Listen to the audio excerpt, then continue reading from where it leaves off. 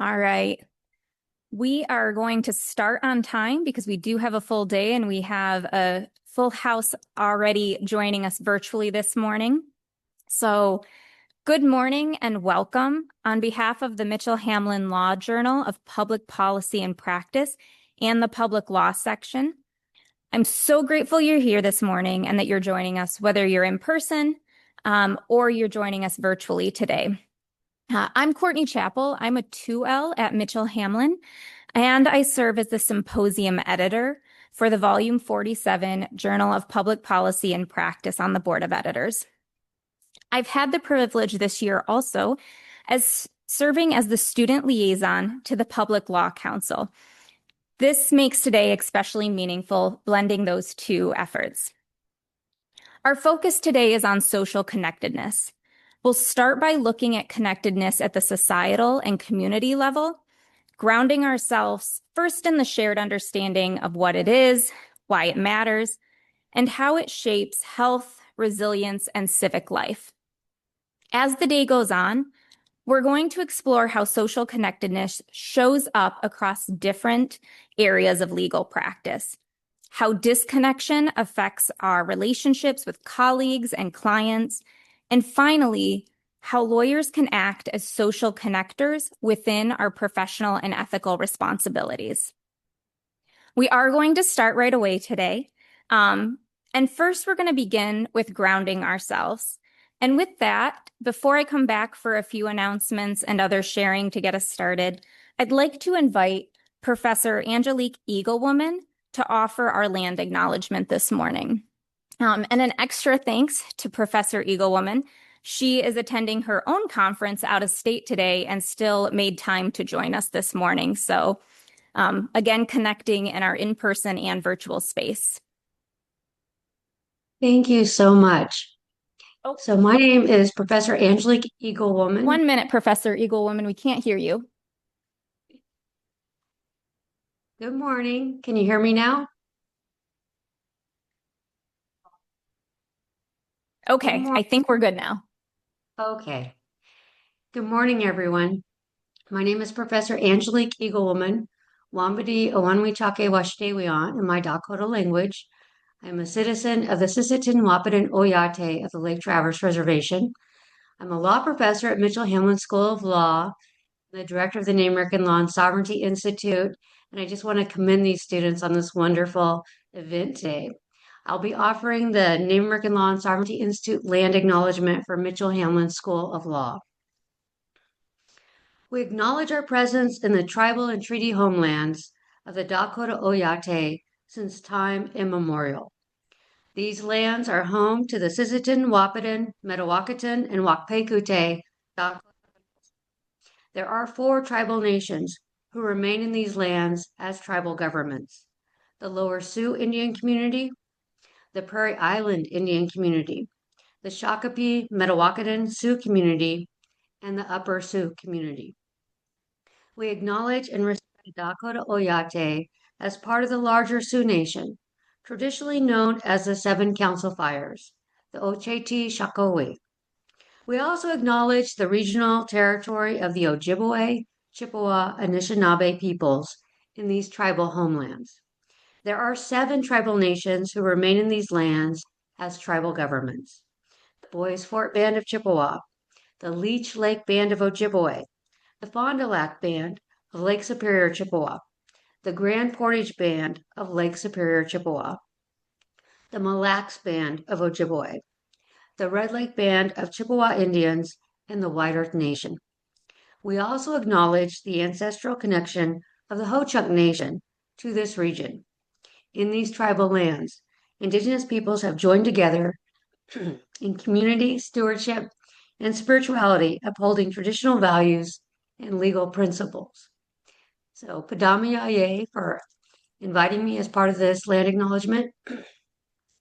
And I think social connectedness is so important as lawyers in the legal profession. Thank you very much and have a great rest of your day with this important event. All right. Thank you for opening our day with that reflection. And for those in the room, sorry, we will continue to work on getting the volume louder throughout the day. As we move forward, I want to bring us to the heart of why we're here. So social connectedness.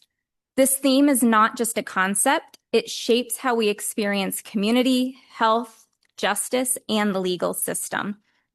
So before we move through our speakers today, I want to share just a few quick notes that'll hopefully help us run smoothly in our virtual and hybrid world.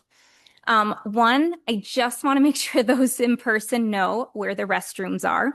We have a water issue at the school that is in repair, and so hopefully by lunch we'll have restrooms closer.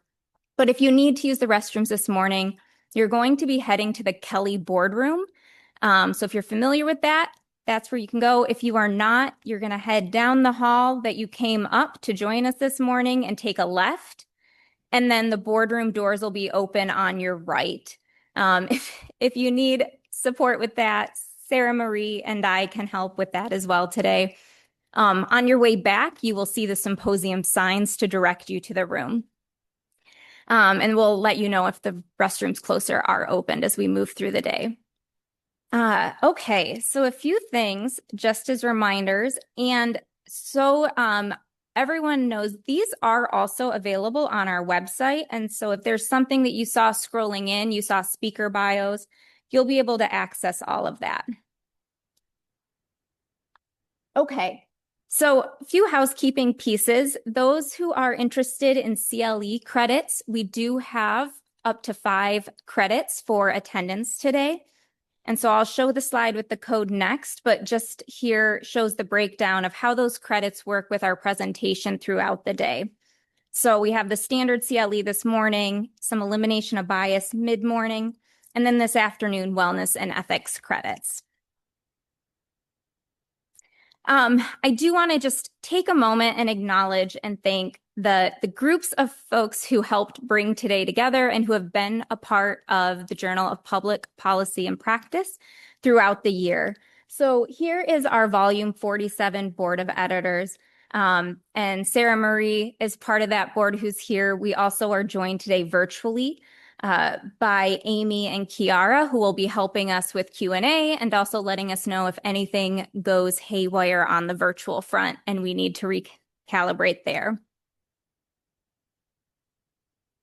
I also want to thank the public law section, and we have representation from the Public Law Council here this morning. So thank you for joining today and having that sponsorship of today's event. All right, and then for students, so here's the CLE information. If you didn't sign in, if you're in person, do make sure you sign in at some point today. We'll submit that back for your CLEs.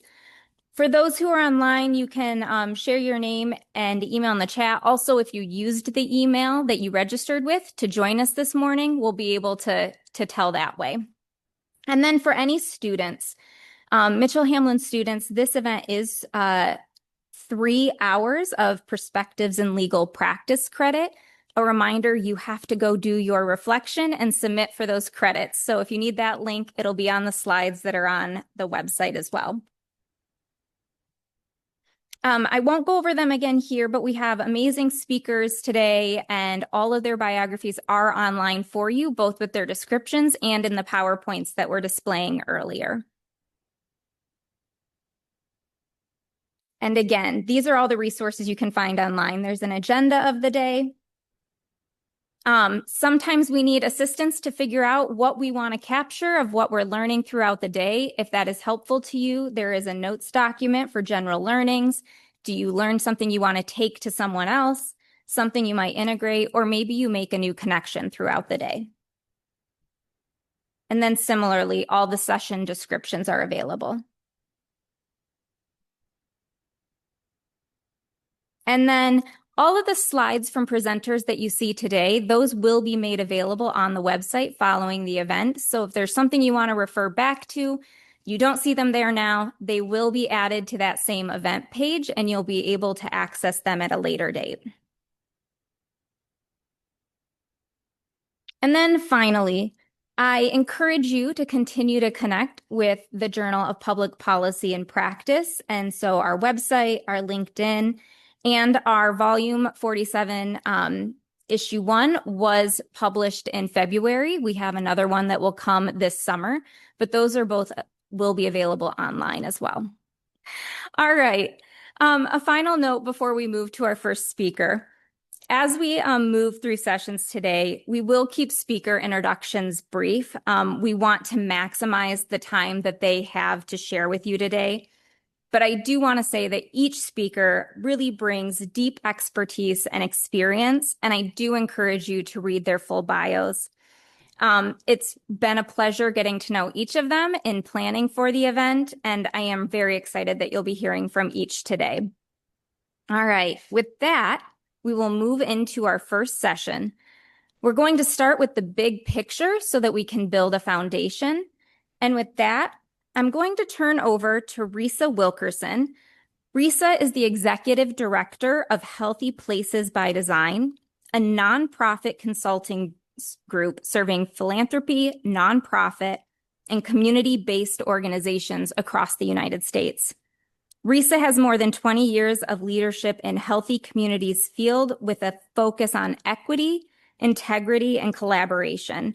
She has extensive experience supporting multidisciplinary community-based partnerships across the country. So I'm excited to hand over to Risa. And Risa, as you start, I do want to make sure our sound in the room is good before we have you dive in. Absolutely. Thank you so much, Courtney. How does that sound? It is great. We might actually just tap it back a little bit, but we can. That sounds good. And are you able to see the slide? Oh, we can. Yes. Everything seems to be working. All right. Well, then, thank you very much. Thank you, Courtney. Thank you to all of the planning committee and to all of you who have joined today for having me here today. I'm grateful to be spending time with you and talking about a subject that is near and dear to my heart, social connection, what it is, and why it matters. First of all, who are we and why are we talking about this? So just a couple of slides to share about Healthy Places by Design. Our mission is to advance community-led action and proven place-based strategies to ensure health and well-being for all. We were founded 23 years ago, and we were at the forefront of the national movement for healthy communities, for making the case that our community conditions impact our ability to be healthy. Our three priorities are to support local leaders' capacity to improve policies, systems, and environments, develop or enhance cross-sector collaboration through trainings and peer learning opportunities, and finally, to strengthen social connection by addressing the root causes of social isolation and loneliness. We do this through a variety of services that we provide, including consulting with philanthropic and nonprofit organizations and government agencies around things like strategic planning or how to best support community leaders, co-developing resources and tools, etc. We love to support community leadership by strengthening coalition building or evaluating impact or coaching individual leaders. And we also co-design learning opportunities such as trainings, workshops, communities of practice, discussion groups, etc. Finally, all of this leads to field building because we share lessons learned, work with communities to do assessments and recommendation reports, create and curate content on emergent issues in healthy communities field. It's quite fun work. We love what we do. And if this interests you, we'd love to talk. Now let's get started. About 3 years ago, our then U.S. Surgeon General, Dr. Murthy, released an advisory on social connection. Along with the advisory, his office published a beautiful website that began with this question: what if there's something in our everyday lives that can transform our whole health and well-being? Something that can decrease the risk of developing and worsening heart disease, anxiety, high blood pressure, dementia, depression, diabetes, and more. It exists. It's something that needs to be cared for and nurtured like a garden by all of us. And it can create healthier, more prosperous, and resilient communities. Sounds like a magic pill, but that something is called social connection. And I think that's amazing news. something that we know about, something that we can actually do something about and have powerful impacts. So we're going to start today by talking about the issue. Why is this important? What is the connection crisis that compelled Dr. Murthy to put out a public advisory as a nation? This connection crisis, we're going to define some terms because it's important to know that we're kind of talking from the same point. We'll share the scope of the issue, discuss who experiences it, highlight its harmful impacts so that we know why we're spending time on this today. First of all, people often talk about social isolation and loneliness as one and the same, but they are different. You can feel lonely, but still have lots of connections. How many of us have experienced that or know people who have experienced being in a crowded room or at a gathering and feeling lonely, right? Yet people who are isolated don't always feel alone, so they are not exactly the same. You can see the definitions on the screen there. Socially isolated people lack significant social connections interpersonally and in their community. The conflation of these two terms is linked to the ways that social isolation is often defined, discussed, and addressed, primarily through an individual lens rather than a systemic one.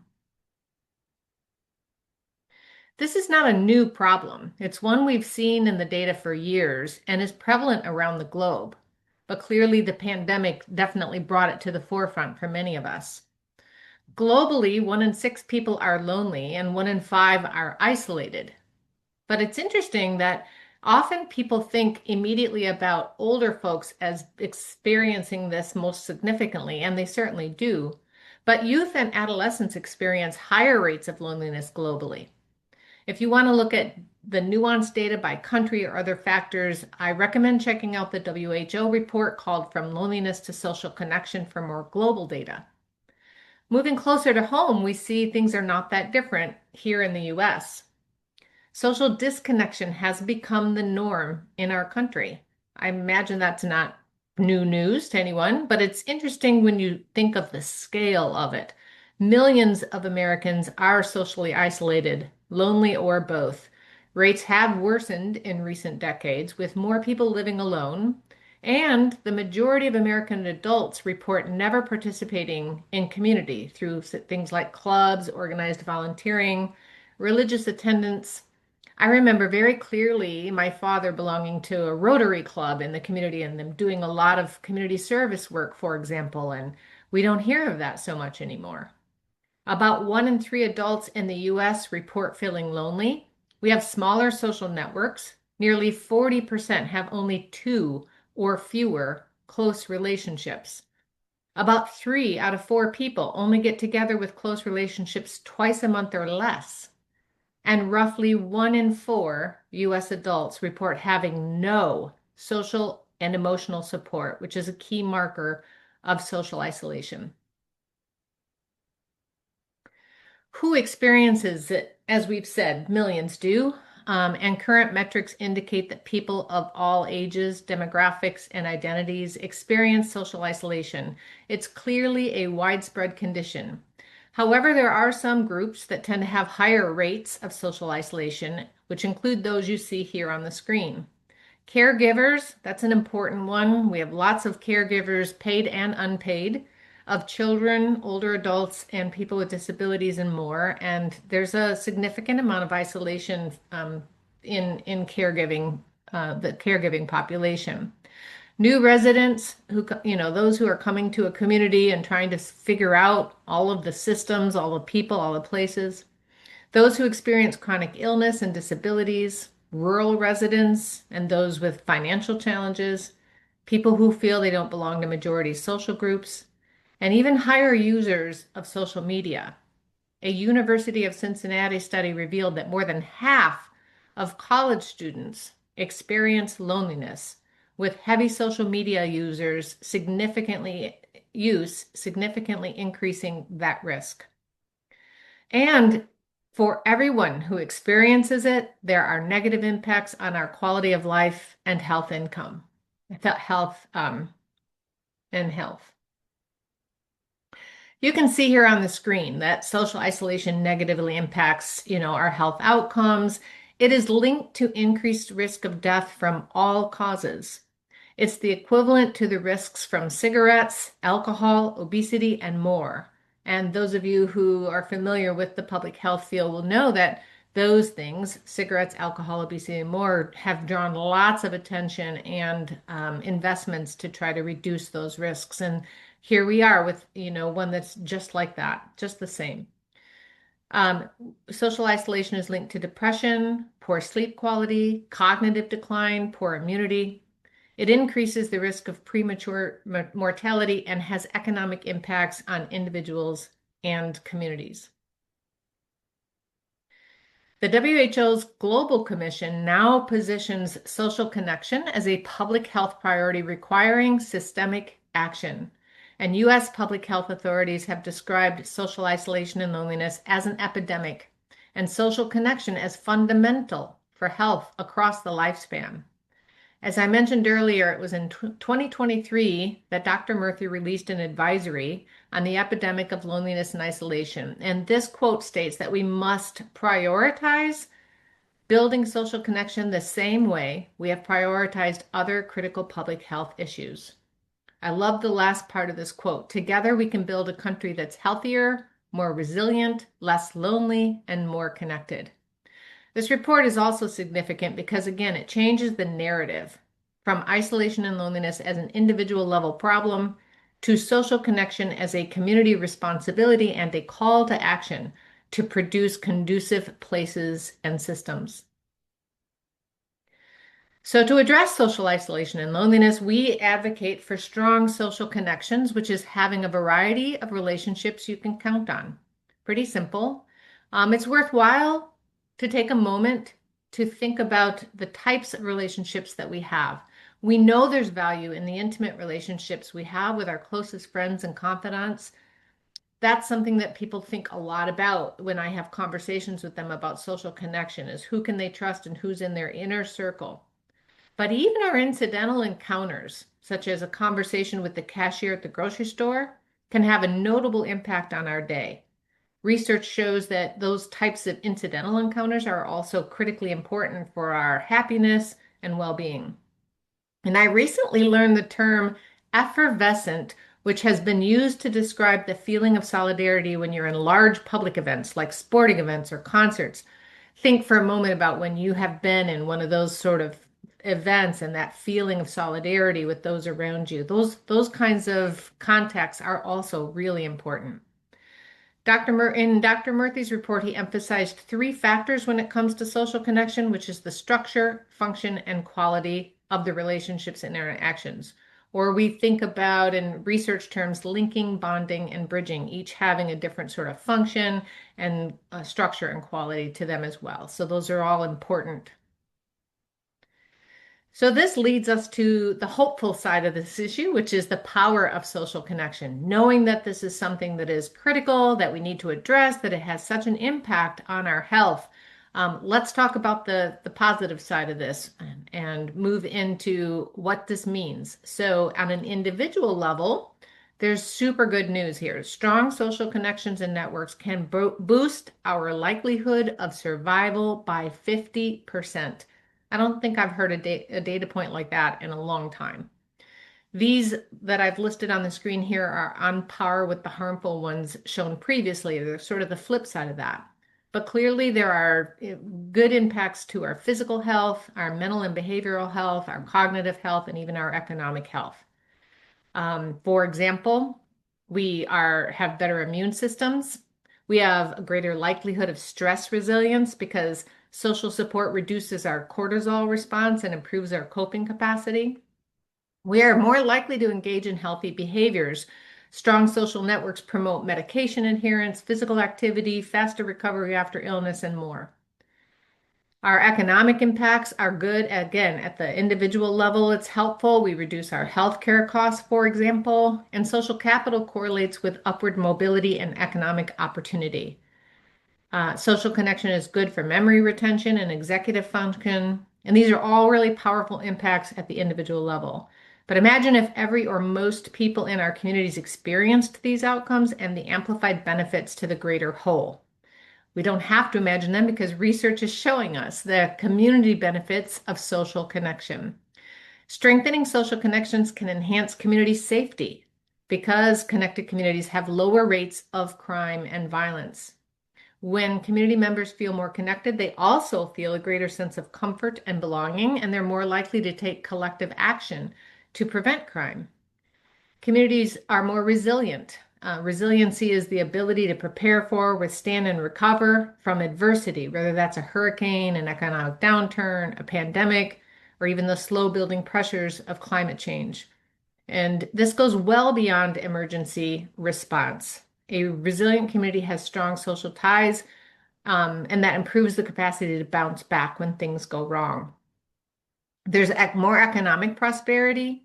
Evidence shows that connected communities generally experience higher levels of economic prosperity.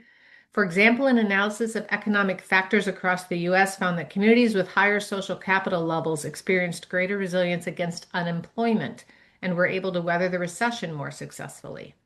And my favorite one is the civic engagement benefit. Higher levels of connection are associated with increased levels of civic engagement and more representative government. Emerging evidence has shown that civic engagement helps to develop empathy, problem solving, and cooperation. One study showed that higher levels of family and community connection during adolescence predicted civic engagement outcomes in young adulthood, including a greater likelihood of voting and involvement in social action and conversation groups. Moreover, there's a positive cycle of civic engagement. The more we're engaged and the more we see the results of that activity, the more likely we are to be. And so with all these benefits of social connection, the question might be, how do we help people connect, and do they even want to? Are they willing? There's an organization called More in Common that asks that same question. Do people really want to connect with each other, especially with those who are different from them? And if they do, what's standing in their way? So they conducted a 2-year study involving over 6,000 people nationwide, focused on 4 key areas of difference: race, ethnicity, socioeconomic status, religion, and political viewpoint. The good news is that their study reveals that most Americans value and are interested in connecting across differences, especially when working toward a shared goal. When asked what stands in the way, it was a lack of opportunity, not a lack of willingness. In fact, 70% feel a responsibility to connect with those who are different from them. So the opportunity must be present and structured and accessible. And also, when we see other people engaging across differences, it increases our willingness to do so. The bottom line here is that strengthening a culture of connection in our community and in a nation as diverse as the US is not just possible, it's necessary to create a flourishing society. So with all that said, let's move to some strategies that strengthen social connection at the community level. What we know is that social isolation is not just a personal choice or an individual problem. It is rooted in community design, social norms, and some systemic injustices. So Healthy Places by Design did publish a report which centers this issue in the lessons we've learned over decades of collective work in the Healthy Communities movement. Our report was developed in collaboration with a learning network of practitioners across the country, and we wrote it to inspire and equip readers to intentionally redesign community-level systems to support meaningful social connection. We think it's helpful to community members, nonprofit and government organizations, philanthropic leaders, and more. And we tried to keep it relatively simple by offering 5 recommendations, 3 which are focused on the built environment, housing, transportation, and public spaces, and 2 about norms and inclusive practices. This is not to say these are the only places that should be the focus. Every sector has a role to play: education, healthcare, workforce, every sector. But we thought these 3 were good starting points, and we hope that they can spark thinking and action on social connection. Let me walk through just high level what you would see in this report in terms of the recommendations. So first, as we think about public spaces, we know that historically many public spaces have discouraged social connection through design and other elements. For example, buildings and other spaces are often inaccessible for people with disabilities, making it difficult or impossible to participate in public life. Some public spaces include visual or activation elements that leave out certain groups or make them feel unsafe. There's a lot of work right now around being much more intentional to include girls and women in the design and activation of public spaces because we are finding that they often feel left out or unsafe in those spaces. As an example, so we recommend co-creating inclusive, healthy public spaces that encourage social interaction. For example, designing spaces for all ages to gather. This helps with intergenerational exchange. One way to do this is to co-locate adult and childcare centers or senior centers within schools or Head Start programs in nursing homes, pairing those with programs like mentoring, older mothers mentoring younger mothers. Again, this would help with that caregiving situation. Governments can also help create more communal spaces within neighborhoods through funding and zoning. Maybe with in partnership with philanthropy, they could purchase homes or lots in neighborhoods and convert them into communal spaces. This could range from micro parks and community gardens to clubhouses, kitchens, workshops, tool libraries, etc. We encourage leaders to think about all seasons. So, for example, in the cold north, some government leaders adjusted their policies to permit the use of winter fire pits in parks, and we've heard of cooling stations in hot southern climates. Work with residents to determine how and which public spaces would best help them to connect. So it may be different and will be different in rural areas versus, dense urban areas. But folks are very creative and know where would be helpful for them to be. In the transportation sector, we have a history of highway development that has split communities of color and low-income communities, resulting in a legacy of severed social networks and sometimes polluted neighborhoods. Travel by anything other than car, like bicycles, buses, on foot, or on wheelchair, is often stigmatized, and related investments often bypass low-income areas that could benefit the most. These are just a few examples. So with these in mind, we encourage transportation planners and neighborhood advocates to think people first. So prioritize walking and bicycling networks, transit service, lower traffic speeds, and air quality control. Support play streets. These are city-owned streets temporarily blocked to cars for recreation and physical activity, and in some cases, doubling as summer food service sites. Other activation strategies include little free libraries at public bus stops and transforming trails into walkable art galleries. In our third chapter on housing, we talk about historic public policies that created racially segregated neighborhoods where discriminatory lending and other practices have stymied home values. Also, typical development patterns for public housing segregates people by income, which reduces the opportunities to build social capital. So in the solutions portion of this chapter, we talk about how housing environments can build a sense of community. If we ensure that housing serves people with differing abilities and cultural needs, that helps to connect people with diverse life experiences. Advocates and government leaders can safeguard inclusive, affordable housing through zoning and design measures. Mixed use and mixed income housing creates bridging connections between residents and between residents and business workers, and we talked about that a little earlier. Co-locating parks with affordable housing helps neighbors connect. And housing first strategies include wraparound supports. There's an example in Richmond, Virginia, where their city health district mapped the prevalence of poor health indicators and found a strong link to public housing. So they partnered with their redevelopment and housing authority to embed health resource centers in large public housing developments, staffing them with community health workers who have lived in public housing, which helps build trusting relationships with residents. And then they connect residents to each other and to resources like counseling and employment services. Also, we love the idea of local governments and philanthropy and other organizations providing help to neighborhood leaders, micro grants, resources to host block parties, neighborhood circles, community dinners, sports leagues, and other local gatherings and programs. There's much that can be done. The last two recommendations in our report address community practices and a move towards social connectedness as a norm. Meaningful community engagement of residents shifts power and creates opportunities for connection. If you want to elevate practices rooted in culture, organizers can map artistic and cultural assets and resources in communities and help to build from there. And public-private partnerships can expand broadband access through a variety of ways. One solution is super spots or creating Wi-Fi super spots in areas of highest needs like libraries, schools, public housing sites, community centers, and more.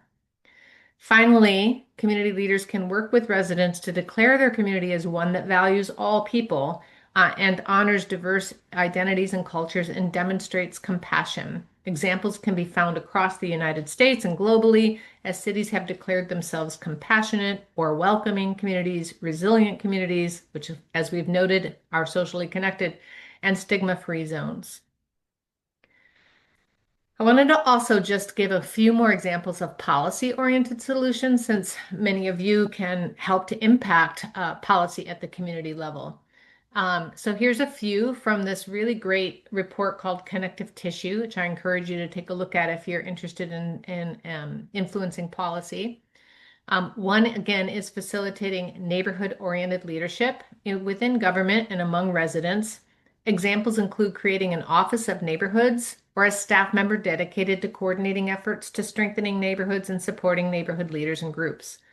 Can also support neighborhood leadership positions for local residents, such as advisory neighborhood commissions or block captains, and they help to coordinate things within their neighborhoods and across neighborhoods. Second is service year opportunities, both for high school graduates and for seniors. These are really important. Again, populations who experiencing higher levels of social isolation, and these are transition times too. So we know that adult transition plays such a critical role in shaping the relationships and behaviors of 18 to 22-year-olds. And broadly adopted service years can both foster lifelong relationships across differences and promote habits of community participation that will follow young people throughout their lives. There are many examples in states across the US that folks can look at for ideas. And AmeriCorps Seniors matches and funds older adults to serve in their communities, and that's pretty active as well in multiple areas. Local government can adopt a cross-cutting welcome lens, adapting their policies, programs, and practices with an orientation toward helping newcomers integrate into their communities. Any really organization can audit their own practices and programs to identify how they might better support new residents. For example, collaborating on welcome kits to all new residents within their first few weeks of moving in. And this welcome lens can be applied to specific transitioning populations like veterans, immigrants, and the formerly incarcerated, determining how more targeted supports across can be helpful for these groups. Another example would be libraries that run peer ambassador programs that pair new immigrants with immigrants who are more embedded in the community. And then finally, paid family leave policies, I think, should stay on the table as in a conversation. We talk again about that importance of the family connection, family community connection, and bonding with a new child or caring for a seriously ill loved one. And specifically for those who are working in lower wage, the lower wage workers often don't receive any form of family leave. So this would ensure that people can spend time bonding with their families and communities when their care is needed most. And again, it's important to note, like one cohort study, those with higher family connections had higher levels of social connection as adults up to 2 decades later. So this suggests finding increasing family connection during adolescence may help reduce the burden of adult social disconnection. So with all that in mind, again, thinking about community level solutions and public spaces and how we design for social connection, we've worked closely in partnership with another leading organization in the field, the Foundation for Social Connection. They have a social framework which addresses the issue from all levels, from individual to societal, all sectors, and all ages. And so each chapter of this framework focuses on a different sector, again, incorporating all ages and all levels of influence. I co-authored this chapter on the built environment, which offers 9 recommendations for designing and activating spaces to encourage social interaction. And you can see the benefits of doing so there on the screen. These are just some of them. But we see more social capital, more diversity in our types of relationships, a greater sense of belonging, and increased civic engagement, resilience, and preparedness. Here you see the report from the former U.S. Surgeon General on the left, and on the right is the WHO report I mentioned earlier. And both of these reports, as well as the social framework I just mentioned and our report, really honor that socio-ecological model where there are 5 levels of influence in our lives: the individual, interpersonal, organizational, community, and society. And these are all really important. And again, oftentimes the strategies start and kind of end with individual and interpersonal, but often ignore the community. And that these are very, very important. Book clubs, cooking classes, trainings, those are all very, very important, but insufficient to address the root causes and the long-term epidemic that we have if we aren't looking at our community. And so we want to talk about how we strengthen social infrastructure, which includes intentional design for social interaction, equitable accessibility, investment in community programs to connect people, and community involvement in planning. So having said all that, what does it look like on the ground? What are some examples of this kind of work in communities? So hopefully by sharing a few of these, it will kickstart some ideas that you all may have for the kind of work you may want to be doing in your communities. First of all, we have some work we want to share in Charlotte, North Carolina. So in 2022, community leaders from 3 neighborhoods in Charlotte joined the Council on Black Health and Healthy Places by Design in a pilot project called Supporting Black Health Through Socially Connected Communities. The project introduced neighborhood teams to the Council on Black Health's Black Health Bill of Rights and our report that I just went through with you all on social isolation and social connection. Each neighborhood has strong leaders and a distinct and rich history upon which to build social connection and a sense of belonging for residents and newcomers. Neighborhood leaders expressed concern about the potential for resident displacement due to gentrification, rising rents, and home prices. Transportation barriers were also common. And so these neighborhood teams developed plans to enhance social connections within communities through a deliberate focus on inclusive, healthy spaces designed to bring residents together while honoring the history and unique strengths of their communities. And they created some really creative plans that continue today.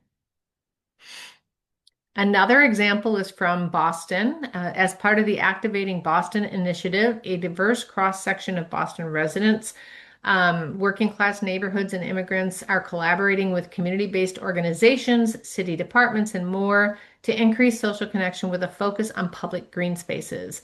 One example, there's multiple neighborhoods in this initiative, but one example is Chinatown. And this photo shows a temporary installment of a play and gathering structure. You can see it on the far left, the dark red metal piece there. And that was called Dancing Dragons. This was developed in collaboration with residents and partners, and it has swings at the bottom of it that allow people to sit facing each other and having conversations. Over the past 2 years, Activating Boston has been implemented again across multiple neighborhoods and has strengthened social bonds and civic engagement. Residents have gained a stronger voice in neighborhood decisions and showed greater interest in parks, environmental issues, and mental health. And youth have stepped into leadership as community change makers. A couple of simpler examples, because we have to start somewhere, and sometimes it's easy to start somewhere where it's a little bit simpler. We've seen in different ways communities have connected people, specifically around conversation with others. So the photo on the left is an example of a program common in European cities and catching on well here in the United States called Happy to Chat Bench. Basically, cities install benches in public spaces and include simple signage that invites people to stay and chat with someone they don't know. It kind of takes out that awkwardness of if you sit down next to somebody, is it okay to say hello and have a conversation? The sign says yes, it is, right? And the photo on the right is of a unique connection bench that was temporarily installed at the National Social Connection Conference that we co-hosted with the Foundation for Social Connection in Atlanta last year. And these benches included questions with opportunities for people to either add notes that you could read as you come up and see the sort of collective responses, or talk with each other about these ideas, which happened a lot. And this would be very easy to replicate in an organization or at an event or in a community. One other program we know of called Conversations New York included a series of locally organized events in public spaces inviting residents to talk and get to know each other. They sat at open tables, outdoor tables. They were given conversation prompts on issues that are important to the community and discussion principles to remind people to be respectful, curious, and open-minded. And this went really well, and the organizers have free resources online for anyone who wants to do the same. Couple more examples. Um, Intergenerational mentoring. So in McDowell County, West Virginia, the Commission on Aging started an intergenerational mentoring program between older adults and youth to help seniors experience social isolation during the pandemic. The County Extension Service helped construct a high tunnel greenhouse to support both nutrition security and social connection. The site is now a great place for their senior parent youth mentoring program, which teaches gardening skills. Older adults and college students harvest the produce, which helps support senior center meals. We call this a multi-solver effect, which I love. One solution solving multiple problems. I like this example too, because sometimes we think we have to start brand new programs, but this shows that no, you've already got something that's showing a lot of promise or does something really well, and you can integrate social connection into it. So here, the Mississippi State Department of Health worked with Brown University to develop a video and conversation prompts for Meals on Wheels delivery drivers and community health workers when they engage with older adults as they complete their rounds. The School of Public Health also has put these and other materials on their website, and eventually their aim was to train all new drivers to actively engage adults in conversation when they visit. So kind of a simple solution we can think about when we think about our own organizations. We can think about what are we already doing and how could we maybe make some minor changes to really strengthen the social connection impact. People often ask us, how do you measure social isolation? And there's a lot to talk about there, but I wanted to provide sort of this example because it is at the community level. So in Brown County, Wisconsin, the health department worked with other institutions to measure social isolation as part of the community health needs assessment. For them, they included some metrics around social cohesion, and including, how do you see yourself as a member of the community? How would you rate living together as neighborhoods? Are you satisfied with your personal relationships? This is a bit more at the individual level to hear how people are experiencing it in their daily life. And just as an aside, there's a lot of conversation now and a new report out about how we can extrapolate and measure at the community level, but this is still a great starting point for communities. And so in Brown County, they, as a result of their assessment, they prioritized social cohesion as one of their top 3 health priorities in the community health improvement plan and measured in their health needs assessment. So you can see here that they prioritized 3 strategies. Social cohesion actually was one of 3 top priorities, including equal access and unified planning and policy. But under this social cohesion priority area, they include strategies focused on increasing healthy food availability and increasing walkability and recreation because of the important overlap between food, physical activity, and social connection. And that's been replicated or showing up in multiple ways across the country.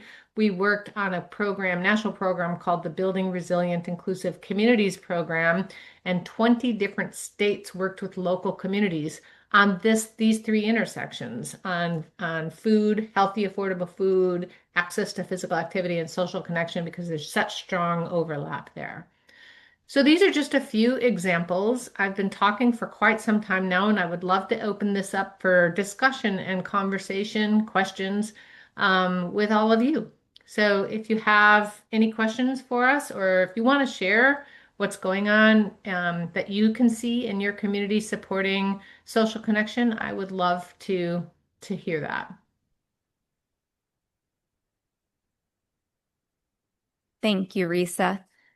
We'll take a few minutes. If you are online joining us this morning and you have questions or a comment, you should be able to access the Q&A box, and then Kiara and Amy will help elevate those into the room. So please go ahead and post those there if you have any.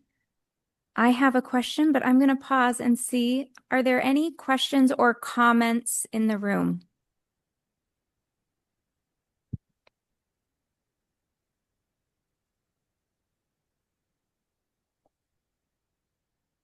Okay. Kiara or Amy, are you seeing anything in the Q&A box? Not at the moment. Okay. Courtney, I would love if anyone wants to share something that they see happening in their community that is strengthening social connection, or even if people want to put in the chat box or speak out about their favorite place in their community to connect with others. I think that can kind of kickstart too, if folks are interested. Okay, thanks, Risa. I'll ask a question, and while I do that, if anyone has ideas of where they feel most connected, what they see working really well in their communities, please share that with us in the chat. Risa, you talked a lot about the work that has happened in communities to build social connection. And I'm curious if you can share with us just briefly some of the challenges you've encountered that maybe seem reoccurring across those projects. Well, that's a great question, Courtney. That could be answered at multiple levels. One is that there are challenges in terms of making sure that when we develop solutions, we are really thinking about um, people's lived experiences. So, for example, we hear a lot that there are transportation barriers for folks to engage in community events, for example, or opportunities for civic engagement are held at times and in places that make it difficult for people to get there. So we think about in typical community engagement processes where they want to hear community feedback, they may be held, in the middle of a day at a government building, which is hard to access, and or with people who are working jobs difficult to get to. So when we think about bringing people together to co-create solutions, and or when we think about designing these spaces and places to have the impact that we want to have, we really need to be thoughtful about engaging community members from the very beginning to ensure that all aspects of that meet their needs and interests. So that's one. I think that that's really important as well to think about. Thank you. Yeah, we're going to bring a microphone so everyone online can hear us as well. Hi, thanks for being with us this morning. My name's Adrienne. I'm with the MJF staff attorney here at Mitchell Hamlin. I'm curious, before I came to this job, I was working at a legal aid organization, and our built office was such that there was really not a central community space. And so I found myself really wanting a place for more incidental conversation to happen. And the way the layout functioned was that there was just, office doors. People could keep their office door open. But apart from that, it was kind of this like donut shape. So you could do like a lap. But I'm curious from your perspective, the built environment, had there been a design element that would really have people congregate or have more incidental contact, seems like a really important element in design. And so I guess my question would be, what are what are small ways to adjust to a built environment that, beyond moving walls or doing a remodel? So I guess maybe what would be a fix there? And then if you were to design something from scratch, what are things that you really emphasize? And I suppose a third question, just because I have the microphone, would be what are simple ways? I guess it's maybe goes to the first part, but simple ways to create a healthy environment through design. Yeah. Adrian, thank you so much for that question. I want to give a caveat that I am not a building design person, but I can share things that I've heard from others. And I think what you're asking is really important because we often talk about how when we want to make changes, we need to first look internally. And that's either within ourselves, what can we ourselves do? And then also within our organization. What can our organizations do first and foremost before we're expecting to make sweeping changes across the community? So I do love your question and your desire to have a more comfortable space for having trusting conversations with those who come into your office. I think that, we need to think both about the actual current physical space that we have. And if we're not moving walls and redesigning, then we look for corners or we look for, opportunities to move something around within that creates a little bit of a meeting place within. And without knowing the design of the building particularly, that's about as best as I can give. But also not just the immediate environment of the internal space of that building. What about the external space? Is there an opportunity to build some sort of a little bit of a garden or some other outdoor gathering space? And I know weather can be an issue there, but we think about certain times of the year. And are we near any other organizations where we might be able to kind of think collectively about that? Because they maybe have a desire for something similar too. And maybe we can look at, the block itself, who's on that block, what kind of organizations are on that block, and is there some space that could be shared in that way?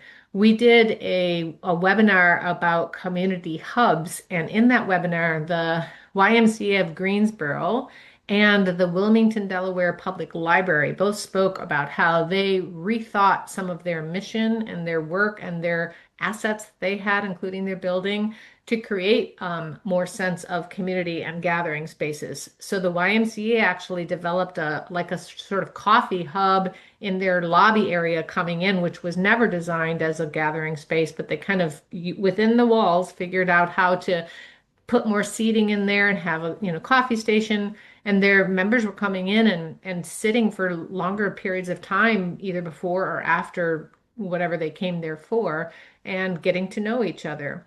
And the Wilmington, Delaware Library, they actually did like an asset mapping project with partners to look at their whole community, or at least a section of their community, and figure out kind of what the assets were there. And what they figured out was there were more barbershops there than there were banks or grocery stores or any other sort of thing. And they partnered with barbers and put book stations in barbershops so that young people would see role model and have more social connection even outside of the library, but tie the idea together.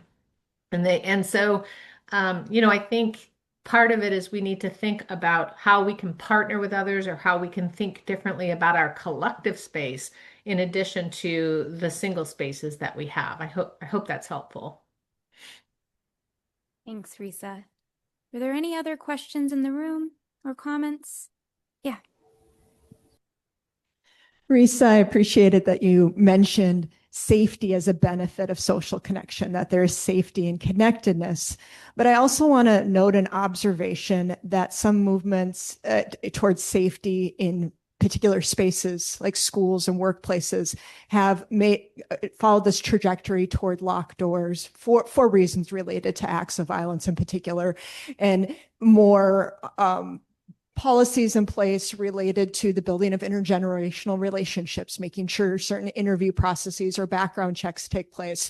Risa, do you have any reflections, either based upon research or your observations, on that balancing of creating safety through connection, and also recognizing the role that other measures taken for safety can have adverse effects on connection and how we can potentially overcome those adverse effects.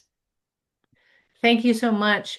Could you introduce yourselves? Because those of us online don't have a visual and would love to hear who you are and what role Thank you. I appreciate that. My name is Laura Orr. I'm a staff attorney with the Minnesota Elder Justice Center. And I Mm, introduce my question from the context of also being a parent of school children, and I'm supervising a church lock-in tonight. So this question comes from a variety of different spheres of connection where I see, oh, sometimes it's kind of hard to keep those connections where we need to also be very conscious about safety in other ways other than connection. Thank you, Laura. I've heard of your organization and I'm very impressed. So I'm glad you're there. I'm glad you're asking the question. Yeah, I mean, this is such an important topic and one we wouldn't, I'm not equipped to fully delve into and we don't have time. But I will say that I think one of the things that I'm hearing here is this notion that we need to be thoughtful about both the negative and the positive impacts of both social connection, because there are some negative impacts around social connection. If it's not positive and quality relationships, then social connection can lead down a negative path, right? And also the negative impacts of certain strategies that we put into place. While lockdowns and other things are important and do make folks feel more safe at times, we know they can have negative impacts as well in terms of inducing fear and keeping us apart. So it's a nuanced conversation that community members really need to have with each other. I would first encourage, where it's possible, to have small and then larger conversations around these trade-offs, right? What are the reasons we have these things in place? And what are some alternatives that we might be able to, at least over time, employ that could either balance and offset the negative impacts and or eventually replace them, depending on what these are. We just recently released a report called Building Safe, Active, and Connected Communities for Youth and Young Adults. We did some work looking at some research around violence prevention. We did not include firearm safety because the scope of the project would have become too large for the time and resources that we had, but we did look at public safety in terms of assaults and other kinds of things like that. And so we talked about the kinds of environmental improvements that can really improve a sense of safety and civic engagement, all of this creating a more virtuous cycle for the outcomes that we want. So I would encourage you to take a look at that. There's lots of things in there that would not be a surprise in terms of, the more walkable and bikeable, and the more we see people engaging in healthy, active behaviors outdoors, the more we want to and the more safe we feel to do so. But there's a lot of nuances there as well. And social connection is a key part of all of those sort of strategies for community safety. So I really appreciate your question. And I think it really requires community members to come together to really talk through both what they're experiencing and what their values are, and how do they work to align those things together. Thank you, Risa. You're talking about the trade-offs. In full disclosure, I'm in constitutional law right now. It's making me think of the level of scrutiny and what are the least restrictive measures, right, to accomplish our goal. So I appreciated you bringing that up. We do have a question online, so I do want to make sure we fit that in. Kiara, could you share that question? Sure, we have a couple of comments. The first from Ashley, who says, I appreciate how my culture connects around food and how food and meals bring people together.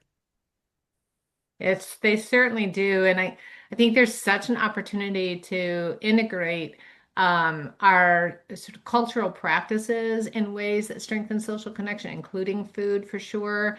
And so I appreciate Ashley you bringing that up. And I think that would be a really fun one to have conversations with folks about, in terms of, okay, how do we strengthen this already practice that we have and value that we have to improve connections with each other.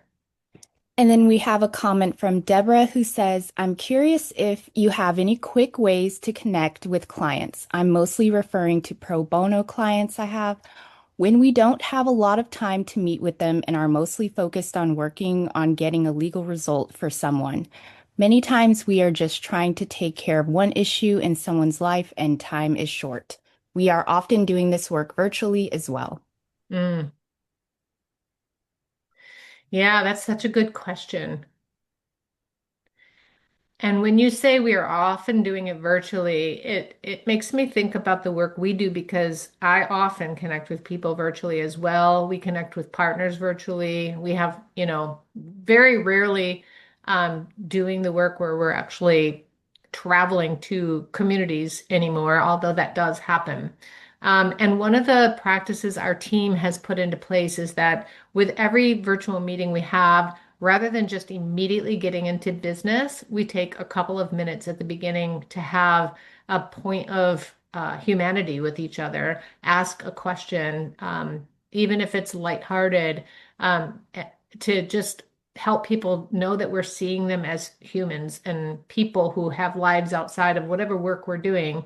In your case, I know you're likely talking with folks about some very serious circumstances, and there's probably a lot of nerves and often fear involved in those conversations. And if you could think about some ways to begin those conversations, even the first couple of minutes, to help kind of calm that down a little with a personal connection. If you know something about, their family, you could ask how that person is doing, or if there's something that from the last conversation you had, even if it's not necessarily connected particularly to the case you're making, just showing care about that person and their family and their community can make a big difference. The other thing I would say is, and I know sometimes some of these things are sort of like utopian, but I think they're worth putting on the table. And that is that whenever an organization can make some time to go be in community, in the actual environments and neighborhoods where the people they are serving live, work, and play, I think that that matters a lot. It helps to give a and more in-depth kind of understanding of what folks are experiencing. And when you go to them versus them always coming to you, it also shows a sense of care and dignity and being seen and heard. Even if that's only a few times a year, but still being able to do that could be helpful. I hope that's helpful, Deborah. And then we have one last comment from Don who says, I feel that in smaller communities, the persons who are most involved in the community are involved in multiple groups. For example, Little League coach, head of the Lions Club, church leader, parade organizer, etc. So those that are involved get fatigued. There is little recruitment happening. The examples you gave of the neighborhood efforts gives me hope that some people are trying to figure out how to bring in new people in all of these activities. Oh, I love that. First of all, I want to be in that town with the Little League and the clubs and the parades. I would feel really welcome right now. And also, I think one of the things that we keep hearing and we also encourage community members to think about is that while and I grew up in a very rural small town, so I this is visceral for me.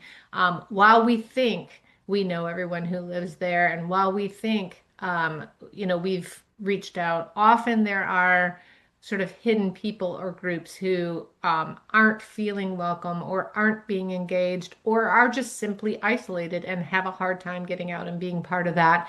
And when it's possible to do a little bit of asking around and some assessing around, okay, who is not coming and why? Why is it always the same group? What can we do to reduce the barriers to others being engaged? I think that that's a useful question if it hasn't already been addressed in local communities. And finally, what I would say is that one of the hopes I'm seeing in some of these community examples is how much young people are getting engaged and being asked to be engaged. And again, to that earlier report, being asked and having opportunities is often all that's needed. And so where we can engage our high schoolers, younger if possible, and then those who are transitioning into adulthood in these leadership positions and or leadership opportunities in communities, I think it helps everyone. Thanks, Risa. And just to note the question about professional practice and balancing that time, hold that thought. I think our panel at the end of today will address that very explicitly. So forward-thinking question already. Risa, I think a final question for you, I think we have time, is thinking about us as professionals, right? Many of us are professionals in different spaces. And I'm wondering if you could share in what ways you've observed professionals showing up in positive manners to support community connection building. What are they doing? What does that look like that you have observed has been productive? Oh, that's such a great question. Courtney, I appreciate you asking it. And, in the work that Healthy Places by Design does, we are often linked with community coalitions or partnerships who, anytime you're trying to address a complex issue in a community, we know that no one organization can solve anything like that alone. Affordable housing, poverty, neighborhood safety requires a collective impact, a collective effort. And so, where professionals are engaging in those coalitions and partnerships can have a huge impact. And it also reduces the burden on each of the individuals who are in there when they're working collectively together. So, look for any kind of coalition or partnership, or where, if there isn't one, think about how you might help to start one that can address this issue of social isolation and loneliness in community together. The final thing I would just say is that I think once our eyes are open to this, as individuals, we can really just be thinking about our spheres of influence, whether that's at the neighborhood level, in your organization, at a community level, or wherever it might be. Bring the topic up, talk to people about how we help, how we can help strengthen social connection and bridge across differences. And Thank Courtney, you. when you're ready, I have a couple of closing quotes. Okay, I think we had one more quick question in the room that I don't want to skip. Was there one more question? You good? Okay. I think it's back to you, Risa. All right, this will just be quick. But I think it's always helpful to kind of think about, where we are and what matters. And many of you may be familiar with Brene Brown. She's quite well known in the vulnerability space. And she says we are wired for connection. Disconnection, no matter the cause, leads to suffering. So this notion that we as humans are social by nature and that we really are all of our lives are interrelated. And so we really do better when we are connected with each other. And finally, Dr. Murthy says community is one of the most powerful antidotes to loneliness. And when people feel seen, supported, and connected, their health and well-being improve. The subtitle of his report is The Healing Effects of Social Connection and Community. And I love that we all need some healing right now, I think. And this has a real opportunity for that. I encourage you all, if you had additional questions or you're really interested in the work of, place-based community level work around social connection, health, and well-being, I encourage you to engage with us, reach out to me personally and send me an email, sign up for our newsletters. These slides will be available afterwards. So if you didn't have time to grab these links now, you can grab them later. And again, I really do encourage you to reach out. If you have any questions or thoughts, I'm happy to do a follow-up with anyone. And thank you so much. This has been such a pleasure to be here with you today. Thank you, Risa.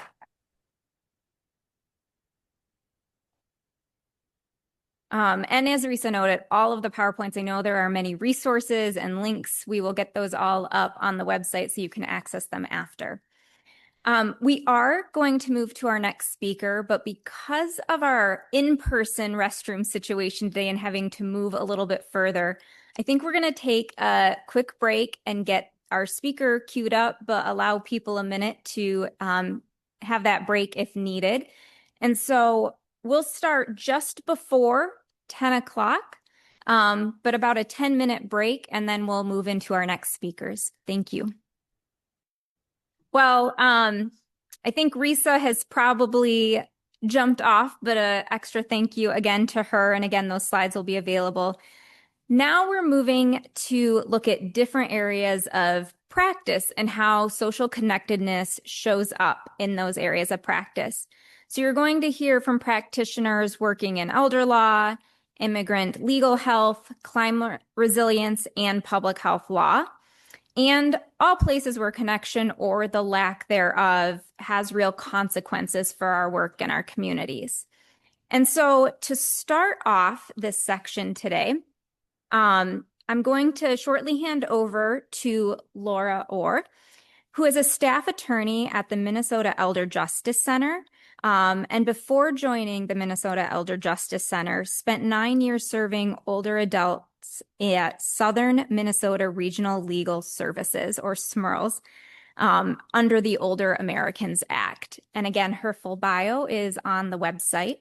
Before I hand it over, I do want to just note there was a question online about the breakdown of CLE credits. And our approval came in late in the week. And so those are on the slides I shared this morning, but not on the set you have on the website. One, we will update those slides so you have them. But for those online, I am going to send those to Kiara and Amy, and they'll be able to share them with you so you can see those real time as well. Okay, with that, Laura.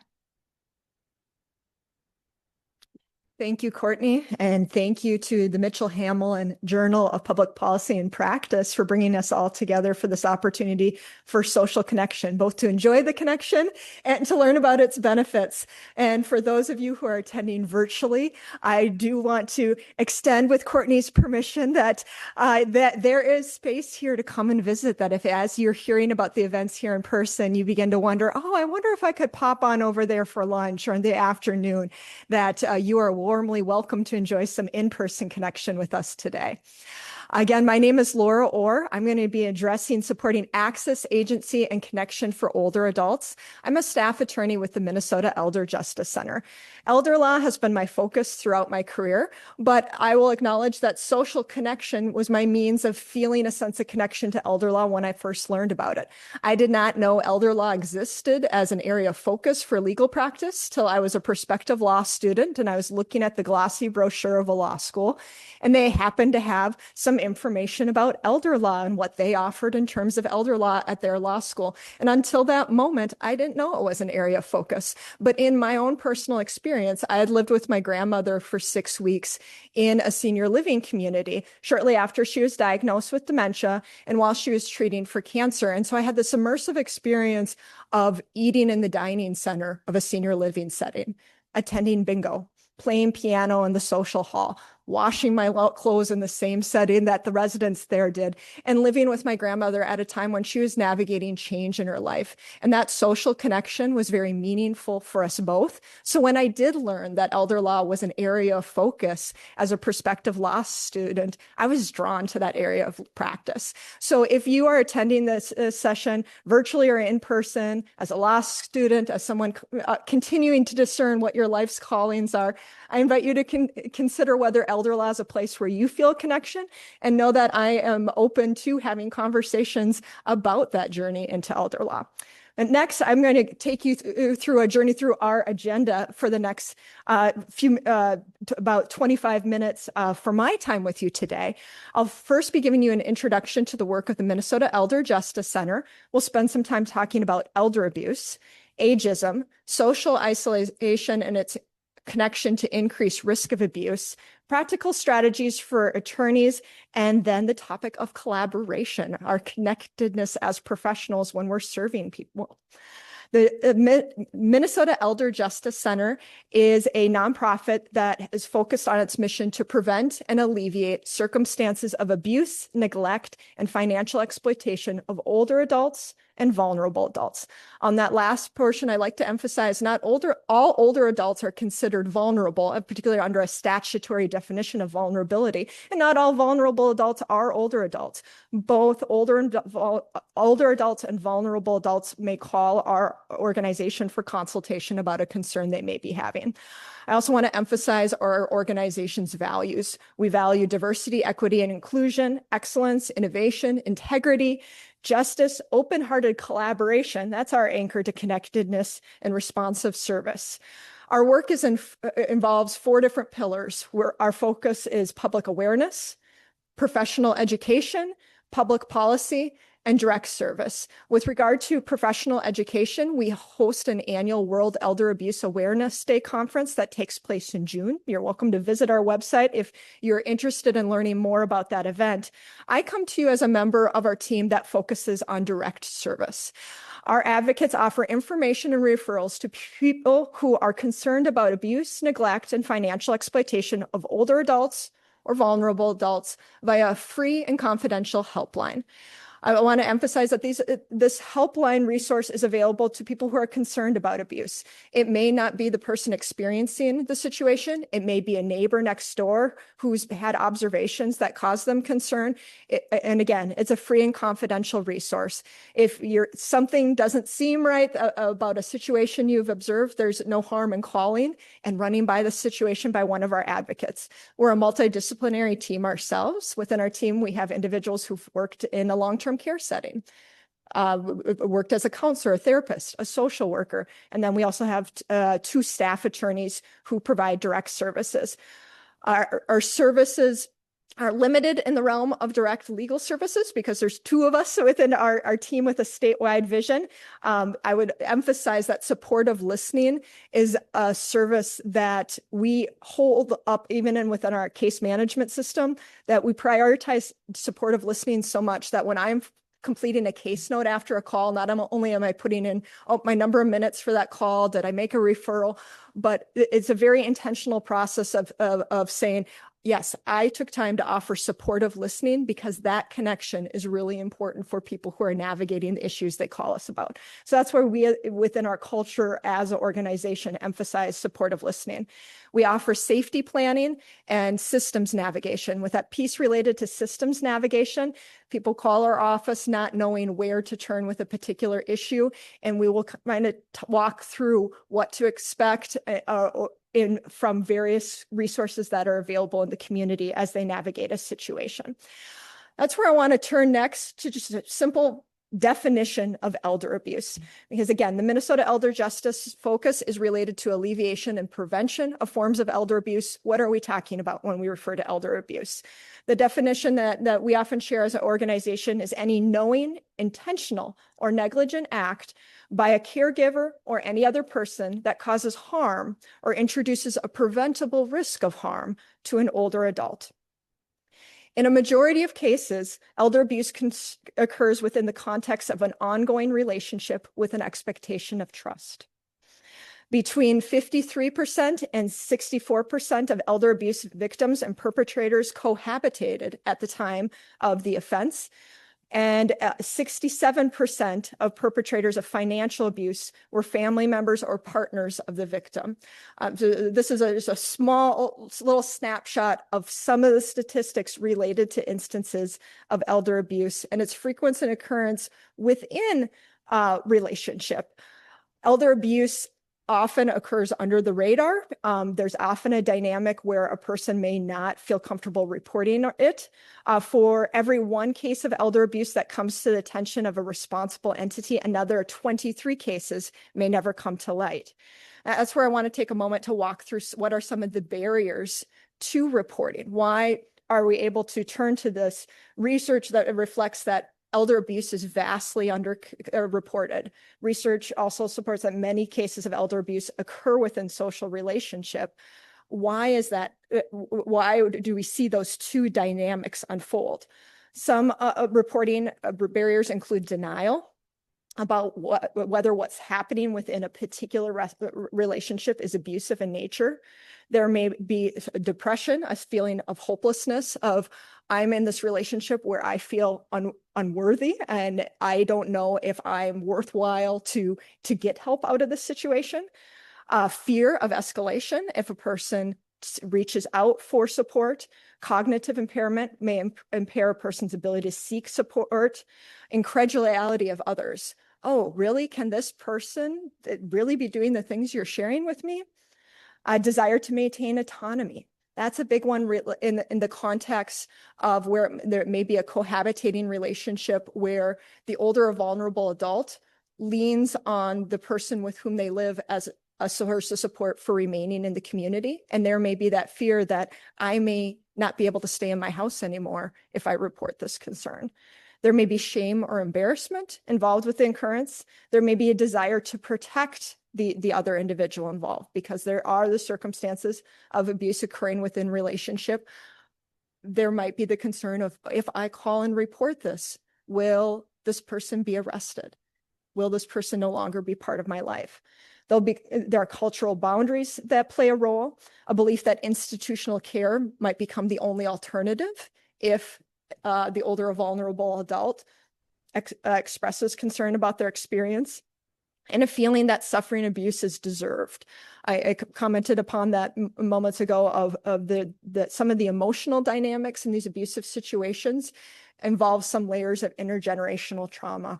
Earlier, Risa addressed research that supports that people who had positive social connections and engagement earlier in life had positive social connections later in life.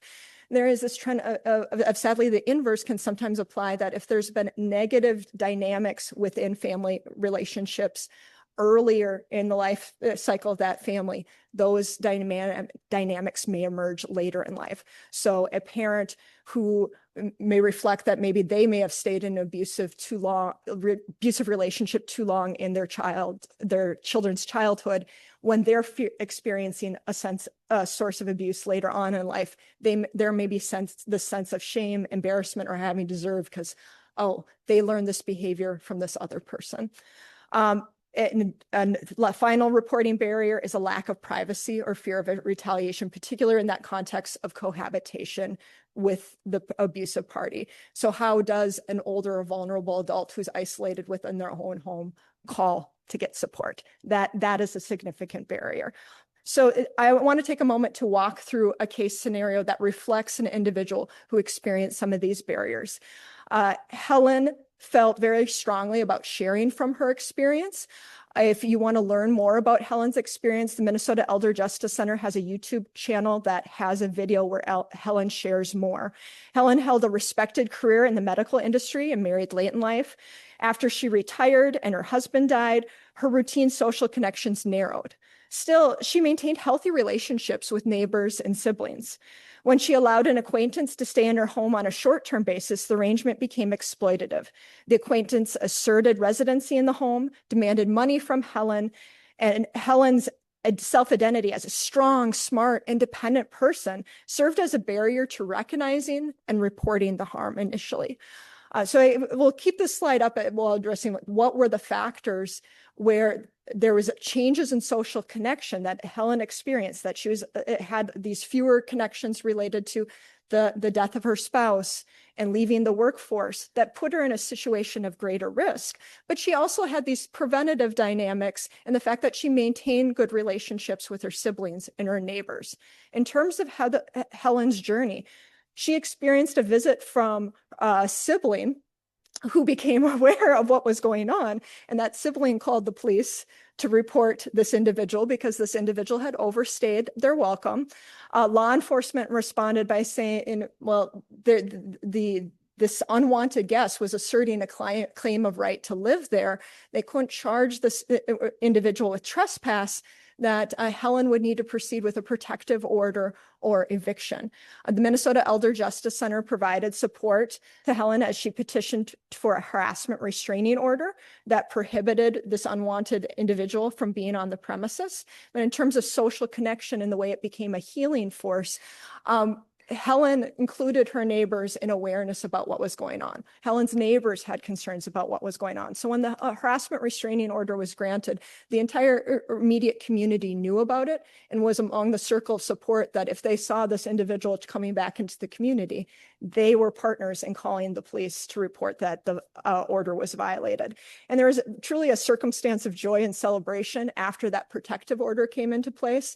I visited Helen in her home, and it happened to be the birthday of a walking partner Risa indicated in her presentation that walking within a community can be a source of connection. She had a close neighbor who would go on walks with her nearly every day. And that was another person who was a source of social connection. That was kind of that mirror reflecting to Helen what was going on, of expressing concern and saying, this particular relationship is unhealthy. I think you should be doing something about it.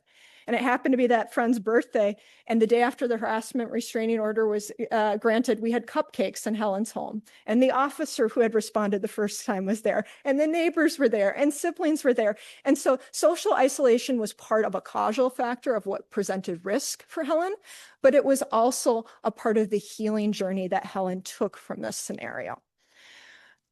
I next want to address the topic of ageism, because ageism serves as a nuance behind some of the reporting barriers I addressed earlier. I commented upon older adults' concerns about losing autonomy if they report a circumstance of elder abuse.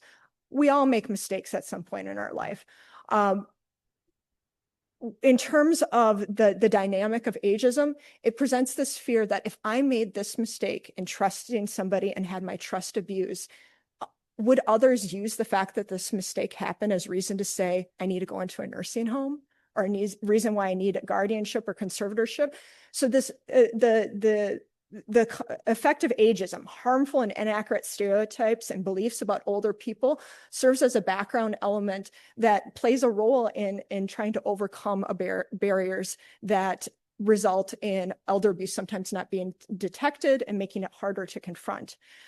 I want to take a moment to address one area where I most commonly, when speaking with other colleagues in the legal profession, where there might be a casual comment about an ageist assumption about working with older adults in our communities. I sometimes encounter the ageist assumption about technological competence, of the comment of, oh, you probably don't use DocuSign, or that Zoom hearings must be very difficult. But I want to anchor into some of the real data. About 91% of people age 50 and older use a computer. Approximately 94% of this group say technology helps them stay in touch with family and friends. So technological access is part of social connectedness, one of those preventative factors and healing factors, and when it comes to elder abuse. More than 90% of Americans aged 50 to 64 have smartphones, about the same as the population at large. And related to the dynamic of a frequent sign of ageism I sometimes encounter is that assumption that my older clients may not use technology or feel comfortable with technology. I'll anchor into the fact that over 93% of older people aged 50 to 80 surveyed reported experiencing everyday ageism. Then related to ageist assumptions, I'm going to focus again on that concept of ageist assumptions about cognition, of the fear among those of us in our communities later in life that there may be negative assumptions about their cognition and ability to make decisions if they've made a mistake. That losing sight of the fact that we all make mistakes. Let's focus on how we help this person resolve a mistake or get out of a difficult situation, rather than making a blanket conclusion that this person can't make decisions anymore. So 77% of Americans age 40 and older think that their cognition will decline. A global survey of nearly 40,000 people found that 65% of healthcare professionals and 80% of laypersons believe all older persons develop dementia. On the flip side, the Centers of Disease Control will share with us that in 2022, 4% of adults aged 65 and older reported ever having received a dementia diagnosis. Now, I'll acknowledge that there's nuance to this data, that factors about reporting having had dementia, and I do want to create space that not all individuals who have dementia feel comfortable reporting it or have a diagnosis, but there is a clear difference between what perceptions are about dementia late in life versus the rate of actual occurrence. And in terms of work as legal professionals, unless there's been a circumstance of some form of legal action that results in a conclusion that a person no longer has capacity to make their own decisions, the default assumption when entering an attorney-client relationship or a prospective client relationship is your client has capacity to navigate it, the issues before them. And our responsibility as professionals is to communicate the information so that our clients can make informed decisions and create space for our older clients to exercise agency in their lives. I'm going to next present the scenario of Rose. Rose's husband brought Rose to a memory care setting for admission. Rose's husband reported that Rose had dementia. Rose's husband provided copies of visit summaries from multiple emergency department visits where Rose's husband reported at admission that Rose had dementia. Rose consistently asserted that no doctor had diagnosed Rose with dementia. After cognitive assessment, the memory care staff supported Rose in developing a discharge plan to a less restrictive setting. Rose and her husband soon after did divorce, but it was a scenario related to kind of gaslighting and reality testing where while at admission, the inclusion of these discharge summaries made it look like, yes, this husband's at his wit's end and they've had these emergency visits. The reality is that those papers from a hospital were including that as the history reported rather than any documentation of a diagnosis having occurred. And in this scenario, Rose was indeed an individual who needed support in some forms, but the form of isolation that emerged when Rose was in a memory care setting where it was a locked unit, she wasn't able to leave independently. She needed to coordinate with staff for access to a phone because she did not have a cell phone. Served to isolate Rose in a way that was initially very difficult for Rose to overcome. And she was very persistent. And fortunately, staff listened.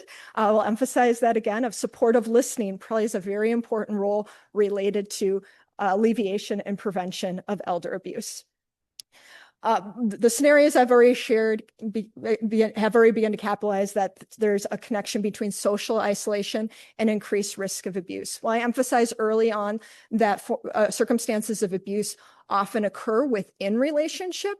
It's the variety of relationships that is a protective factor. Risa in her presentation emphasized that portion, that it's not just about whether there is relationship, but whether there's a variety of healthy relationships to support a person. High levels of social support and embedded community networks have been found to offer protection to ward off abuse. A study of family caregivers found that communication neglect can be a warning sign of potential abuse. So if there's dynamics in the caregiving relationship that indicate, well, mom can't talk on the phone right now, you'll just confuse her. We need to do this. We need to do that right now. You can't have this call or visit right now. Neglecting communication or not engaging on a social level in a caregiving relationship can be a warning sign of potential abuse.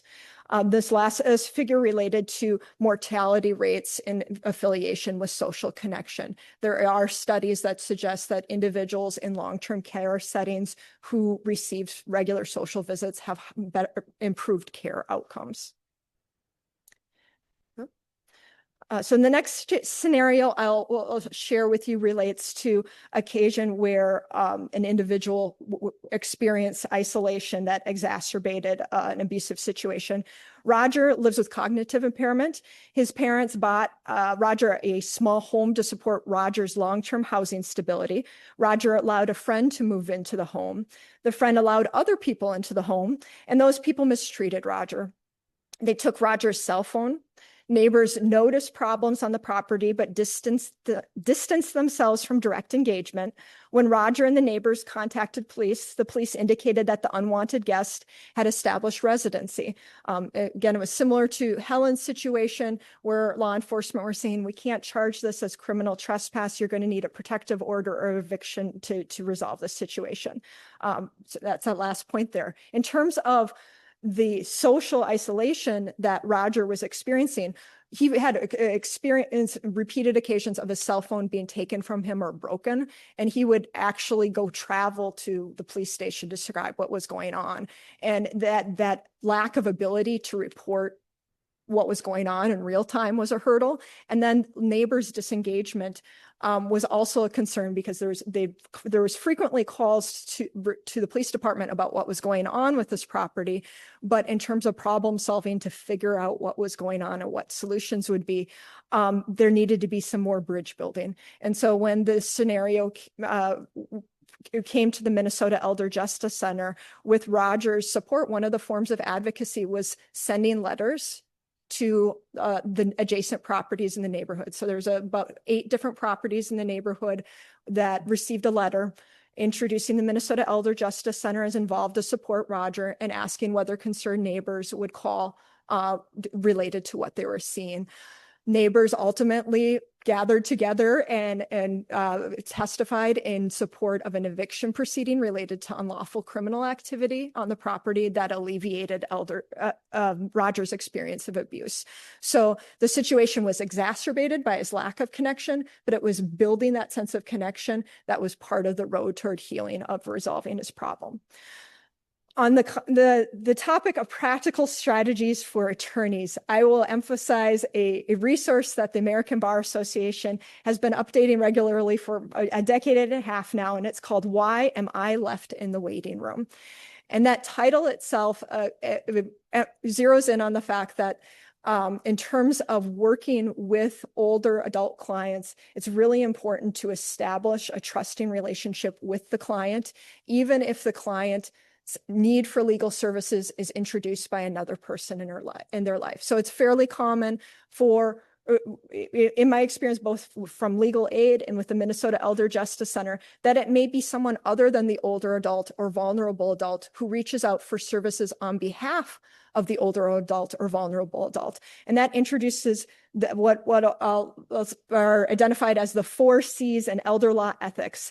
Client identification is that first one, is to identify from the outset who is the prospective client in that relationship. And that is the individual to whom the attorney owes their duties of confidentiality and loyalty when it comes to the objectives. And that element of why am I left in the waiting room signifies that need to communicate to the individual who may have reached out for the legal services initially, that yes, we'll recognize and respect you're a supportive person. It's really important to express that value of that relationship, to bring the older vulnerable adult to their appointment with the attorney. But in terms of creating a confidential, trusting relationship between attorney and client, creating that space for confidential communication and avoiding conflicts of interest, and it involves that important piece about client identification from the outset, to avoid misunderstanding about who is determining the objectives of the attorney-client relationship, and to avoid conflicts of interest. So related to those 4 C's, client identification, making sure that the older or the vulnerable adult is the person identified as the client in the relationship, if that is what applies to the situation. Avoiding conflicts of interest by being really clear in your client identification. Maintaining confidentiality. And then related to competency in your work as an attorney, and also recognizing if any concerns emerge related to working with a client with diminished capacity as part of those 4 C's in elder law ethics. But that's where I want to reflect back on, even though I was emphasizing that publication from the ABA, why am I left in the waiting room? There's also the value and importance within that trusted relationship of attorney-client to lift up the other relationships in that person's life that support them through whatever they're navigating, whether it's a preventative form of work, such as estate planning, or whether you're intervening in circumstances of elder abuse, as I do with my work, taking time to recognize each of the forms of relationship that play a role in supporting that person. And also recognizing that we live in a society where the occurrence of solo seniors, people like Helen, people like Roger, who live alone in the community, is increasingly common, where there may not be adult children involved. There may not be a source of routine connection, to recognize that constructed relationships and professional relationships play an important role in supporting that person, and that there may be reasons to counsel a client related to constructed relationships and professional relationships if their existing personal relationships may not have been sufficient in meeting needs that they were encountering. On that note, related to the variety of relationships that are supportive to individuals navigating change in life, particularly, I want to emphasize supported decision-making. Supported decision-making is now part of Minnesota statutes, and it's directly part of our laws related to guardianship and conservatorship as a less restrictive alternative to guardianship or conservatorship related to individuals who may need additional support in their life. So the statutory definition is here on the slide. I won't walk through reading it out loud today in terms of interest and time and knowing it's before you, but in terms of supported decision-making, it's more or less recognizing that as much as attorneys, we need to create space for the confidentiality and clarity of client identification in our relationships with older and vulnerable clients. There's also recognizing and honoring the role of supported decision-making in that person's life. In the example of Roger's mother was remains a support in his life. And in terms of the model of supporting Roger and through that difficult situation, supported decision-making was lifted up in the regard that Roger was the one who made the decisions. Roger was the one to whom I owed my duties of confidentiality and loyalty. But with Roger's consent, Roger's mother was consistently involved just to make sure that Roger had support in navigating the relationships and events and decisions that took place outside of an attorney-client meeting or conversation. So supported decision in making can be a valuable part of supporting our older and vulnerable clients. The next scenario I share is about Fred. Fred is estranged from his children and is a survivor of traumatic brain injury. Fred developed a relationship with a person he met on Facebook and allowed that person to move into his home. That person deleted contact information for Fred's siblings from Fred's cell phone. The person accessed Fred's personal information and used it without Fred's consent to obtain and use a credit card. Since sustaining his traumatic brain injury, Fred has received individualized home supports and therapy as a Medicaid enrollee. Fred's IHS worker and therapist witnessed how Fred is treated and support Fred in getting help. That is the IHS worker and the therapist are examples of constructed relationships in Fred's life that helped when he no longer had the personal relationships of children or other forms of relationships in that scenario that were reflected when talking about traditional personal relationships. These constructed relationships were part of Fred's journey out of this abusive situation. And it was a scenario that involved collaboration. So I list on the slide here, a variety of sources of collaboration that have applied when the Minnesota Elder Justice Center works in helping create collaborative plans for supporting people who have concerns related to elder abuse. In the context of Fred, Fred had support from care and service providers. There was also a law enforcement officer who became involved after report to the Minnesota Adult Abuse Reporting Center. And in terms of circling Fred with support in the process of ending that situation, it was a circumstance where law enforcement trespassed the individual off the property because the individual was not on the lease and the lease did not permit people who are not on the lease. That was part of a collaborative approach for ending this abusive situation with Fred. And reflecting again on Fred's situation and where social isolation plays a role in circumstances where elder abuse occurs. This scenario of abuse taking the form of a connection that's formed over social media or by telephone is another form of financial abuse, particularly that emerges among socially isolated individuals. That call from that individual, even though they're asking for money, even though I've never met them in person, is a form of meaningful social connection. So part of prevention is also, I'll fast forward to the next slide, related to connecting older and vulnerable adults for other sources of support, social support, if they're not currently present in their lives. I want to lift up one option that's particularly available here in the Twin Cities is Friends & Co. I first became a volunteer with Friends & Co. when I was a law student. At that time, the organization was called Little Brothers Friends of the Elderly. And if you're working with an older adult or vulnerable adult whom you think could benefit for increased social connection, you can refer them to Friends & Co. And Friends & Co. can match them with sources of social support. And those social supports take various forms. There's a quotation from Friends & Co. related to various forms, such as a coffee talker, a phone and visiting companion. I participated as a visiting companion.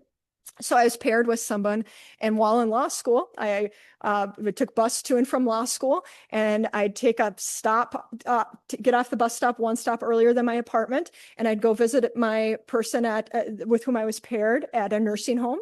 And there may be an initial notion of like, oh, I don't know this person. What do we do?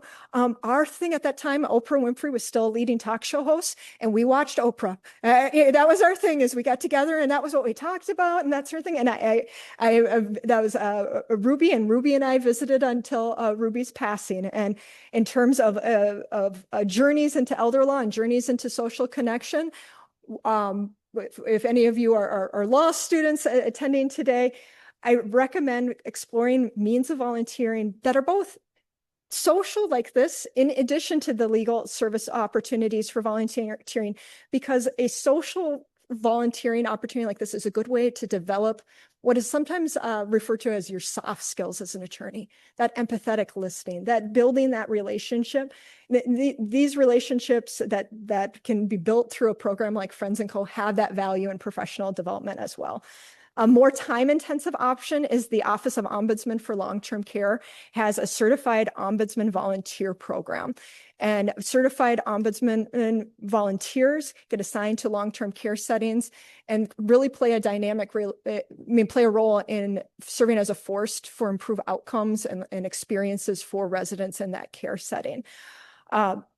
So with that, I'll acknowledge that my time has started to run short. So I skipped past one fairly wordy slide because I wanted to emphasize those means of offering social connection in your communities. It's their experiences when I've participated, at least with Friends & Co., I benefited greatly from those relationships formed. So it's not only the notion of volunteering for the individuals who are being paired for social connection due to social isolation, but the benefit to the volunteer themselves, that there's really opportunities for beautiful relationships. So I'll pause, wrapping up with my prepared slide, and allows as much space as Courtney says is available to me for any questions. You can borrow my mind. You talked about the changes in communication, becoming quiet when someone had previously not been that way. And as a family member or friend, you might readily notice that. I'm curious what recommendations you would give to maybe new lawyers, law students, or established practitioners of what to look for, what signs, a couple things that you might kind of think about before you know someone really well. Courtney's question causes me to reflect on a question that was asked during Reese's presentation, where as an attorney referring to when you have short time in an attorney-client relationship. Because your question is, I hear it at being in the context of an ongoing relationship to recognize change, but you might not even have that ongoing element either. Particularly for contact with clients by phone, as small as it is, I always start off by asking, have I reached you at a comfortable time for talking? When I know that the person is living with an individual whose behavior has become unhealthy in the relationship, I will often sometimes reiterate in that word of, is this a comfortable time for talking? Of, is this a safe time for talking?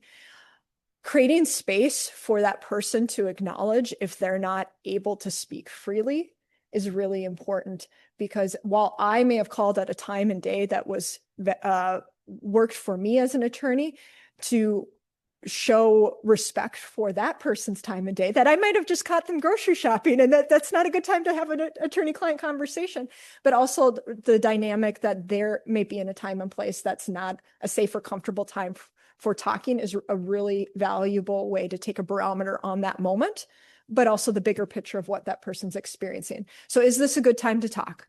In whatever form you choose to frame it, beginning the call there. At the outset, that shows respect for that person's time. So that's one of my first questions with each call. Is this a good time to talk? The second one is the simplicity of how are you? Now, I think we follow into social patterns of fine, good, and may not actually offer an accurate barometric reading on our emotions in that moment, but making that part of the practice and genuinely listening and paying attention to tone, it can be part of that process of that check-in over the duration of an ongoing relationship, but also showing that you're not diving right into business of, oh, I need you to make an appointment with me to sign this form. Can communicate that care to make sure that you've created space for that client to either implicitly or explicitly identify that something else is going on that is causing concern. Thank you, Courtney. Thank you, Laura. Seeing applauses online. I'm not sure that you can see those, but there are hands. I will keep us moving. I know we have a few more here before lunch, and I'll just maybe acknowledge, I know the theme of these next three, and with Laura's as well, might be I need more. We're just skimming the surface. So I hope you will look back at the slides, the resources, speaker contacts are there. Reach out for a conversation or a question for those in person at lunch. Ask those questions. But I know there's so much more to unpack for each of these topics. So with that, though, I am going to turn and hand over to Emma and Phyllis, who are actually joining us virtually today. So our next virtual presenters. And they're going to address creating space for social connection in equity and practice. And so in sense of time, I will refrain from going into full bios, but Emma is a staff attorney with the Network for Public Health Law's Mid-States region. And Phyllis is the deputy director for the Mid-States region office at the network as well. And so, Emma and Phyllis, would you like to share your slides directly? Does that work for you? Okay. I will hand it over, and it's all yours. Thank you.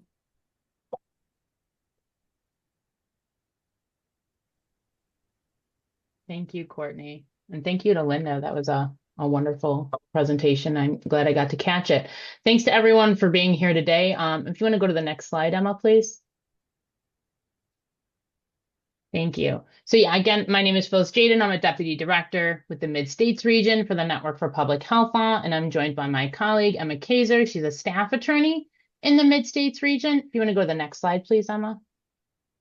And of course, we have to read off our disclaimer for the network. The Network for Public Health Law promotes public health and health equity through nonpartisan educational resources and technical assistance.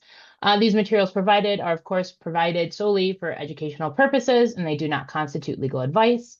The network's provision of these materials also does not create an attorney-client relationship with you or any other person, and is subject to the network's disclaimer, which you can read in full online. We can go to the next slide, please. So for this presentation, Emma and I wanted to emphasize the importance of social connectedness in the world of public health. And to start, we thought we might define public health quickly, as it's often conflated with healthcare, which is, of course, a part of public health, but there's much more. So the CDC defines public health as the science of, the science and art of protecting and improving the health of people and their communities. So where healthcare is about treating people who are ill, public health can be seen more about preventing that injury and illness, where healthcare often focuses on individuals. In public health, we're focused on populations and systems change. So that would include, public health includes things like addressing the impacts of climate change, worker safety standards, tracking disease, vaccines, things like that. And with that, we will turn to the slide So I have a QR code and I have a link on the slide that would take you to the 2023 U.S. Surgeon General's advisory on the healing effects of social connection in community called Our Epidemic of Loneliness and Isolation. So these types of advisories are generally issued to call attention to an issue that public health experts see as something that needs attention, and it includes recommendations on how we can address the issue that's been identified. This particular advisory makes clear that Americans are just really lacking in social isolation in social connections and experiencing extreme social isolation across the board. And it also highlights that social connections are important just in every facet of life, but that includes in the workplace and with your colleagues. So we do appreciate that Mitchell Hamlin Law School has taken some time to pay some attention to this crucial area. As it states on the screen, loneliness has been associated with increased risk of cardiovascular disease, dementia, stroke, depression, anxiety, and even premature death. And it's just something really important for law students, new attorneys who've been around the block a couple times to pay attention to. We also want to just highlight quickly for something that you're probably familiar with, but just to pay some attention to the state and local bar associations available to provide practice area committees. If you're not already a part of one, we encourage you to take a look and maybe consider joining one. These are committees that not only help alleviate that social isolation and bring you together with your peers, but they help you to do your job better. So just something to highlight. So the advisory makes clear that social connections are crucial to advancing public health on that individual level. And again, because social connections allow those opportunities to learn from our peers, from our community, to be able to come together on the different hurdles we all face, maybe share solutions to overcoming those hurdles. So knowing social isolation is a driver for health outcomes, and that social connection fosters this innovation in different areas, including health equity, it makes sense that folks in public health strive to find ways to bring folks together to do our jobs better and to promote public health better. Can we go to the next slide, please? So at the network, and the network is a national organization, at the network, what this means is we do our best to bring together attorneys, public health practitioners, community members, community-based organizations, and government workers to create that community and connect. This slide has a bit about the network where we do work to advance health equity and to improve health outcomes by providing guidance on the effective use of law and policies. But in addition to the services shown on the slide, the network has begun acting as a convener to help bridge this gap, these social isolation, to provide space for folks to come together, to brainstorm, to share resources, and just so that we aren't all trying to recreate the wheel, even though we are troubleshooting similar issues. So when we do this, it of course helps to promote public health, and it just helps us do our jobs better. And there are several ways that the network does this, and we can go to the next slide. One of the projects I want to highlight from the network is the Racial Health Equity Call for Applications. So our funding at the network, it allows our attorneys to provide free legal technical assistance. There are not hard and fast rules, but think somewhere between 4 to 8 hours of free legal technical assistance that we can provide. What's wonderful about the Racial Health Equity Call for Applications is it provides us with the opportunity to provide up to 40 hours of free legal technical assistance to local health departments and community-based organizations. So we ask that they fill out a short form identifying who they are and what areas they are interested in getting support in.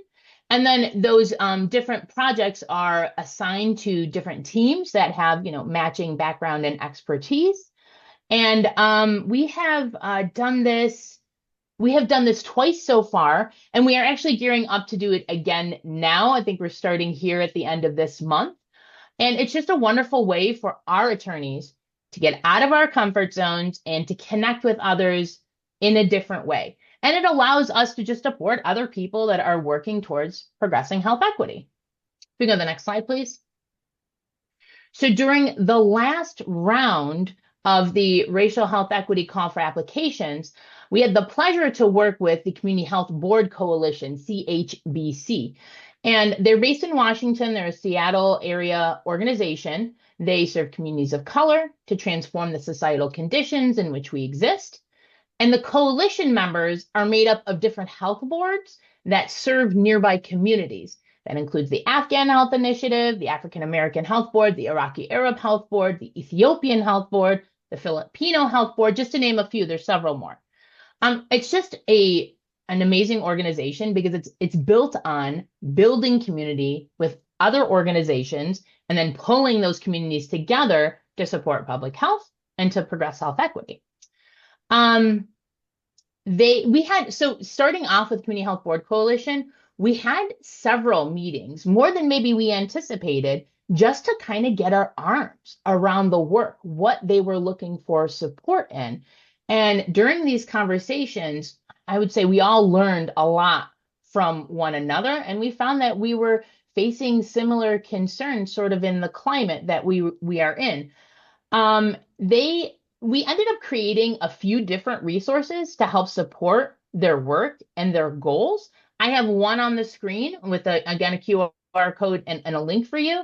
So CHBC told us they were interested in teaching community members how they have the power to improve their community's health outcomes. So to support that goal, we created this community power building policy brief, and it is focused on King County, Washington, but obviously these policies are applied elsewhere or can be. But among the policy examples provided in the brief is also a focus on social and community connection. So after our work with CHBC, we understood through continued communication, as we still continue several months later to communicate with the Community Health Board Coalition, that our efforts together spurred off a lot of discussion within the coalition. And they continue, of course, to find ways to bring their communities together, to progress health outcomes, and just to sort of meet this moment. And that has helped to greatly lessen those feelings of isolation among our attorneys who worked with the CHBC, among CHBC, and among the communities that they serve. Instead of feeling, this isolation, we helped, and everyone was able to increase feelings of empowerment and to boost confidence at a time that it's really needed. So in this way, our connections help to further their connections and their connections with the community. And again, we just learned a lot doing this work with the Community Health Board Coalition, things that we are able to apply elsewhere as we continue to work with community-based organizations and local health departments. I'll go ahead and turn it over now to Emma to tell you a bit more about how the network works as a space convener. Thanks, Phyllis. Hi, everyone. Thank you all for having us. I apologize. I have a bit of a cold, so my voice is a little scratchy, and I apologize if that's distracting. Okay, so I'm going to talk a little bit about the role that the network plays as a convener, creating spaces for bringing together those working to advance health in their communities. And as Phyllis explained, we see this as a key mechanism by which social connection advances public health because it better equips those in the field to do their jobs effectively. And I'm going to share a few examples of this convening power and talk through some of the related public health law concepts. Okay, so the first example relates to data disaggregation.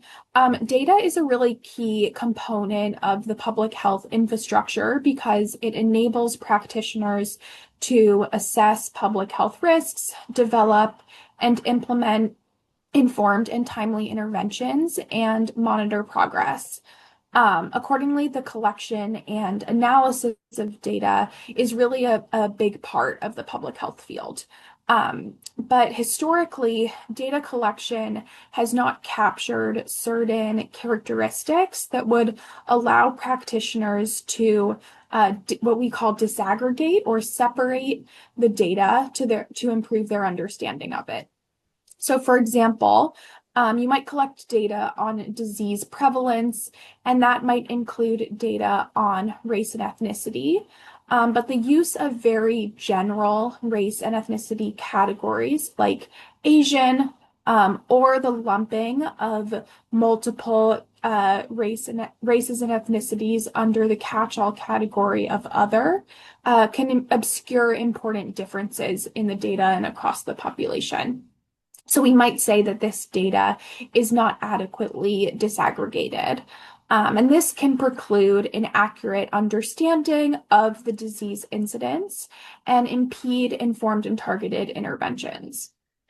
So in this area, the network has developed a legal handbook on disaggregation of public health data by race and ethnicity, which is pictured on the right here. We've also brought together a group of partners working to advance data disaggregation in different contexts. So one of those partners is CRAC, the Southeast Asia Resource Action Center. And CRAC played a really pivotal role in advancing California legislation that requires the California Department of Public Health to collect more granular data on Asian American, Pacific Islander, and Native Hawaiian people. So we've connected CRAC with the Southern Plains Tribal Health Board, which has done really great work to advance, advocate for better collection of data on Native people who are often lumped into that other category, that catch-all other category. And then finally, LA County Public Health, which is working to advance data disaggregation in the local governmental public health context. So we hold quarterly convenings for these partners who are able to learn from the efforts and successes of the others. So for example, CRAC has worked with the California Department of Public Health on disaggregation of mortality data, so death data. That's notoriously a really tricky data set for a number of reasons. And they can share successes and lessons learned with Southern Plains, which is also exploring opportunities to improve disaggregation of mortality data on Native people. And the network supports them in creating this convening space and also in providing legal technical assistance to help them navigate legal and policy issues related to data disaggregation. Another example is the network's role in developing a convening space for work to advance anti-racism and equity.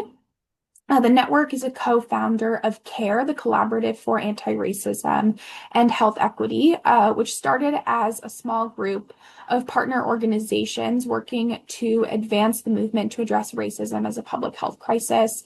As many of you may be aware, in the wake of George Floyd's murder in 2020, the country saw a wave of declarations across state and local governments declaring racism as a public health crisis. And CARE really evolved from this moment to support partners with resources and community building opportunities, and to promote the dissemination of information and the development of partnerships to advance anti-racism and health equity.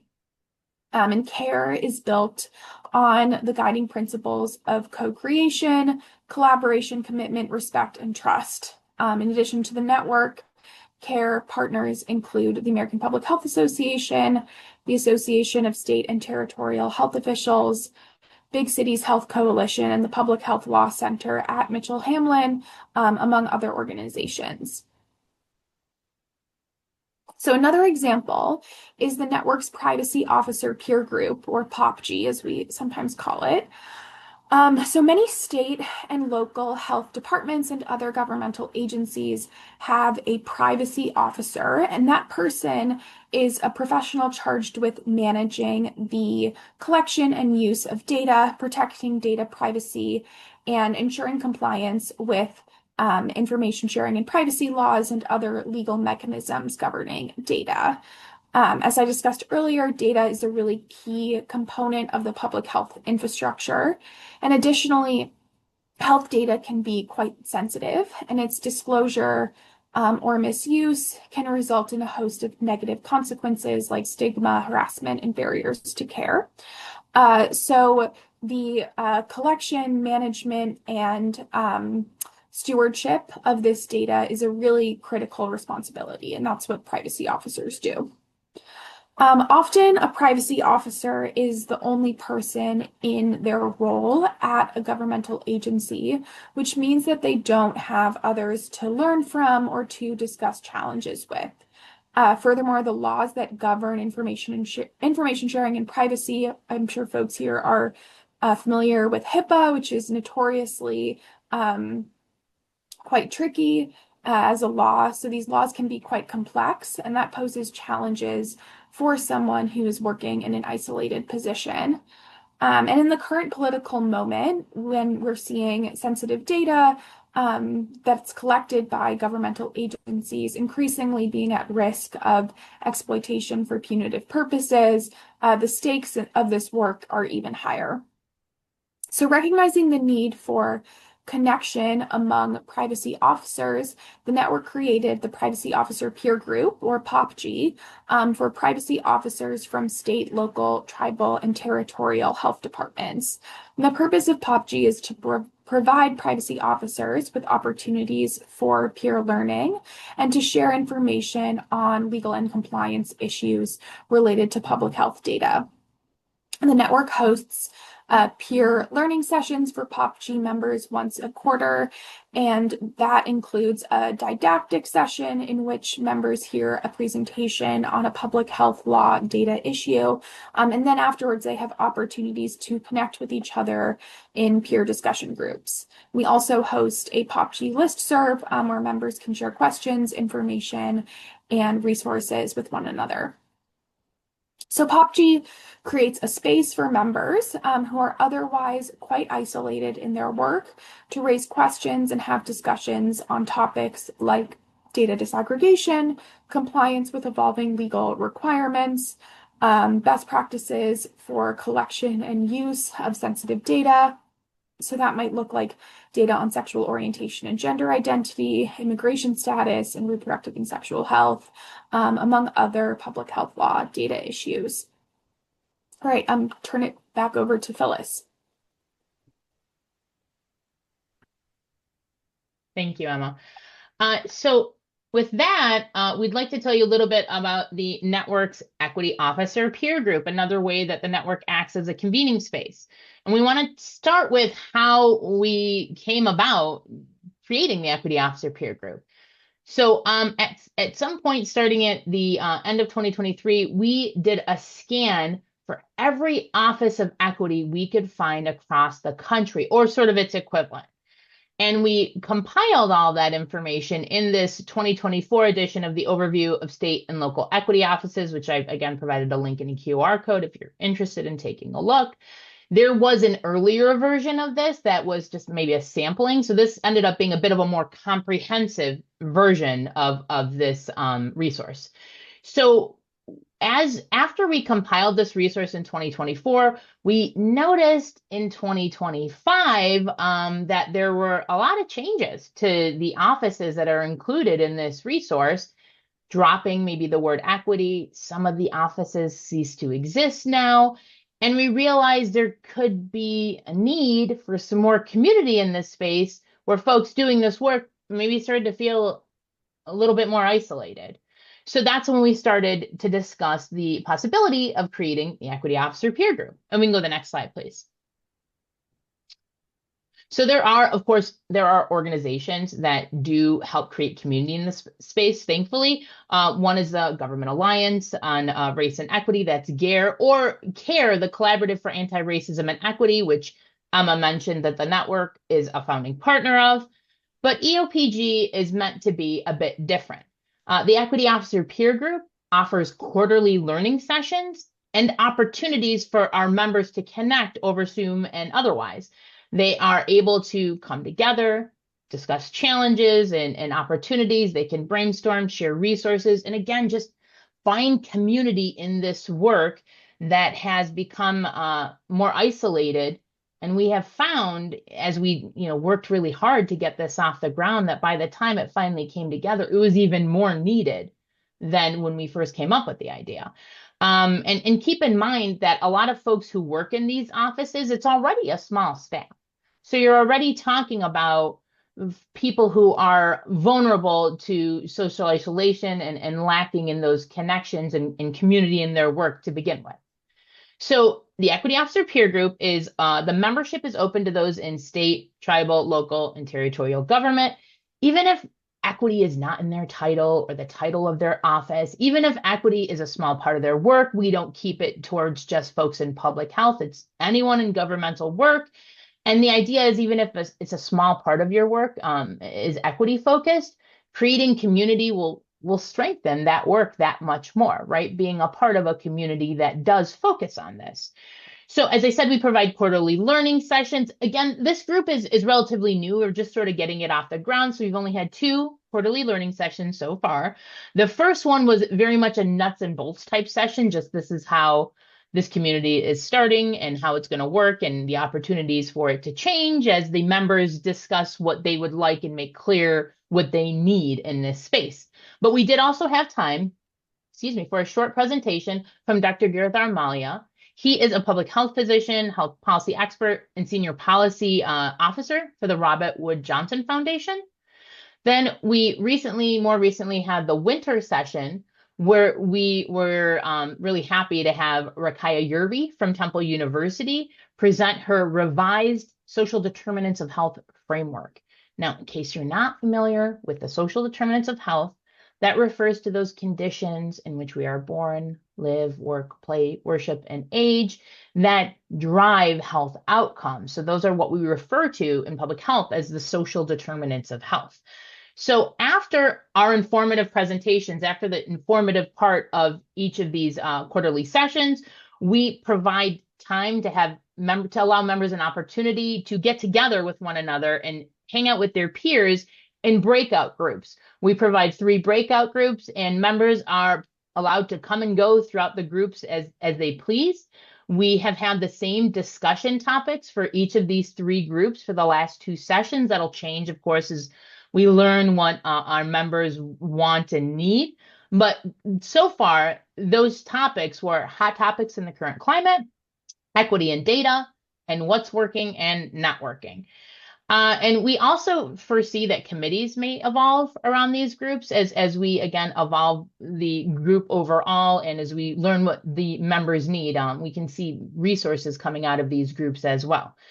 Once those discussion rooms close, everyone comes back to the main room to report out maybe any insights they gleaned to the broader group so that we can all kind of stay on the same page. In addition to our quarterly learning sessions, we host a discussion forum on groups.io. And this just allows people to keep connected in between our quarterly learning sessions by continuing the discussions from those sessions in this space, starting new ones. It is also a place for us to add resources, for members to share resources, and for folks to just use to continue to bolster their work in health equity. In addition, we plan to create resources for members. So if you're curious, there should be some resources coming soon based on the interest and needs expressed by the members of the Equity Officer Peer Group. But so far, we've had a really great response. We have members from across the country, and our hope is that this just does a little bit to alleviate the social isolation in this area and create a bit of a space for community and support for learning as we move forward in this world. So I will go ahead and I'll turn it back over to Emma, and she can tell you a bit about what equity officers, the members of the Equity Officer Peer Group can expect to get out of it. Thanks, Phyllis. So I'm going to do a bit of a deeper dive into how EOPG benefits its members. So first, members are able to learn from equity officers who are working across a wide range of social and political contexts. And we know from working closely with equity officers and other folks who are advancing health in their communities that their local contexts dramatically shape their ability to do their jobs. In particular, since the COVID-19 pandemic, many state and local governmental entities that that have influence over health department activities have become increasingly hostile to even routine public health interventions like vaccination campaigns and health screenings for children, for example. One example of that is Phyllis and I.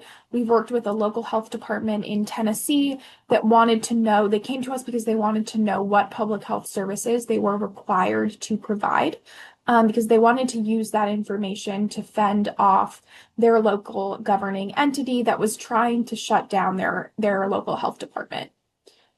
You might expect that a public health intervention, like distribution of harm reduction supplies for people who use drugs, may be better received in a large blue coastal city than in a rural conservative area. But we're even seeing dramatic differences among localities that are just a few miles from each other.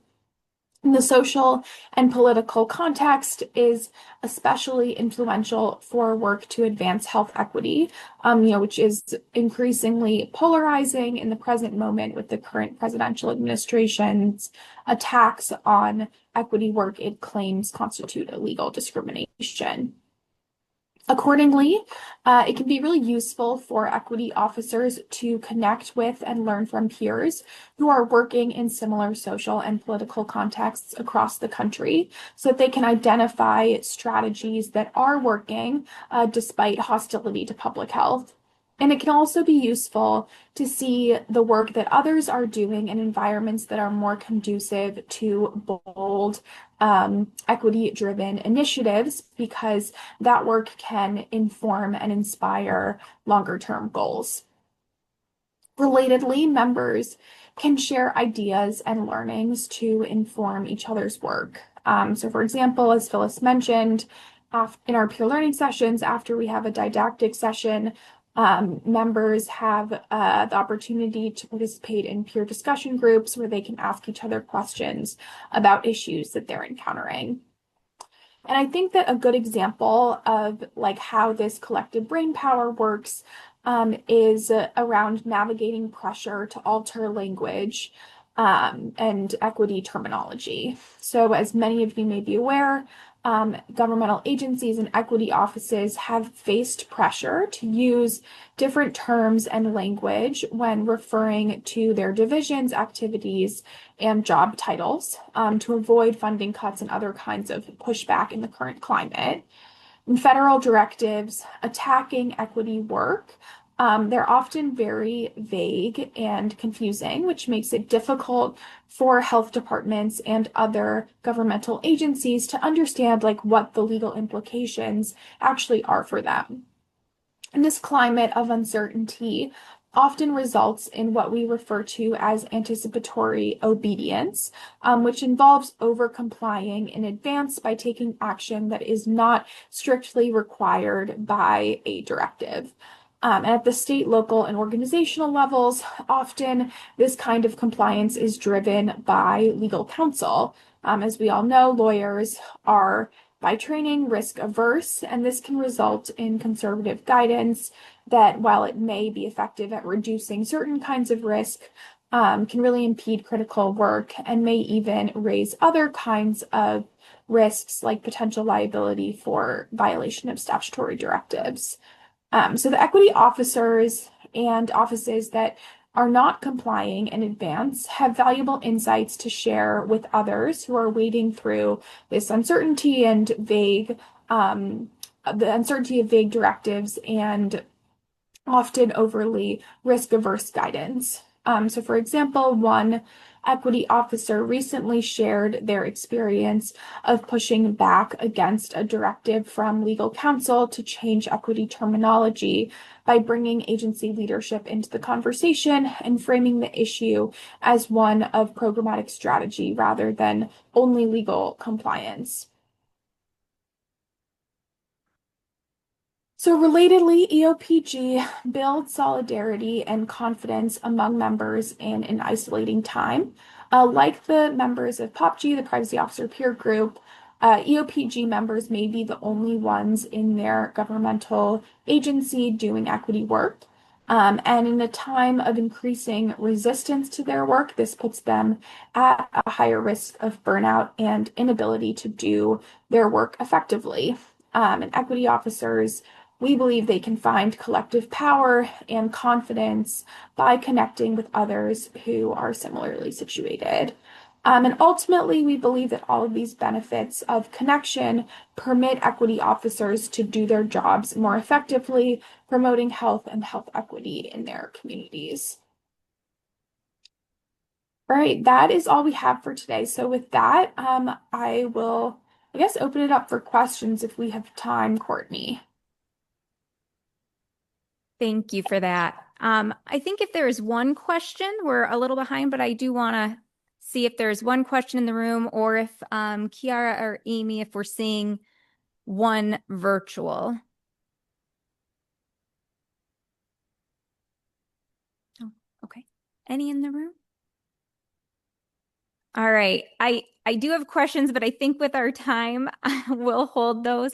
Emma and Phyllis, thank you so much for sharing. And yeah, we'll make those slides available so the links and QR codes are available to everyone. Thank you. Thank you. Thank you for having us. Thanks, everyone, for having us. All right. So we are a little behind and I want to give you lunch on time. So we're going to just take a minute stretch break while we queue up our next speaker. If you need a break, please feel free to take one and come back in. But we're going to keep going so we can break for lunch on time for everybody. Keep moving forward, and it's my pleasure to introduce Sarah Brenes, who is the Executive Director of the Binger Center for New Americans at the University of Minnesota School of Law. She is a specialist in immigration public interest law practice with a focus on holistic client services and interprofessional collaboration. Again, I will let you read her full bio, and I hope you do. But with that, I'm going to hand over to Sarah to talk about connection, belonging, and access to legal help for immigrants. Thank you, everyone. Great. Thanks so much for pulling this together. It's been really helpful to hear all the different perspectives kind of in a broader level, and then also talking about some of our more focused areas and populations that we work with. My background, I've been at the university for almost 4 years now, but prior to that, I worked at the Advocates for Human Rights for a little over a decade, working primarily with asylum seekers, human trafficking survivors, unaccompanied children, and immigrants who are experiencing detention. So I'm going to try to give an overview here of some of the key components of isolation that the immigrant experience brings with it, though also caveats that there are a lot of caveats, and immigrants are experience isolation in a variety of ways depending on status and other issues. But I'll try to touch on a few through threads there. And then talk about some of the ways, particularly here in Minnesota, in our legal practices and specifically in our law schools, and some of the unique ways that we address isolation and really build on building trust and access to legal services and community connection within the immigrant community. And I'll touch on a few examples, particularly related to the Minnesota response to Operation Metro Surge. And I hope there'll be a lot of ongoing research and seeing what we learned from that Minnesota experience of one of the most broad-ranging and intense immigration enforcement operations that we're still reeling from here in our own community. So I'm going to start just talking about some of the issues that seem obvious and maybe some not as much, that are really overlapping barriers that are somewhat unique to the immigrant experience. First of all, racism and bias. I think growing up and living in the United States, it's something that we are acutely aware of, and certainly impacts immigrants, no matter when or what age they're coming to the United States, or people who are perceived as immigrants but are U.S. citizens.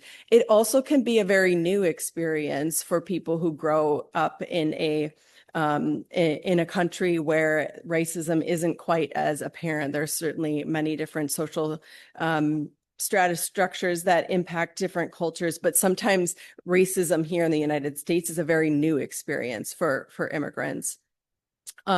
Language access disproportionately impacts immigrants and really leads to isolation. There was one report that said about 47% of adult immigrants have limited English proficiency, and first languages, the majority here in the US, 63% is Spanish, but there's also a quarter that are other languages. So when you think about access to language, certainly in many spaces there are languages in addition to English, but they don't cover the wide range of languages that immigrants speak primarily. And then I'd also say that of course impacts access to legal services, but also daily things like access to stores and shopping, healthcare, maintaining jobs, and just the layers of barriers that creates to carrying out daily life, and really sometimes leads to a more acute level of isolation for folks.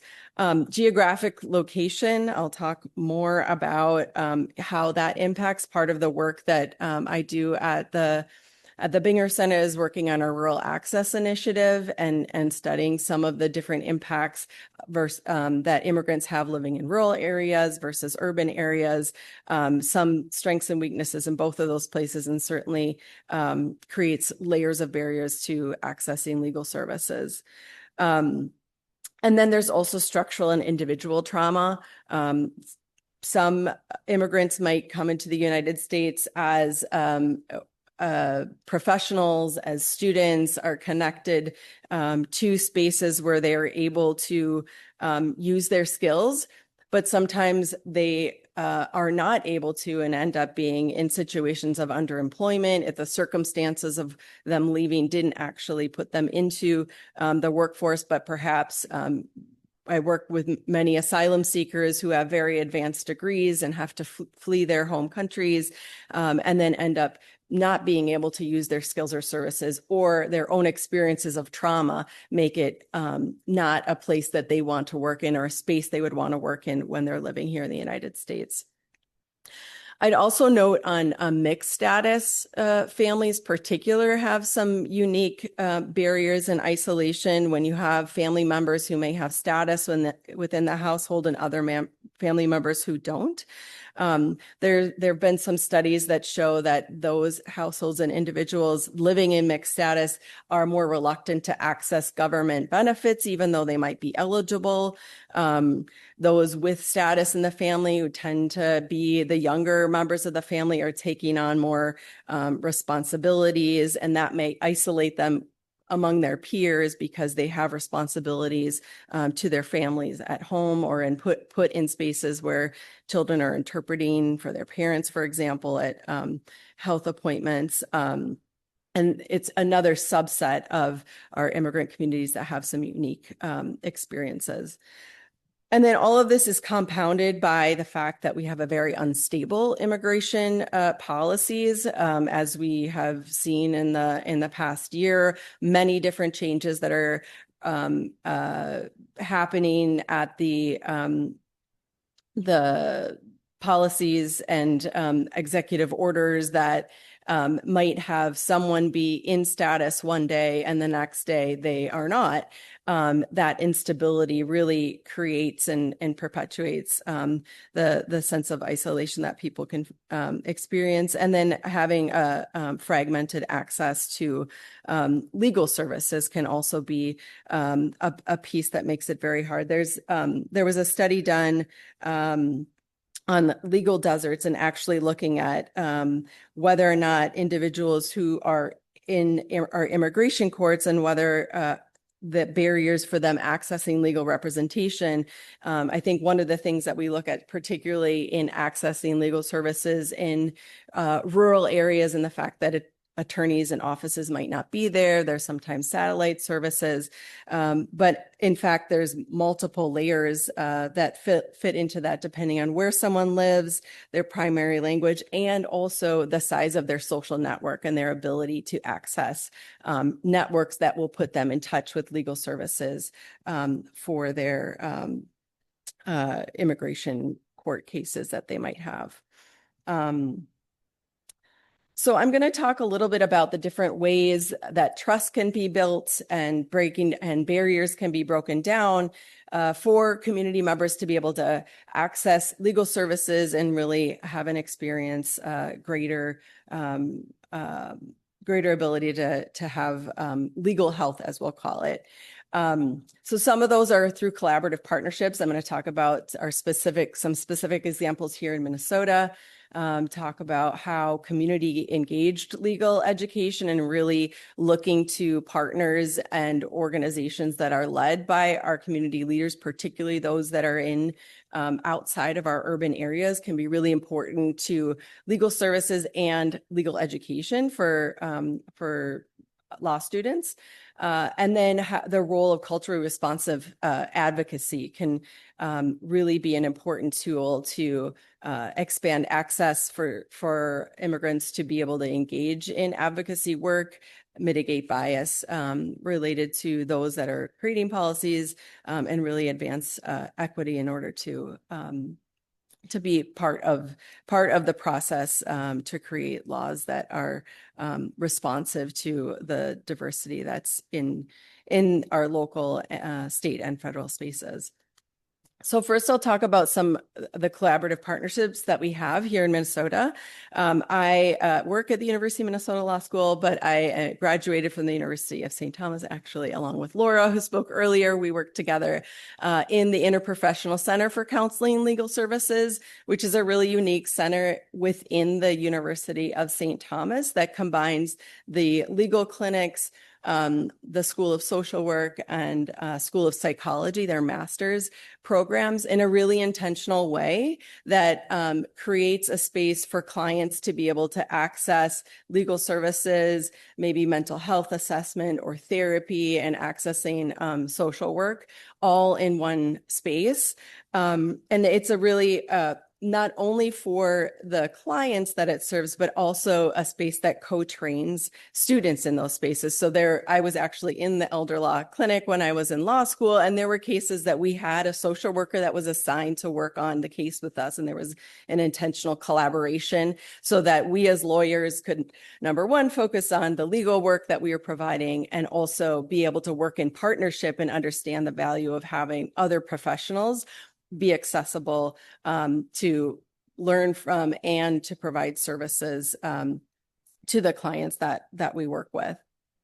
Another example here at Mitchell Hamlin, the Health Law Clinic, which is a really important partnership for individuals who are receiving healthcare services to also be able to meet with lawyers and having some identification of legal issues that might come up in the context of receiving medical care, or vice versa, if someone's working with a lawyer, and being able to be connected with healthcare services at one-stop shop. And then finally, at the Binger Center for New Americans, our partnerships, we were founded as a collaboration with some of our nonprofit legal service providers and law firms that provide pro bono services in the area of immigration law. And one of the things that we've done in our clinics and through our partnerships is really try to incubate projects that respond to the real-time needs of communities. And oftentimes those might be launched and integrated into nonprofits. I'm going to give one example that particularly relates to some of the isolation, particularly experienced by immigrants who are experiencing the immigration court, have cases in the immigration court, and don't have a lawyer.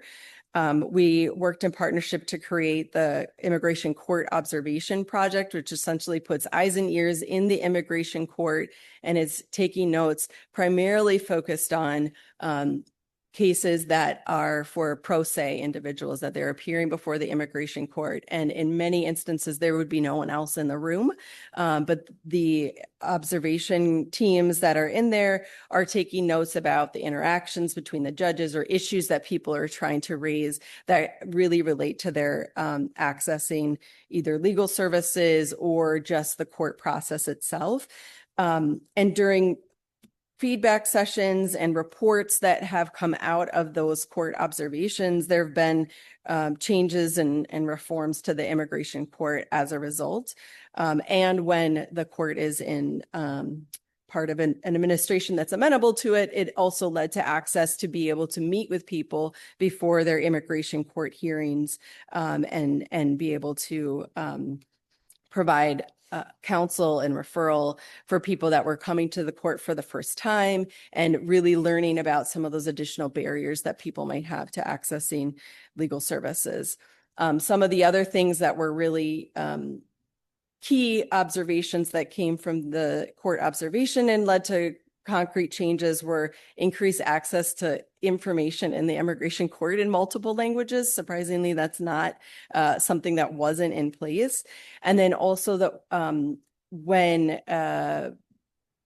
it became more accessible for people to appear for hearings remotely, we found that people weren't getting information about how to go about that. So one of the other changes was to increase information actually on the hearing notice that let people know that they didn't have to travel to the court for what often is a very brief hearing, but instead would be able to appear via video without having to file a motion ahead of time. One of the specific things that we have done at the center in response to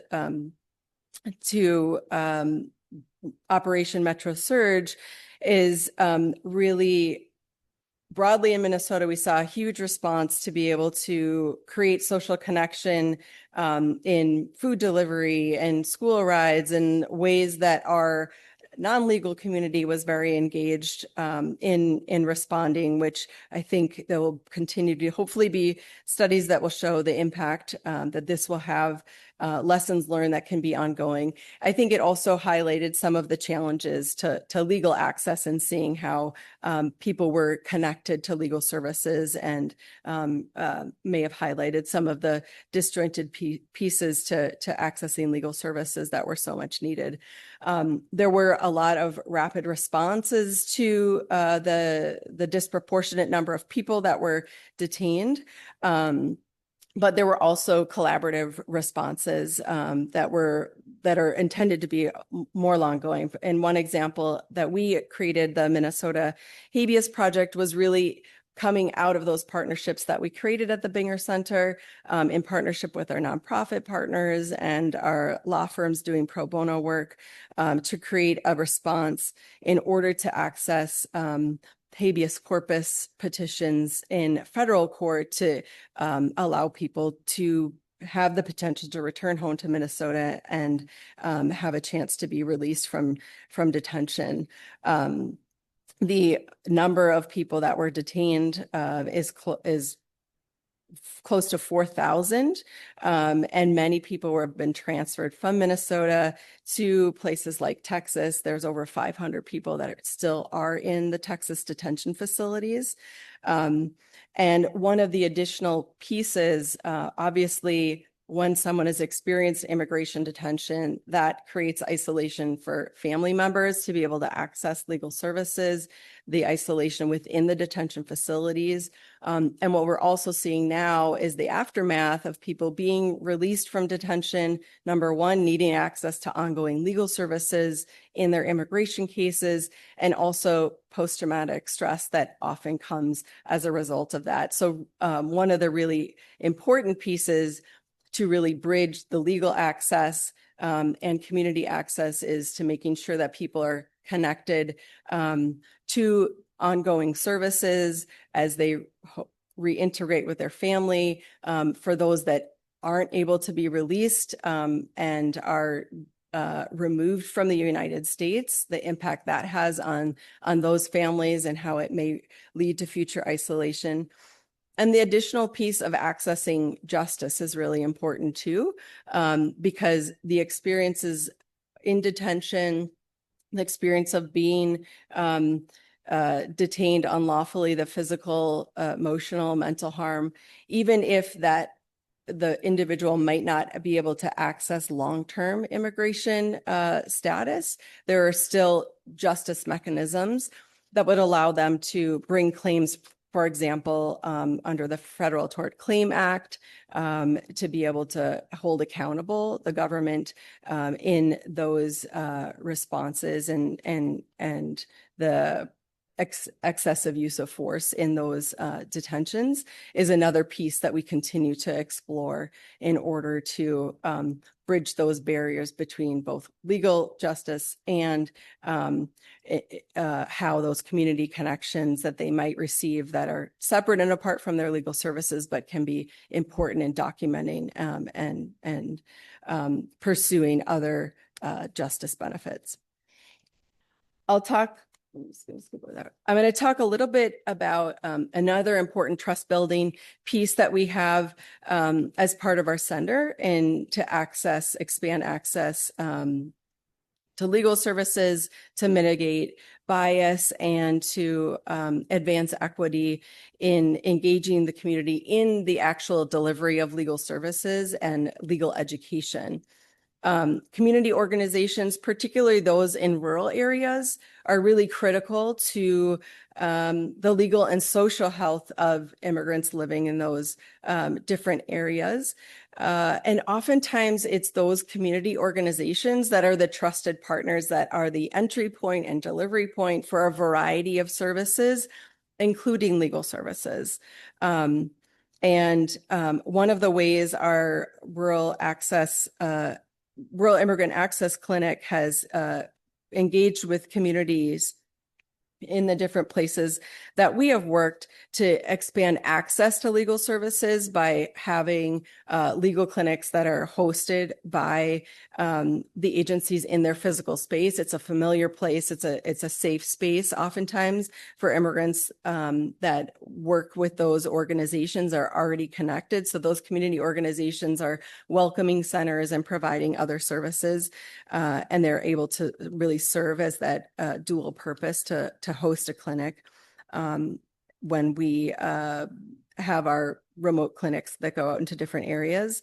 But they also play a really an additional piece to more than being the host, because they are very familiar with whatever the legal needs are that are unique to the and observing trends of people that are accessing their services.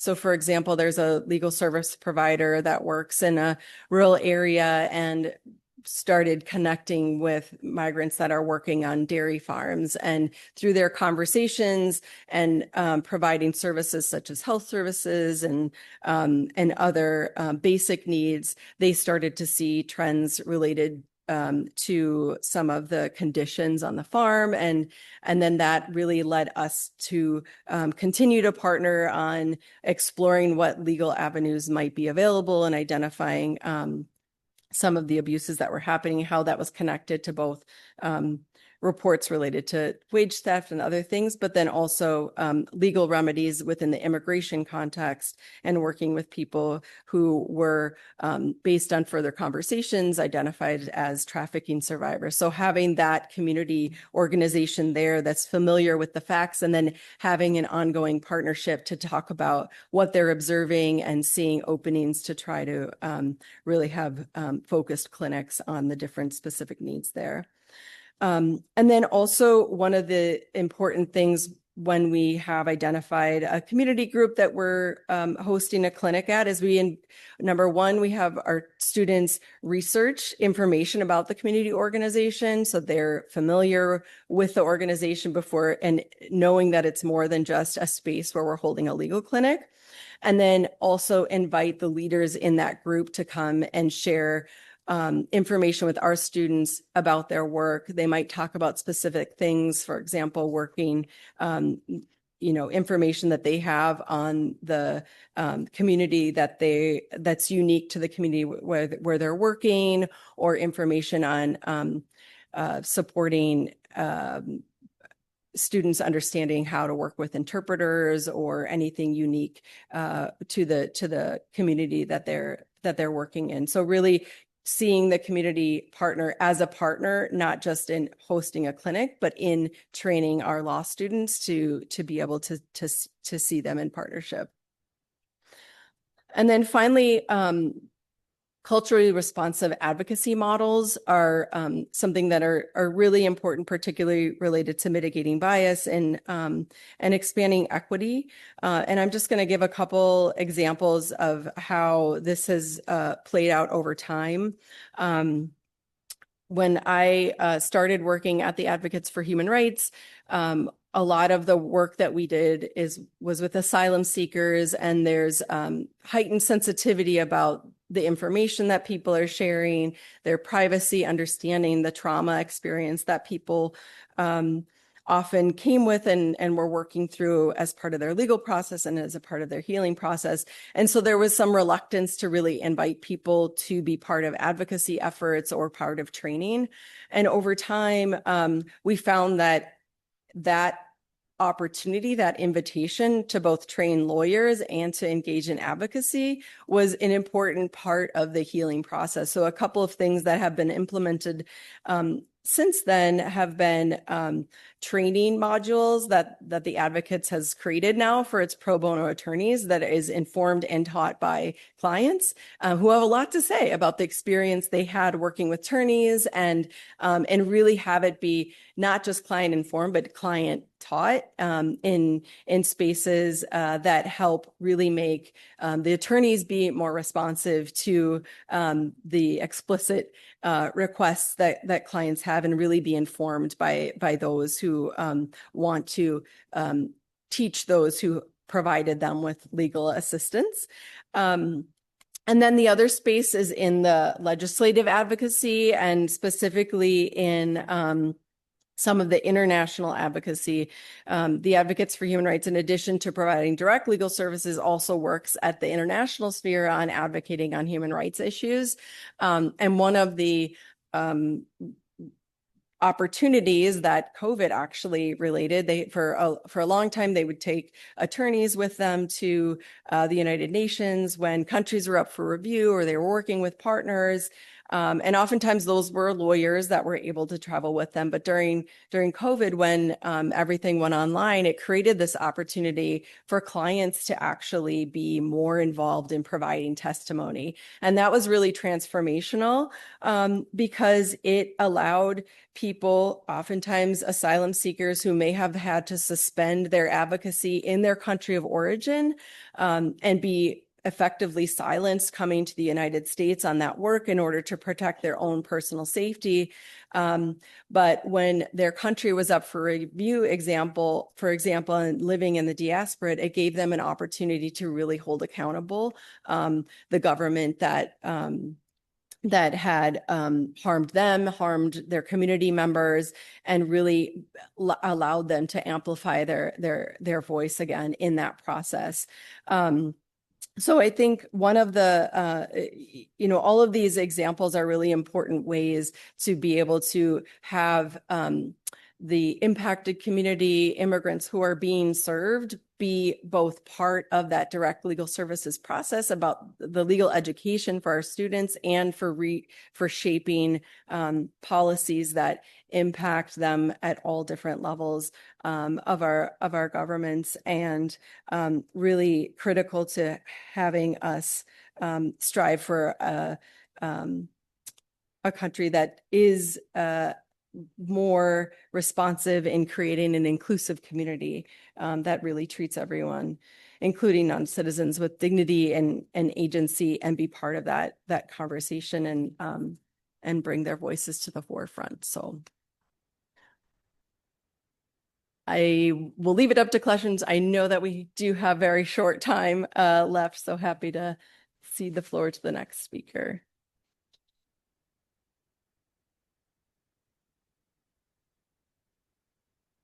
Well, we don't, but I don't want to close the questions. But do we have any questions in the room that anyone would like to ask Sarah? I think we can definitely take one if there's a burning question out there. I think one I would ask for just maybe a quick answer is how can we as lawyers and practitioners, what's one action, one thing you would recommend we do to build trust and open that relationship with a client or potential client who's an immigrant right now? I would probably agree with, Laura gave a great example in her conversation, and asking people when you're meeting with them if they're in a comfortable space to speak. I think one of the similar issues that we see for a lot of immigrant clients is having living in situations, I think of a lot of the asylum seeker clients that we have worked with that do a lot of couch hopping and are in spaces where they're reliant on others to be able to provide for basic needs. And that can often mean being in spaces where you're compromised and being able to share information. I think also just doing your homework when you're working with someone who has come from another culture and understanding something about their culture. I talk to people who are going to use an interpreter when they meet with a client, but at least understanding a few greetings, that can go a long way in reducing barriers and opening the door for rapport with clients to really understand and appreciate where they might be coming from, even if where they're going is seeking to be living here in the United States with a legal status. Well, thank you so much.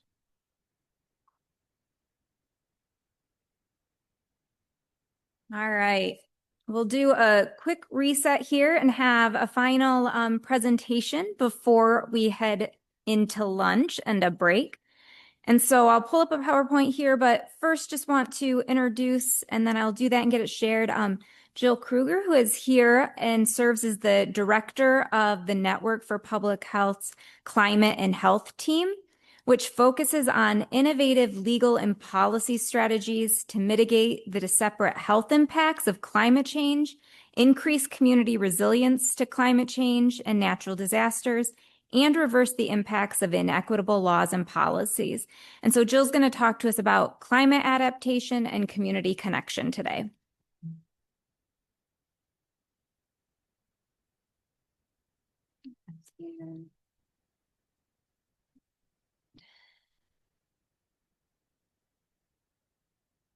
Share.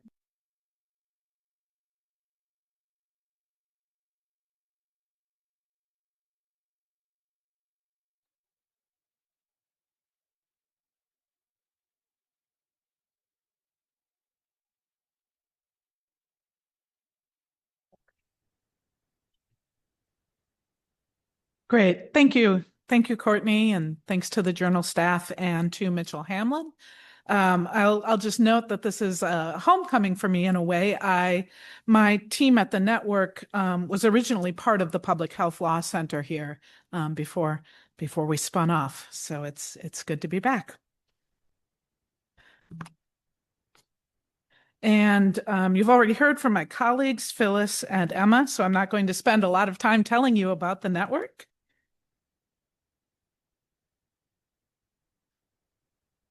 Now, if you want to know something about me as a person, before you decide how much of your attention to devote to me while I present, I can tell you that I'm a Lord of the Rings fan since long before Ian McKellen picked up Gandalf's staff, right?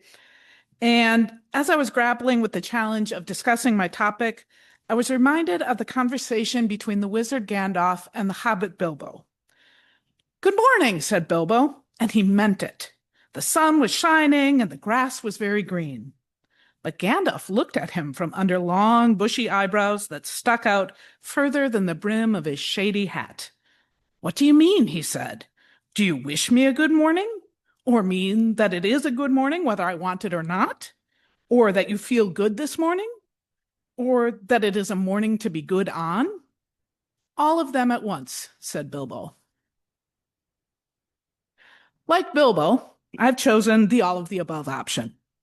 I will discuss many ways that climate adaptation, social connectedness, and legal practice intersect. I will try not to repeat basic definitions and principles that have already been discussed by other presenters. But I will touch on ways that lack of social connection impedes climate action, that climate deregulation decreases social connection, ways that taking climate action increases social connection, ways that substantive climate adaptation laws and policies facilitate social connection, and ways that climate attorneys can support social connection. Oh, sorry, I forgot to advance the slide. Okay. So one of the examples that I've had the good fortune to have direct personal experience with of the intersection between climate action and social connectedness is the Climate Change and Health Equity Initiative sponsored by the Kresge Foundation. Through CHI, the network provides legal technical assistance to community-based organizations working to address the effects of climate change in their communities.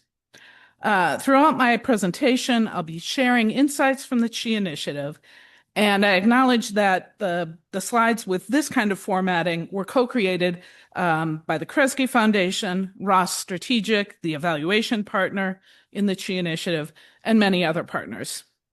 The CHI initiative is grounded. The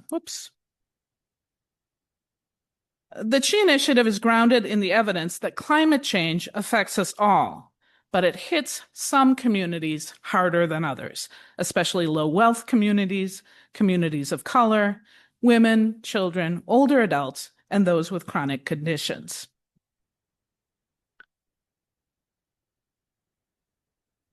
So the CHI initiative prioritizes some very tangible climate risks and health impacts of climate change. We're not talking about melting polar ice caps. We're not talking about spotted owls. We are talking about the impacts that are here now. They're real, they're caused by human action, and there's hope if humans take action. So I think most of those in this graphic are pretty self-evident, the heat, the flooding, the impacts on air quality. But climate migration might be a little bit unfamiliar as a concept. So whether it's displacement following a wildfire or a hurricane, or being priced out of a neighborhood following the addition of climate resilient amenities through gentrification, climate migration is a significant risk in many communities. Interestingly, climate migration can also pose challenges and opportunities for communities that are seen as current or potential climate refuges. So, for example, Duluth, Minnesota is actively planning for how to manage growth as it anticipates the arrival of growing numbers of climate refugees. The CHI initiative very deliberately grounds itself in striving for place-based, community-driven climate solutions. So these solutions are not one-size-fits-all, but tailored to the priorities that emerge in the specific communities.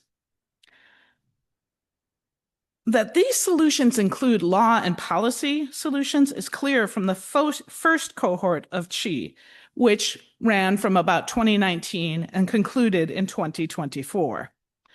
And I'll share just a few of the policy and community engagement victories from CHI 1.0. serving as a catalyst for a new position in a local health department.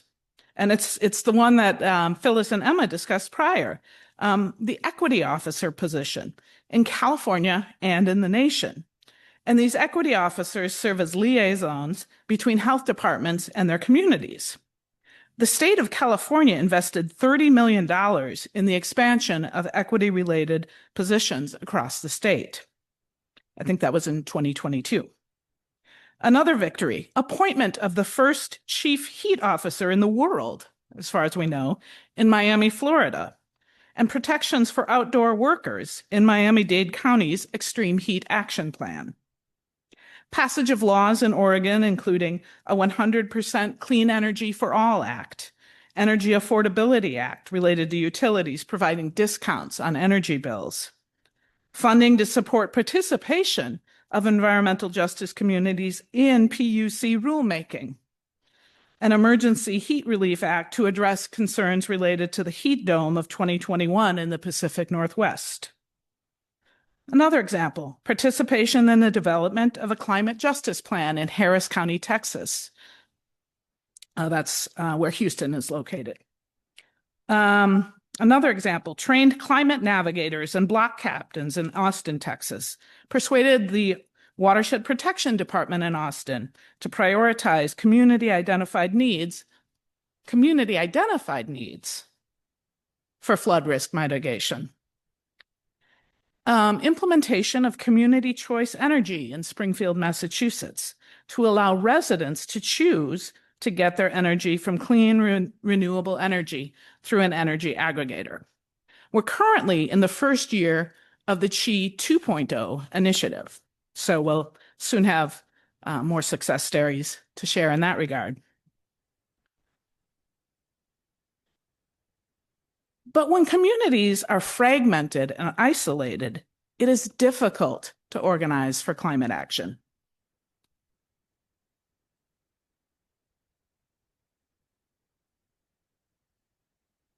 Sorry, okay. Right. So if we look at this as a mental health, an individual treatment, more of a health care problem, if we say, oh, you have anxiety about climate change, you're depressed because of what's happening with the climate, and we say, oh, that's a matter for individual treatment. An interdisciplinary group of researchers in Minnesota, which is part of why I wanted to share this example, it was an interdisciplinary team from the fields of public health, psychology, and social work. They wanted to understand whether mental health providers were encountering clients who raised mental health concerns, such as anxiety and depression related to climate change in a clinical setting. And over half of the mental health providers surveyed said that they had had clients raise these concerns in sessions. Many of the mental health providers reported that they lacked the resources, tools, and training to effectively treat their clients. But the researchers concluded that individual level treatment would never provide a complete solution because so-called eco-anxiety is rooted in objective reality, external to the client. No amount of looking inward will change that objective reality. So participating in community interventions would be an important element of effective treatment for many clients. So the social connection is how we cope. It's how we find hope. And this is consistent with long-standing principles of mass trauma intervention. There's empirical evidence that part of how we address the mental health impacts of mass trauma, which includes things like wildfires, hurricanes, and extreme heat waves, are things like promoting connectedness, promoting a sense of both self-efficacy and collective efficacy. Now, sometimes there's a narrative out there that says individual responsibility is where climate change belongs, that's where things really belong. But we will not recycle local food, electric vehicle, and heat pump our way out of the climate crisis. Now, don't get me wrong, all of those things are important for many reasons, but they will not occur at sufficient scale to move the needle on climate change. and individually focused strategies shift attention away from the culpability of corporate entities, particularly oil, gas, and coal companies, and the responsibility of governmental entities to take action. As Anjum and Aziz note in an article published just last month, climate mitigation and adaptation must not be individualized.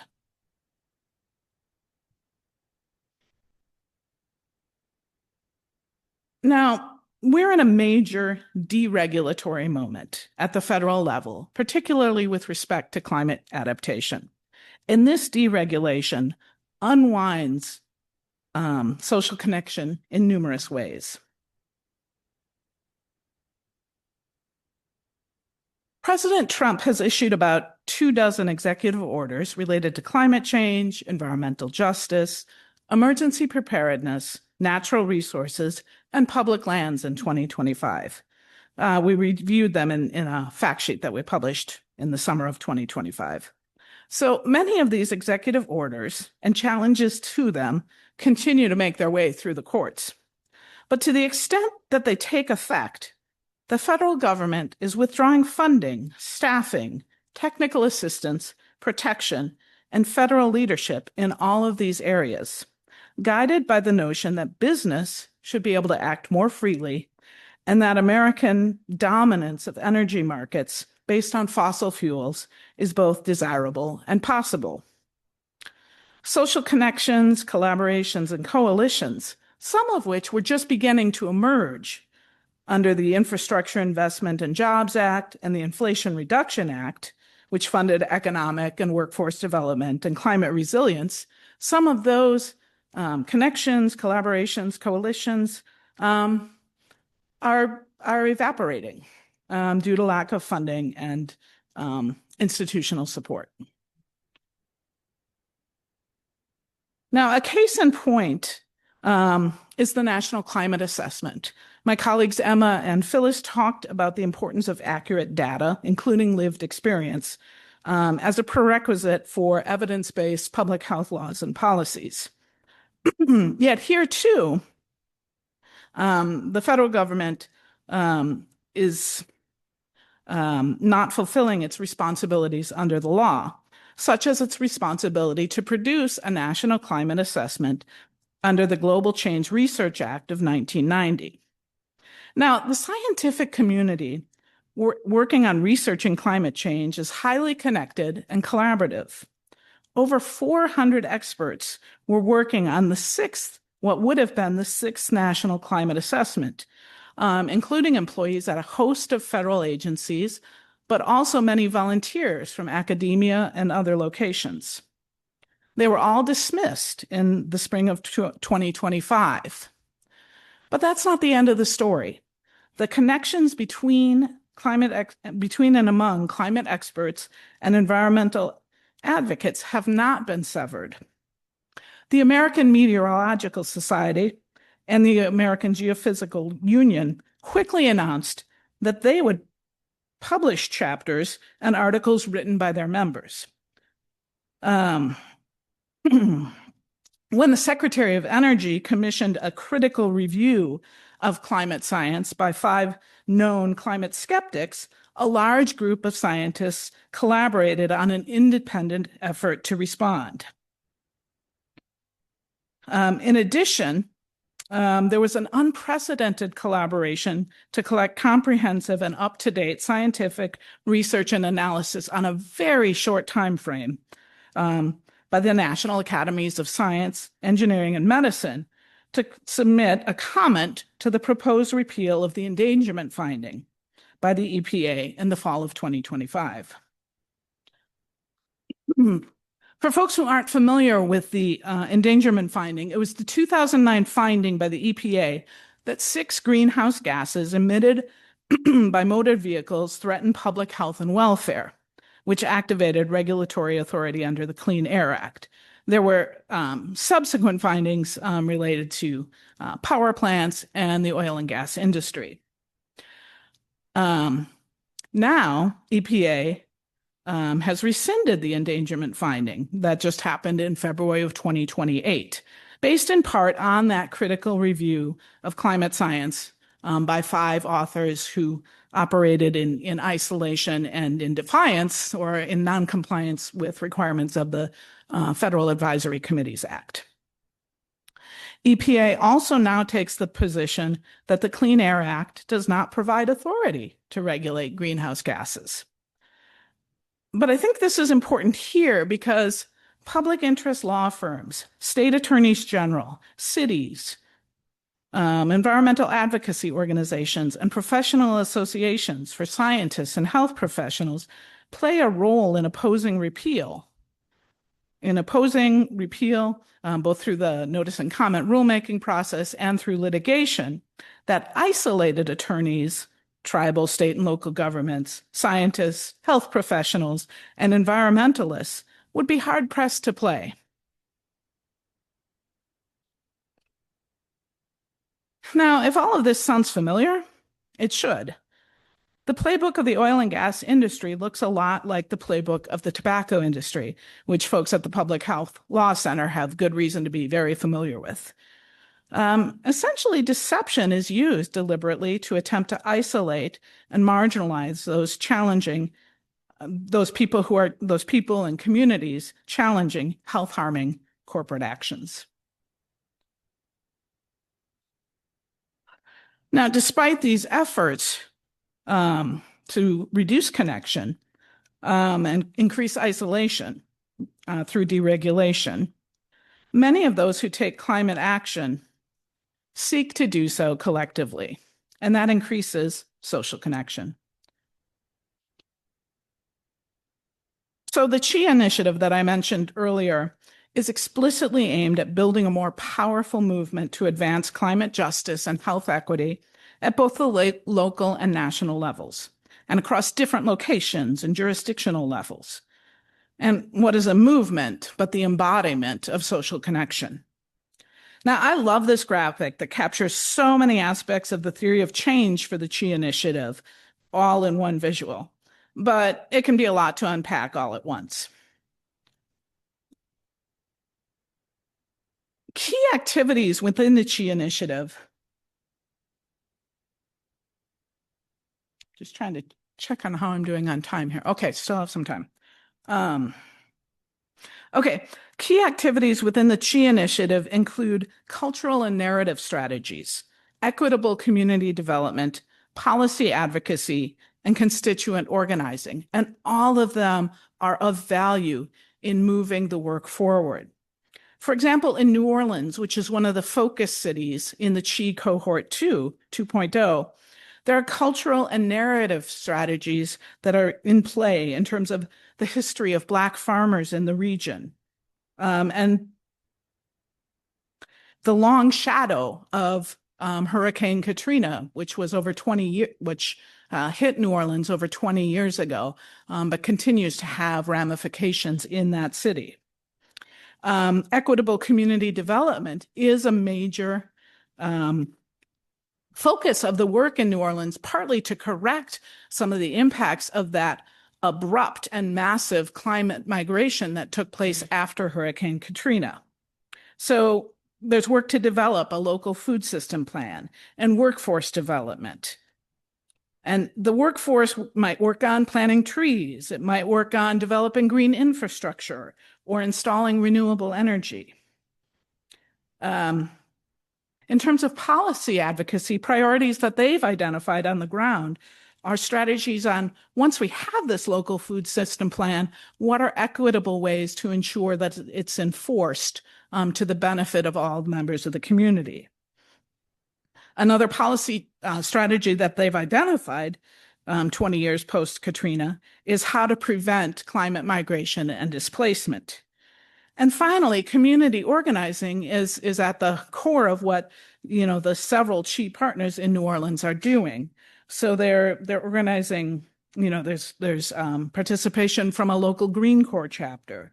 There's a local food policy council involved, food producers, a community development corporation focused on affordable housing.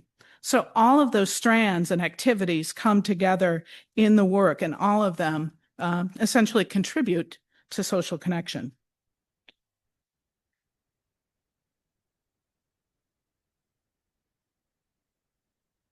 This image from from across the river in Hennepin County, where I live, explicitly acknowledges that climate resilience has both individual and community dimensions. Maybe an individual could have a backyard compost pile, but it takes a municipal or county governmental action to have organic waste pickup. You could have a one-off tree planting by an individual, but if you really want to have an impact on the urban heat island, you might want to do things like support tree planting with free and low-cost native tree species. And you might prioritize green zones with higher temperatures, less shade, and poor air quality based on the data that you've collected. You want to make it safer for outdoor workers and more green space for outdoor activity.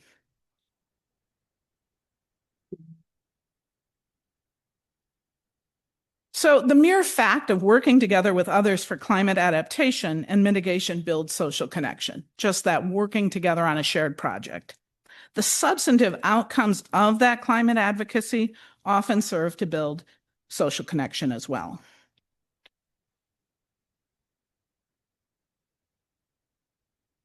Now, interestingly, this resource produced by the network in 2024, separately from the CHI initiative, was also a collaborative effort.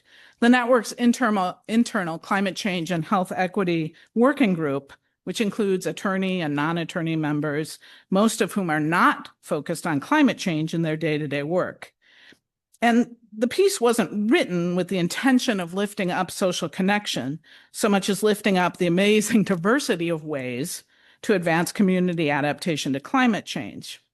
So in each of the columns, respectively dedicated to sustainable housing and the built environment, clean energy, green transportation, natural environment, and emergency preparedness and response, we cite multiple examples of climate adaptation strategies. And that's also an example of the impact of social connection and the particularity of each community.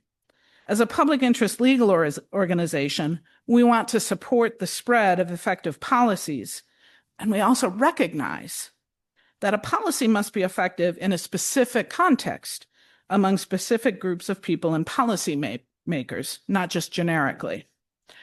In the interest of time, I think I'll move along here. A group of state attorneys general came together in 2025 to produce guidance affirming the importance and legality of state laws intended to advance environmental justice. These state attorneys general took the position that calling environmental justice policies illegal discrimination is misleading, because oftentimes environmental justice laws seek to identify and correct the results of previous legally sanctioned discrimination, such as where formerly redlined neighborhoods still have fewer trees, less shade, hotter temperatures, lower air quality, higher concentrations of particulate matter decades after redlining was outlawed. Heather McGee, in her important book, The Sum of Us, discusses how the broader community often receives a solidarity dividend when laws intended to address threats to vulnerable populations are implemented. So rather than it being a zero-sum game where helping policies that address injustices against vulnerable populations takes away from the rest of the population, those policies typically kind of raise, improve conditions for the community at large. Okay, let's see. I started a few minutes late. Do I have a few more minutes, Courtney? Okay. I don't want to hold y'all from lunch, but I've got some gems here. Okay. Let's see. So I'm going to turn, at least briefly, to the ways that attorneys do our work and how we can support social connection. So Phyllis and Emma talked quite a bit about the network's convening role. Well, one of the things we do is host a national public health law conference every other year. And so the network's 2025 National Public Health Law Conference provided a great opportunity to disseminate learnings related to climate change and health equity to approximately 450 attorneys, public health practitioners, and community advocates in attendance and beyond. So during the conference's opening plenary and closing plenary, we had speakers discussing climate change and climate action at the community level, all the way up to the federal level. We had a breakout session that involved participants in the CHI initiative, as well as my colleague, Betsy Lawton, presenting on their efforts to address extreme heat, protect residents from extreme heat in the home, as well as to protect workers from extreme heat on the job. And that breakout session is actually now going to be published. Some of the findings that were shared in that breakout session is now going to be published in an article in the Journal of Law, Medicine, and Ethics that will be published this year. So that's one opportunity for us to contribute to the conversation and elevate and share some of these local community examples. About a decade ago, a group of leaders of major national public health law organizations developed a framework for how public health law contributes to better health outcomes. And they did this in part by examining successful campaigns from the past, such as campaigns to require seatbelts in cars, fluoride in water, and to remove commercial tobacco products from public places. They concluded that public health law is inherently interdisciplinary, and all of our skill as attorneys in designing legal solutions and in implementing laws and defending them from legal challenges is important but not sufficient. They concluded that evidence from scientific research and lived experience is vital to inform what legal solutions to pursue, and evaluation is critical to determine whether the legal intervention actually worked and resulted in better outcomes. But that middle bubble has to do with the important role for successful policy campaigns of movement building and building political will. Social change may benefit from skillful legal work, but it also depends on social connection. And as attorneys, we should never forget this. I conclude with the vision and core beliefs of the CHI initiative. They are profoundly rooted in the conviction that when it comes to law and policy, no one is an island. And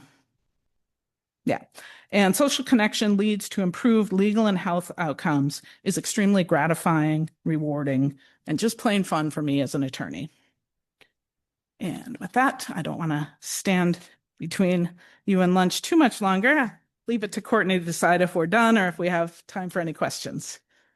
If there is a burning question, we can take one. You preempted my question of what some concrete things we can do. So maybe we can follow up on that at lunch. Any in the room? Okay. Any online? All right. I think everyone is looking for a break and some food.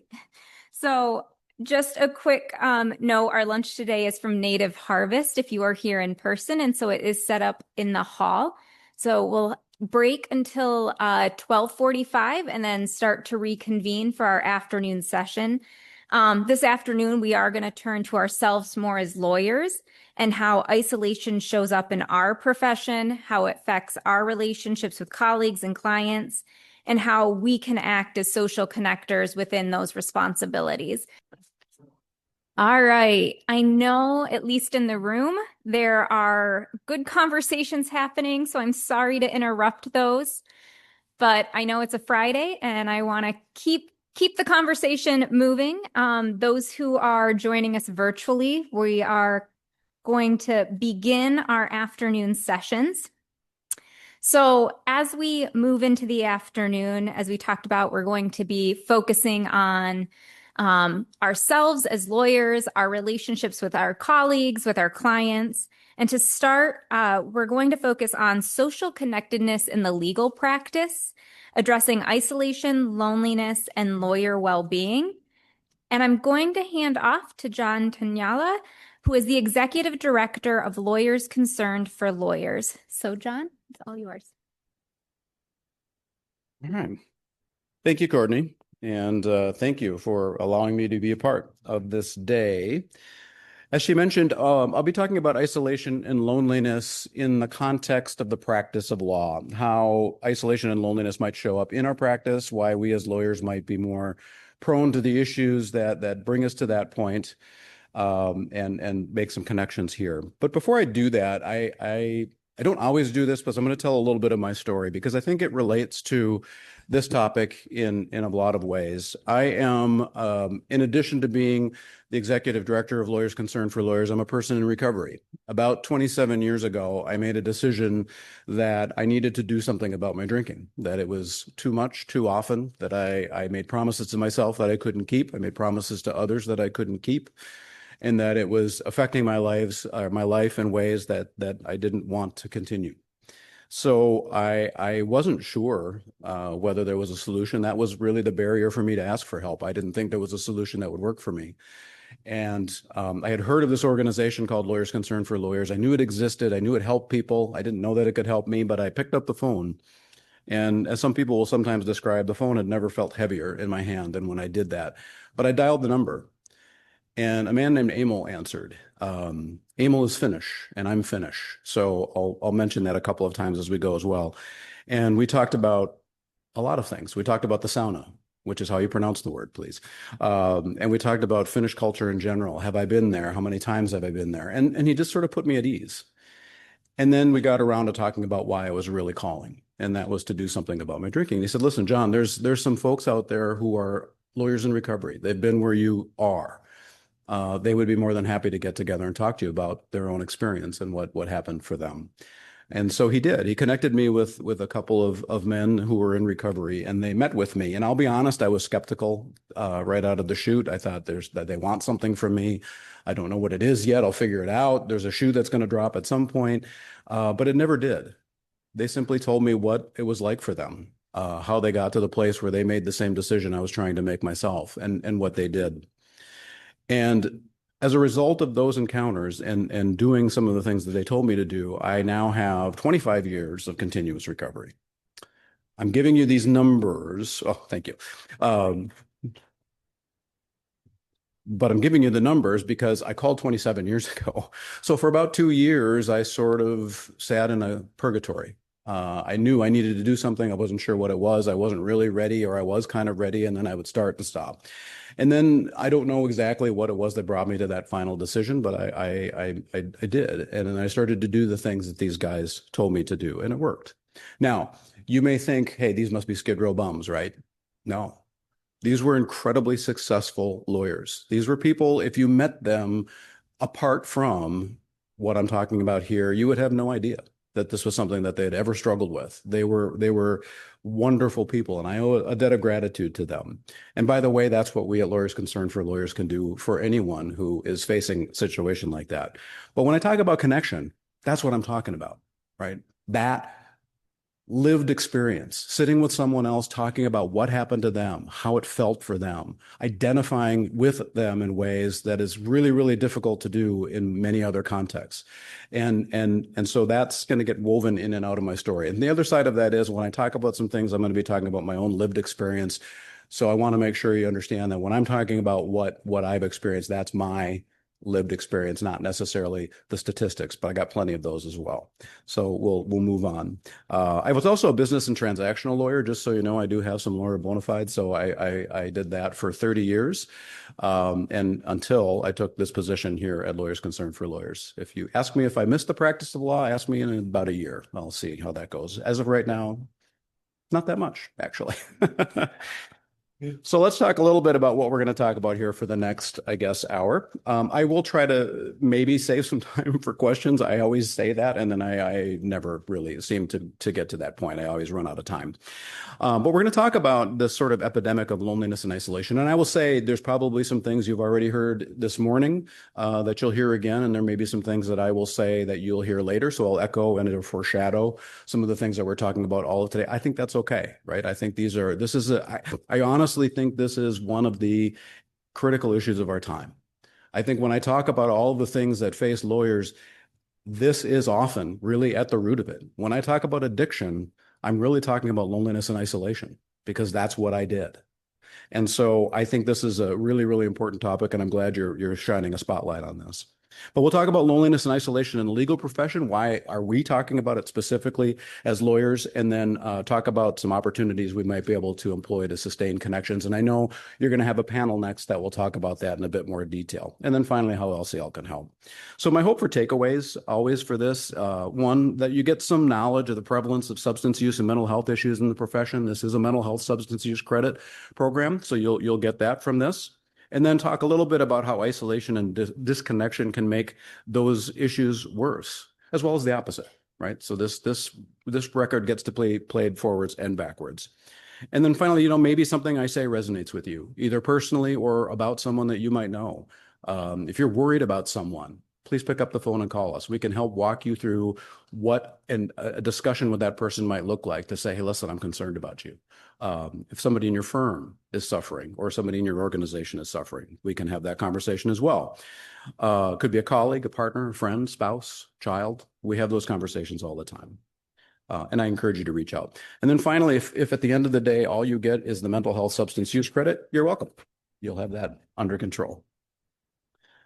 So again, you've probably heard this already, right? This is the seminal study that we're sort of talking about. It was in 2023. The United States Surgeon General issued an advisory that identified loneliness and isolation as an urgent public health challenge that required the nation's immediate awareness and action. Right? It was a call to action by the Surgeon General.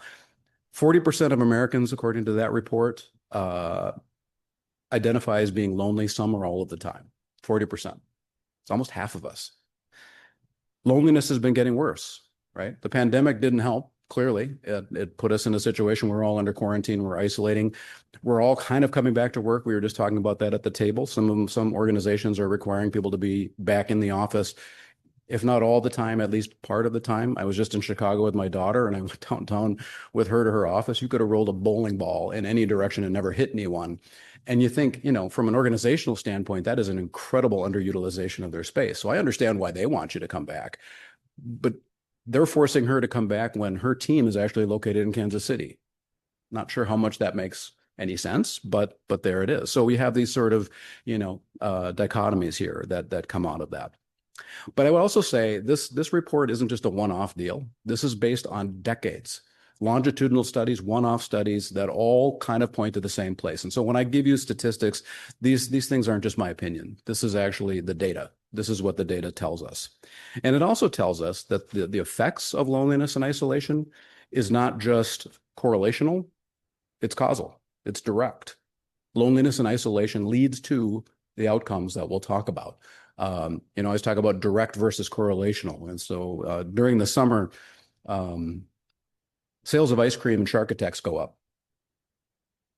The sale of ice cream and the shark attacks are not related. They're correlational. And that's what I mean when I talk about that. In this case, though, it is a direct effect.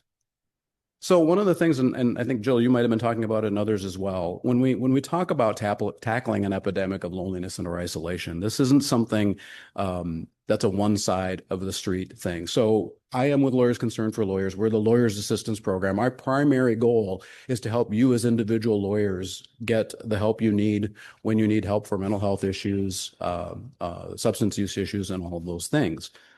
But I think sometimes what we forget is that our organizations that we work for, the organizations that we're part of, have an obligation too. And in fact, I don't think we can solve this problem unless they also are a part of the equation to get there. Because at the end of the day, you're still sitting in that organization that doesn't encourage you to be connected in ways that I think really are important. So both of those things are really important. So does it take a village? I think in this case, the answer is yes.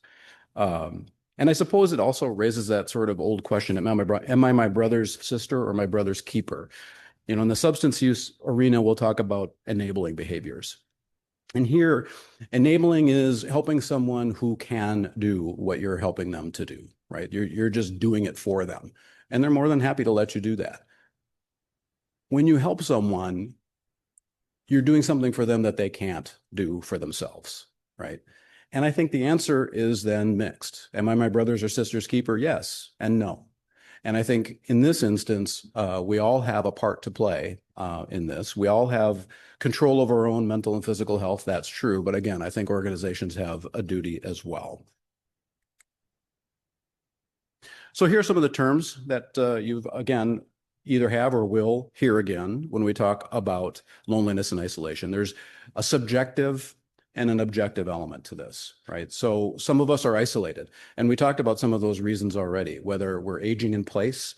My mother lived till she was 88, and at that point in her life, most of her friends that she knew for her entire life were already dead.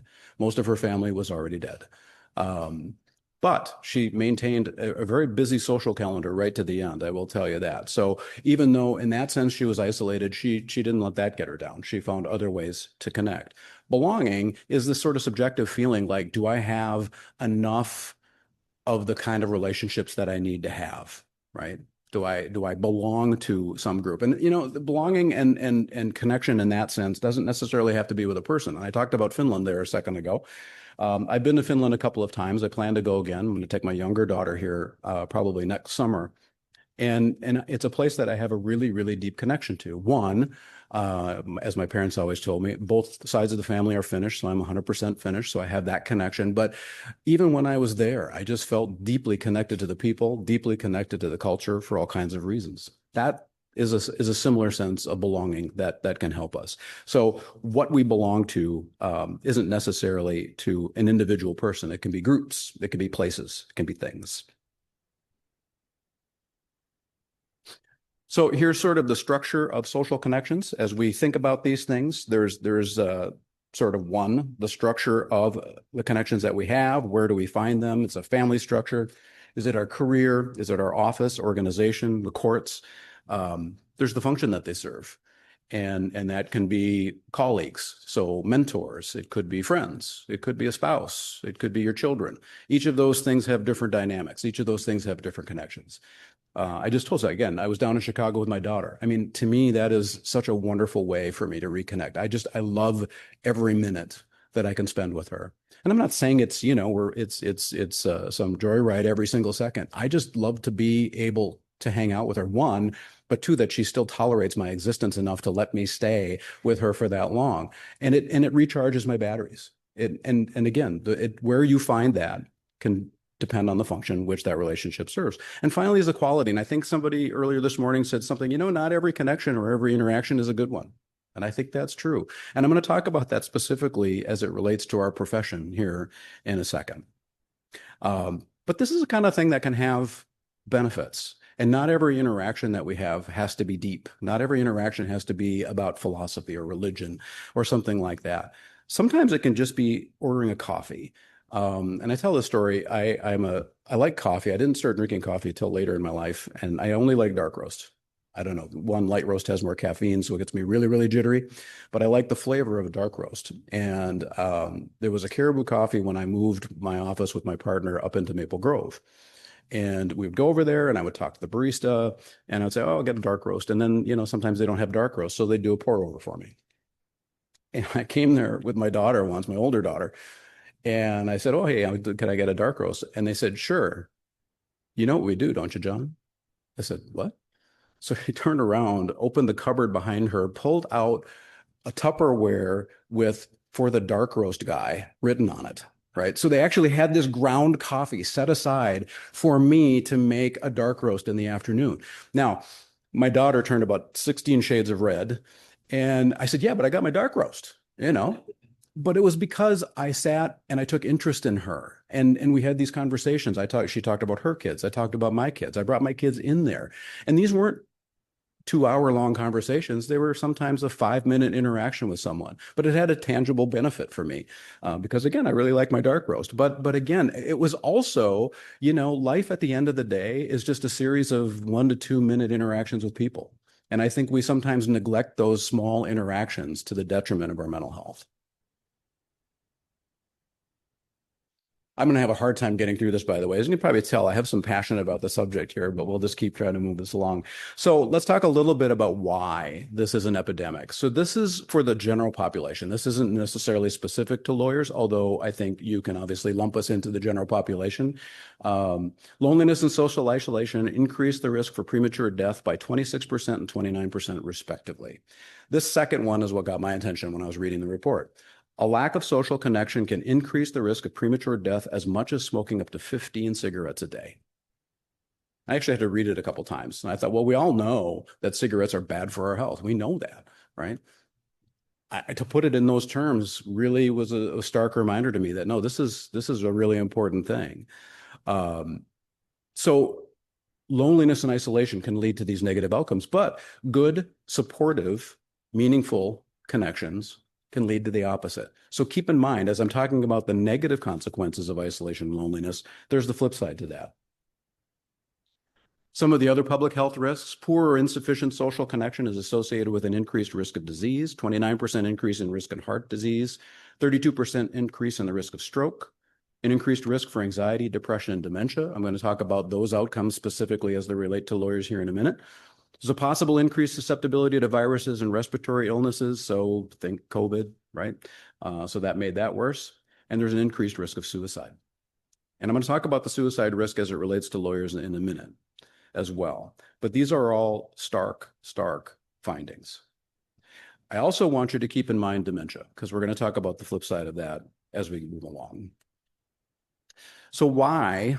Yes, these are all bad, right? Isolation and loneliness is bad for us as a general proposition, but why are we talking about this in the context of the practice of law and lawyers generally? Well, as it turns out, according to the Harvard Business Review, in a breakdown by profession, legal practice was the loneliest type of work. Is anybody surprised by that? Yeah. I had somebody challenge me. I said, I didn't write the article. I didn't do the survey. I'm just telling you what the survey results are. It seems counterintuitive because we're constantly communicating. We're constantly writing to people. We're constantly having conversations with people. But I would ask you to think about some of those conversations. Are they all uniformly supportive conversations? Do you walk away from them feeling, yeah, I really got a lot out of that. I feel better about myself today. Or sometimes are they a little bit negative, combative, adversarial, nasty? I've been on the receiving end of some of those conversations over the years. It was a decision I had to make about my own style of practice, but I said, I don't want to be like this. And I'm not saying that I haven't fallen short of that standard from time to time, but I think if you think about the communications between lawyers, they aren't always productive or supportive in the way that we might think of. So keeping in mind that not all relationships, not all connections are necessarily supportive of us is important. The ALM and Law.com Compass Mental Health Survey of 2023 said that about a third of lawyers feel detached and alone in the world, and that seems to track the U.S. Surgeon General's results as well. It's pretty high. It's a third of us. And we're going to talk about why, as lawyers, some of our personality traits and why that might be true. So, and I always say, generally, listen, knowledge is power, but knowing who's at risk for loneliness doesn't give us any idea of how to solve that problem. So we're gonna try to talk about some of those things. But I think, loneliness leads to a decrease in job satisfaction. That's in the data as well. Leads to fewer promotions and increased quitting. So on an individual basis, it's a bad thing, but on an organizational basis, it's a bad thing too. I don't think some firms, and actually, I can't remember the name of the firm, the Kravis, I think, model of law firm management that basically factors attrition into their model. It says, listen, we're going to chew through these people, and the really good ones will rise to the surface, or they'll stay there and they'll become partners. But that's not actually what happens necessarily, because the people who really are the good ones don't like it either. And they'll figure out a way to get out of there too if they can. So from an organizational perspective, it's really a counterproductive strategy. So we always need to keep that in mind. And transience is really, really expensive. You have costs of retraining, you have costs of recruitment, you have all of these things. And it's also going to be a potentially really significant impact on culture. And I will say that one of the things I've learned over there is culture eats strategy for lunch. So whatever your strategy is, your culture is going to matter more than that. So if you have a good supportive culture, you can actually accomplish the goals that you need to accomplish much more efficiently and at less cost. So let's talk about some of the drivers that are specific to lawyers here. These are not rocket science. We're perfectionists, right? From day one in law school, we are told, do not make a mistake. If you make a mistake, it's going to cost your client the case. It's going to cost your client money. It might cost them their freedom. It might cost them their life, depending on the jurisdiction you're in. So that's hammered into our heads. And I always said, listen, I'm a smart person. You're all smart people. If you hear something once, we're probably likely to remember it. If you tell me twice, I'm really going to remember it. If that's all you tell me, that's all I'm going to think about. And so we end up sometimes as lawyers moving into not just perfectionism, but maladaptive perfectionism, where it becomes sort of an overriding concern, which can lead us to either paralysis, or it actually will lead to the opposite result here. We'll push things to the side. We'll make mistakes. It causes malpractice and ethical violations often. And that mix is also pessimism, right? So we're supposed to question everything. And we're going to talk about that in a second. So I'm going to put that one off to the side for right now. There's also a level of uncertainty in the practice. In other words, we're supposed to be able to tell our clients what's going to happen. We give them advice. We say, this is the most likely outcome. And that might be true. But at the end of the day, that outcome is often beyond our control. It's up to a judge. It's up to a jury. It's up to how reasonable is opposing counsel going to be in this case. It's, how reasonable will the client on the other side be in this case? How reasonable is your own client in this case? And how honest are they with you? These are all things that aren't within our control. So one of the recovery principles I'd bring to bear here is we are only responsible for our efforts, not the outcome. And that's not something we're taught, really, that we're somehow taught to tie our wagon to the outcome. The beauty of that, though, is if you focus less on the outcome and more on your efforts, the likelihood of that outcome actually goes up, because you're focusing on what you need to do next as opposed to what you think needs to happen. And then finally, there's vicarious trauma, and we'll talk about that in a second. And there was at least a little bit of a conversation about that earlier. But let's move into some of the unique traits of lawyers. I mean, that's always the question, right? As lawyers, are we different? And the answer is actually, as it turns out, yes. Larry Richard has done, and this should be in the materials that you'll get as part of the package that we sent out as part of this day here together. Larry Richard has done a significant amount of research about the lawyer personality. Lawyers are notoriously difficult to manage. Herding cats, all of these things. But there's some important reasons why. It turns out we're outliers in some personality areas. Now, keep in mind, these are percentiles. These are traits. They aren't necessarily, not everybody's going to be in the 90th percentile. Some of us will fall below. Some of us are going to be higher or lower, depending on the area. And again, these are just traits. They're not necessarily, this isn't overriding who we are as people. But we tend, first of all, to be more skeptical. So there's the pessimism piece. We question everything. We question the premise, the argument, the facts, again, even our own client. And this is a good trait for a lawyer, right? And the things I'm going to describe here are things that we would say, no, it's good for us to be pessimistic. We need to think about all the ways the wheels will start to come off, because that will help us to better help our client plan for whatever is going to come next. I will just say, as we talk about these things, we tend to take whatever our traits are and use them not just at the office, but then when we go home or when we go meet our friends. And what might be a really good trait for a lawyer isn't sometimes very endearing to our spouse or our kids, frankly, or our dog. I mean, sometimes he looks at me like, what is your problem? So thinking about these things, I think, is important. It's always important to say, listen, this is what I do for a living. When I go home, I need to remember that I'm here in a household or a group or with friends. So that's that one. The next one is urgency. Everything is a fire. I've worked with a lot of attorneys over the years. That phone call comes in, man, they gotta respond right away. I mean, you always feel like, I just got this email. This client needs something and they need it right now. Of course, I don't know how many of us actually ask the client the question, when do you need this? Because that feels like we're pushing them away somehow. And we can talk about that. There's something called the Mindful Business Charter that I'll talk about maybe a little later if I have some time. But this is one of the ways also that we are outliers. We're in the 71st percentile here. Some of these traits, while they are freestanding, they also have sort of interactions, I think. Perfectionism is a piece of this as well, right? So they'll tend to bleed together. So it's not surprising to me that these traits show up sort of together.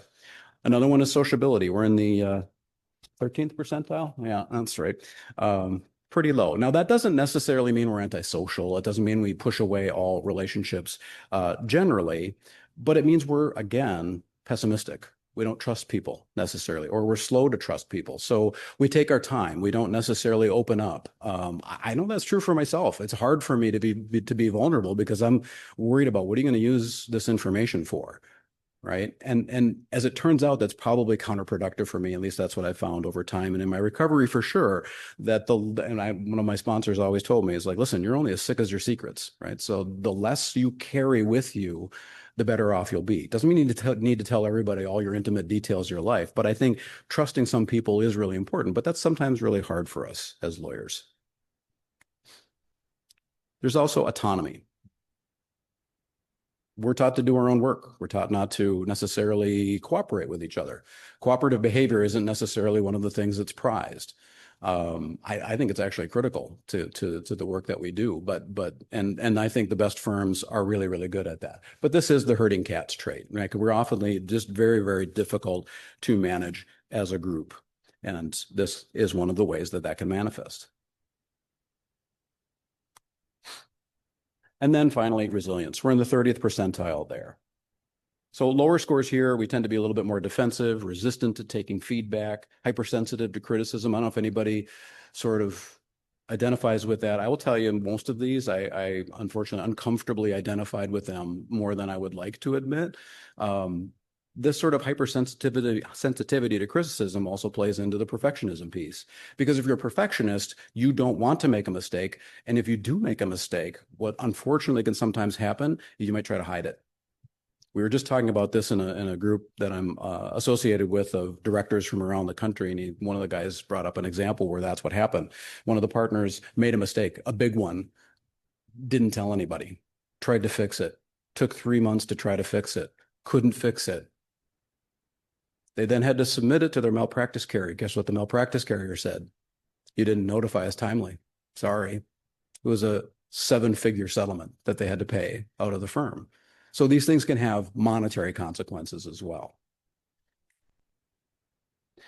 So those are the traits that we carry, but we also have sort of a unique profession in lots of ways. And somebody talked a little bit about trauma earlier, and I think, we were talking about the trauma of the client in the immigration context, for example. So immigration is one of the practice areas where this can play out. Personal injury is another practice area where this can play out, or criminal law in particular is another area. So we are often right on the front lines, listening to other people describe some of the worst days of their lives. For example, maybe they were a victim of a crime, victim of a sexual assault, witnessed something horrific, or were otherwise involved in something that is trauma-inducing. And we're paid to be objective. We're paid to gather the facts, figure out what the right thing to do is for our clients. So we're supposed to be sort of, this mountain, right? We're unassailable. These facts won't touch me, but I don't know. I'm human, and they will. And the interesting part about it is we can be resilient up to a point sometimes. Like you can listen to a story like this once. Maybe you listen to it twice. Maybe it's the third time where it just gets to be too much because you're not processing it. So we as lawyers sometimes carry other people's trauma. So that can come out in lots of different ways. It's also recognized in the DSM, the Diagnostic and Statistic Manual, as post-traumatic stress disorder. Secondary trauma is more often talked about in the context of medical personnel, so doctors or military personnel. That's where it sort of started, like a lot of these things did, and I'm going to talk about a couple other things where that's the case. But it's starting to be recognized that we, as lawyers, are in a safety-sensitive profession, so we're also subject to these issues as well. Now, trauma might manifest in a couple of different ways, but one of them is through triggers. So what we suddenly are affected by something that brings us back to the state we were in when we experienced whatever that trauma was. So sitting in somebody else's trauma, maybe it's another case that's just like it, a fact pattern that's like it. So it causes you to feel those same feelings. To describe how a trigger might work, we had a client call us once, and they had been attacked when they went running. And they called, and they were really, really distressed. They said, I can't run anymore. I said, well, what's going on? And they said, well, I walk out the door, I turn left, I start to run. And when I get close to the place where the attack happened, I start to break out into a cold sweat. I start to shake. I stop, and I go back home. And we said, turn right. I said, what? So when you go out the door, turn to the right. They called, and they said, I can run again. And the point of this is, one, being in the same place they were when the attack happened was the trigger. So they actually re-experienced what had happened to them. But two, what can happen with that is you're no longer able to see solutions. because you are, in essence, paralyzed by that reaction. So that's how triggers can work, and that's how it can work for us as well. So some of the risk factors for us, none of this should be rocket science either. Our own personal history of trauma can come into play. If you experience something that you're talking about or listening to someone talk about, can be a factor. Personal values conflicts, hold that thought. I'm going to talk about moral injury in a minute, and I think it's related to that. The sense of control, the uncertainty that we feel, sometimes that can be really disorienting for us. We can't stop what happened to someone, and we can feel these intense feelings about it, so that can play into it. The personal strength, patience, and resilience, I only caveat I put on that, that's true, but that can waver and that can change over time. You might have a tank of resilience that's full today, but tomorrow, and I always use the example, if you got the letter from the OLPR, and only a caveat I give to that is open the letter. It might be your annual renewal, right? So just open the letter. And by the way, ignoring that letter isn't going to be very good for you either, but that can really throw us off, or a fight with your spouse or whatever else it might be, can throw you off your game. And suddenly you get hit with one more thing. And so that can be the thing that tips you over. And are you taking care of yourself? I don't know. We're terrible at taking care of, we don't sleep well enough, right? We don't eat well enough. We just think we got to keep getting this work done, and so we don't take care of ourselves. But it's critically important to us to be on the job. We need to be healthy and we need to be rested. And then there's that lack of supportive connections. There's the thread as we go through this. On a professional basis, again, this isn't anything you're not familiar with. The work just keeps coming. Whatever case you're working on right now, there's another one that's on your desk that's also on fire. The phone is ringing, so there's another client that needs your help too. So that's not necessarily going to change, but that's a factor.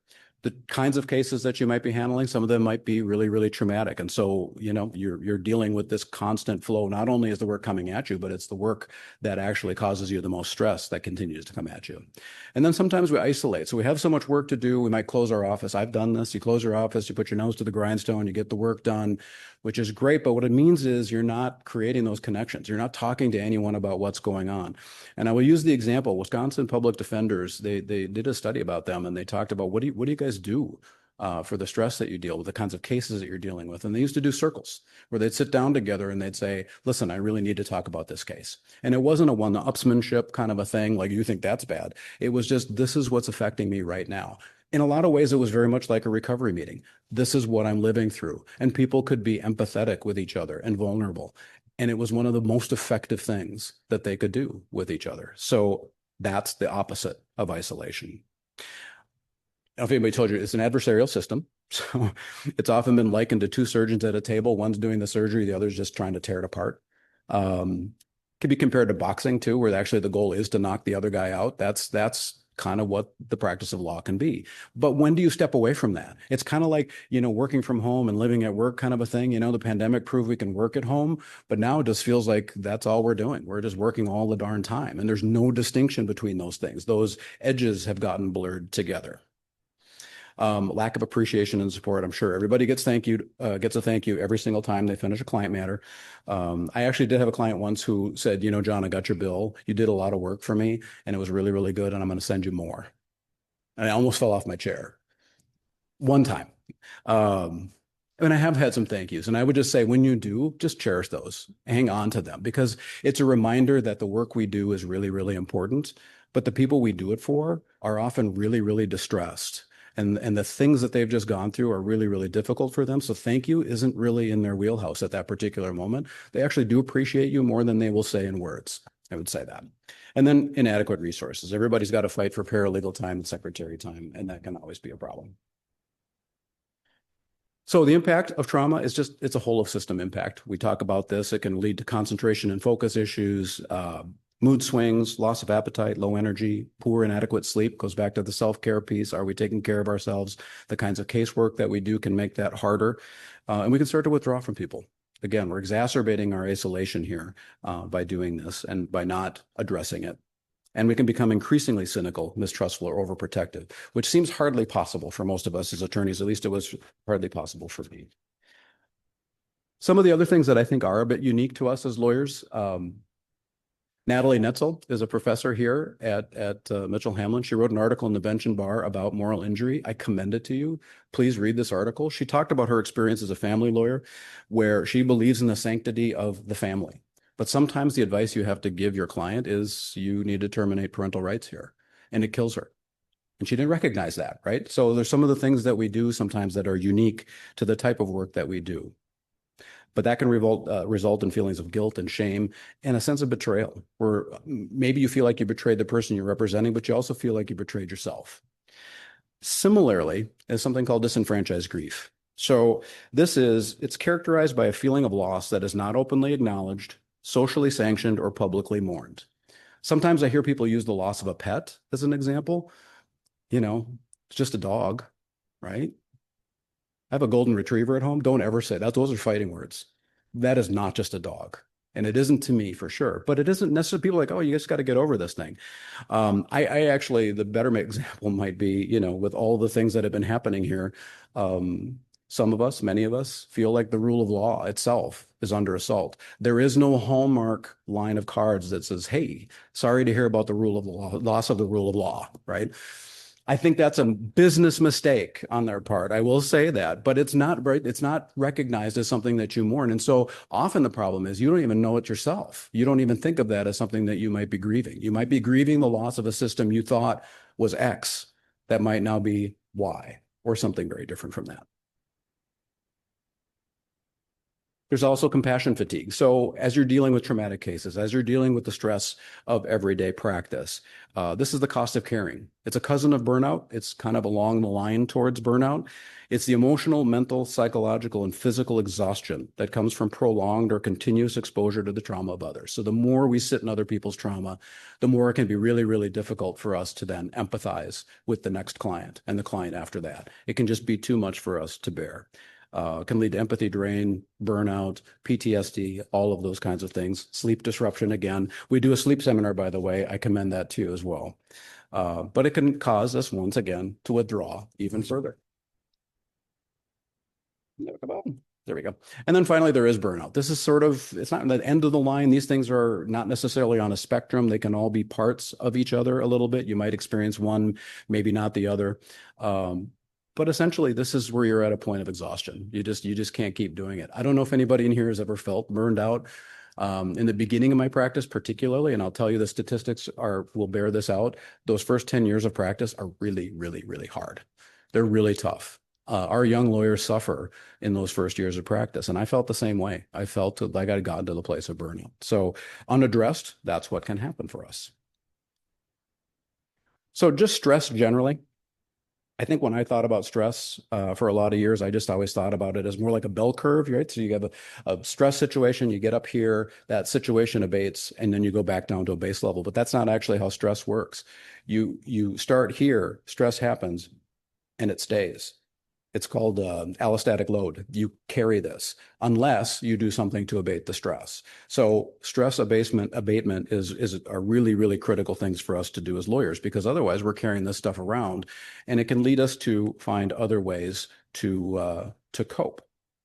So consequences of failing to manage stress and/or any of the other things that I've talked about can affect our personal and professional performance. Lots of health problems, all those things that we talked about with loneliness and isolation, those can be a piece of it. And then there's a danger of increase in alcohol use and other dangerous coping mechanisms, which we'll talk about next. So I'm sure you guys have seen one of these programs before. I am so sorry. These statistics are old. This comes back from 2016. It was an ABA Hazelden study that was done through Patrick Krill, who I'll probably also mention here before we're done. It had about 12,000 respondents. This study was redone back in the fall. So if you responded to that study, it would have come out through the MSBA. Thank you. 36,000 respondents this time. So we have a rich data trove. It hasn't been published yet. So I had a little bit of a sneak preview. I will just tell you, things haven't gotten much better. So these statistics, while not accurate necessarily to the current data, are probably close enough just for the discussion that we have. According to that study, about 21% of us suffer from problematic drinking, which means we're drinking hazardously or up to the edge of dependency. It doesn't mean we're alcoholics or that we have substance use disorder. It just means that it's problematic. I'm having a harder time reading that than I thought I would. 28% meet the criteria for depression. 19% suffer from anxiety. 23% of lawyers suffer from elevated stress. I think that's ridiculously low. And I think the new data will show that that was, in fact, ridiculously low. That stress level, I will tell you, the calls that we get today are almost not exclusively, but a whole lot of, I don't know if I can keep doing this anymore. The work level stress that people are feeling is tremendous out there. And 11.5% of us at some point have considered suicide as a solution. That's 1 in 10. So any room that I go into, the likelihood is that someone has at some point contemplated suicide, which means that you feel like whatever is happening, and by the way, it was connected to work, not just life, it was connected to work, that the only solution for the trauma and the stress and all of the things that you're feeling as a result of the work that you do is to not be here anymore. If you know someone who is exhibiting or saying things that are problematic that indicate suicidal ideation, please give us a call. We can help. Otherwise, there's 988. That's the National Crisis Hotline. Every county has a suicide crisis hotline as well. If you're wondering, should I do something? The answer is always yes. What that looks like is different in each case, and we can help you walk through that. If you can prevent someone from completing suicide, the chances that they will try again go down by about 90%. So the effort is well worth it. And there have been some very, very high profile suicides over the last couple of years. It's definitely an issue for us as attorneys. So this are some of the signs of substance use. I can probably just tell you, yeah, I don't know that you would have known this about me necessarily. I still came to work. I wore a suit. I got the work done.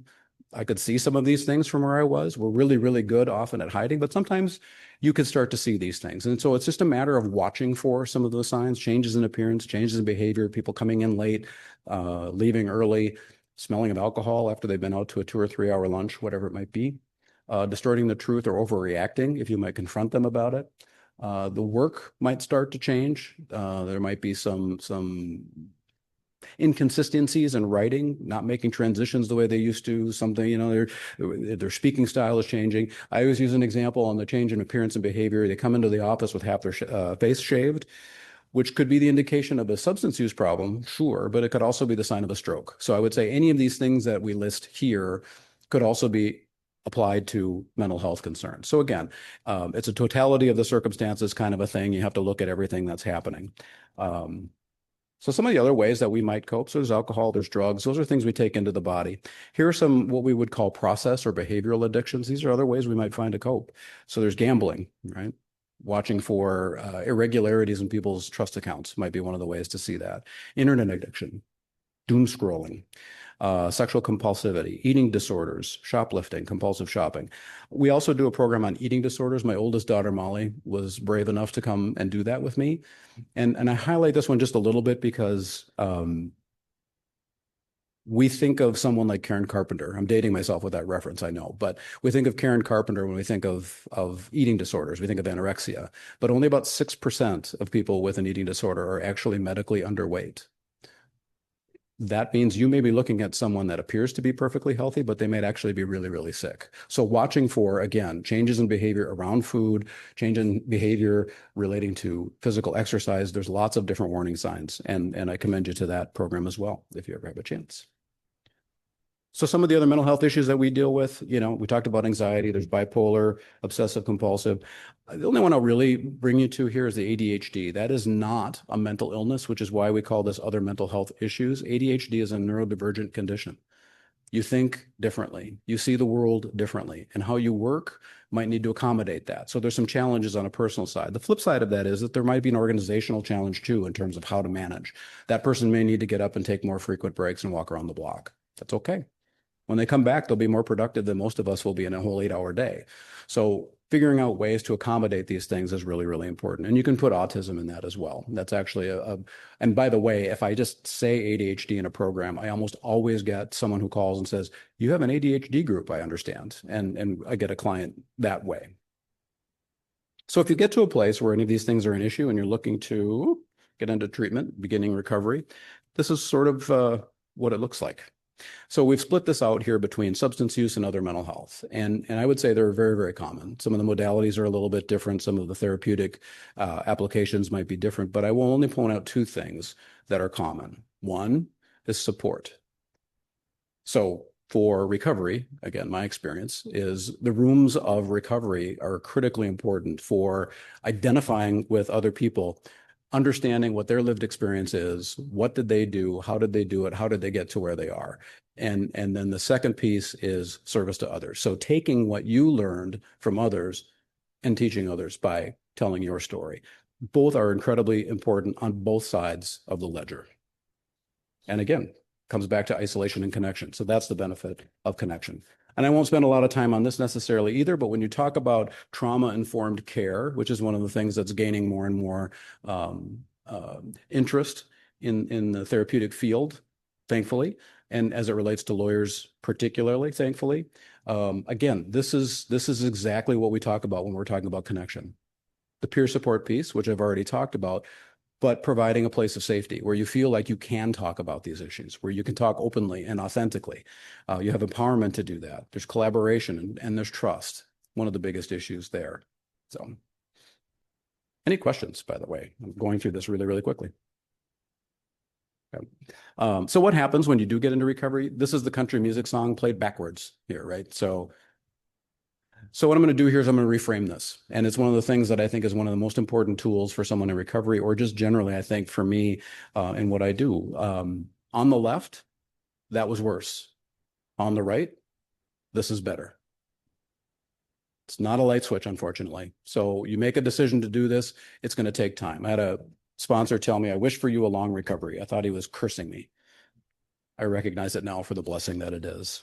So we can't do this without talking very briefly about ethics. These are all the rules that apply to us. All of these rules get implicated in all of the things that I'm talking about. When you talk about traumatic reactions or the effects of prolonged exposure to trauma, anxiety, stress, these get implicated, and we have a tendency to make mistakes. When we aren't sleeping enough, there's lots of studies about it. If you're only getting 4 hours of sleep consistently, it's like you're legally drunk.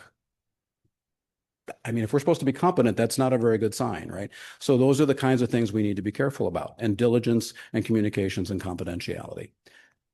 I also think these are probably woefully underreported. This is sort of off the napkin kind of report, but 25 to 30% of lawyers that face disciplinary charges suffer from some type of addiction or mental illness. I think that percentage has to be higher than that, but they probably didn't raise it as a mitigating defense, so it didn't get reported that way. So this is the best we could do. But I think that tells us a lot. So the flip side of all of this, the importance of connection. We are hardwired to need relationships. We've heard that already, right? It's crucial to our brain's feeling of happiness, whatever happiness means to you. I don't know what it means to you. Frankly, I just shoot for some peace, to be honest, or maybe some serenity. But physical touch releases oxytocin in the system. Harvard did a longitudinal study. If you're familiar with this, there's a TED Talk. I recommend that to you as well. It's still going. They started it back in the early 1900s. John F. Kennedy was one of the original cohort. They then added some inner city Boston boys. It was all male in the beginning. Now it includes both male and female. I think that was one unfortunate consequence that in the beginning it didn't. The overriding conclusion of this study, among other things, and they collected data for years and years and years, they still are, and these people are like, I don't know why you're interested in me, but fine, I'll complete the survey for you, is that the key to happiness is not money, fame, academic success, professional success. It's relationships.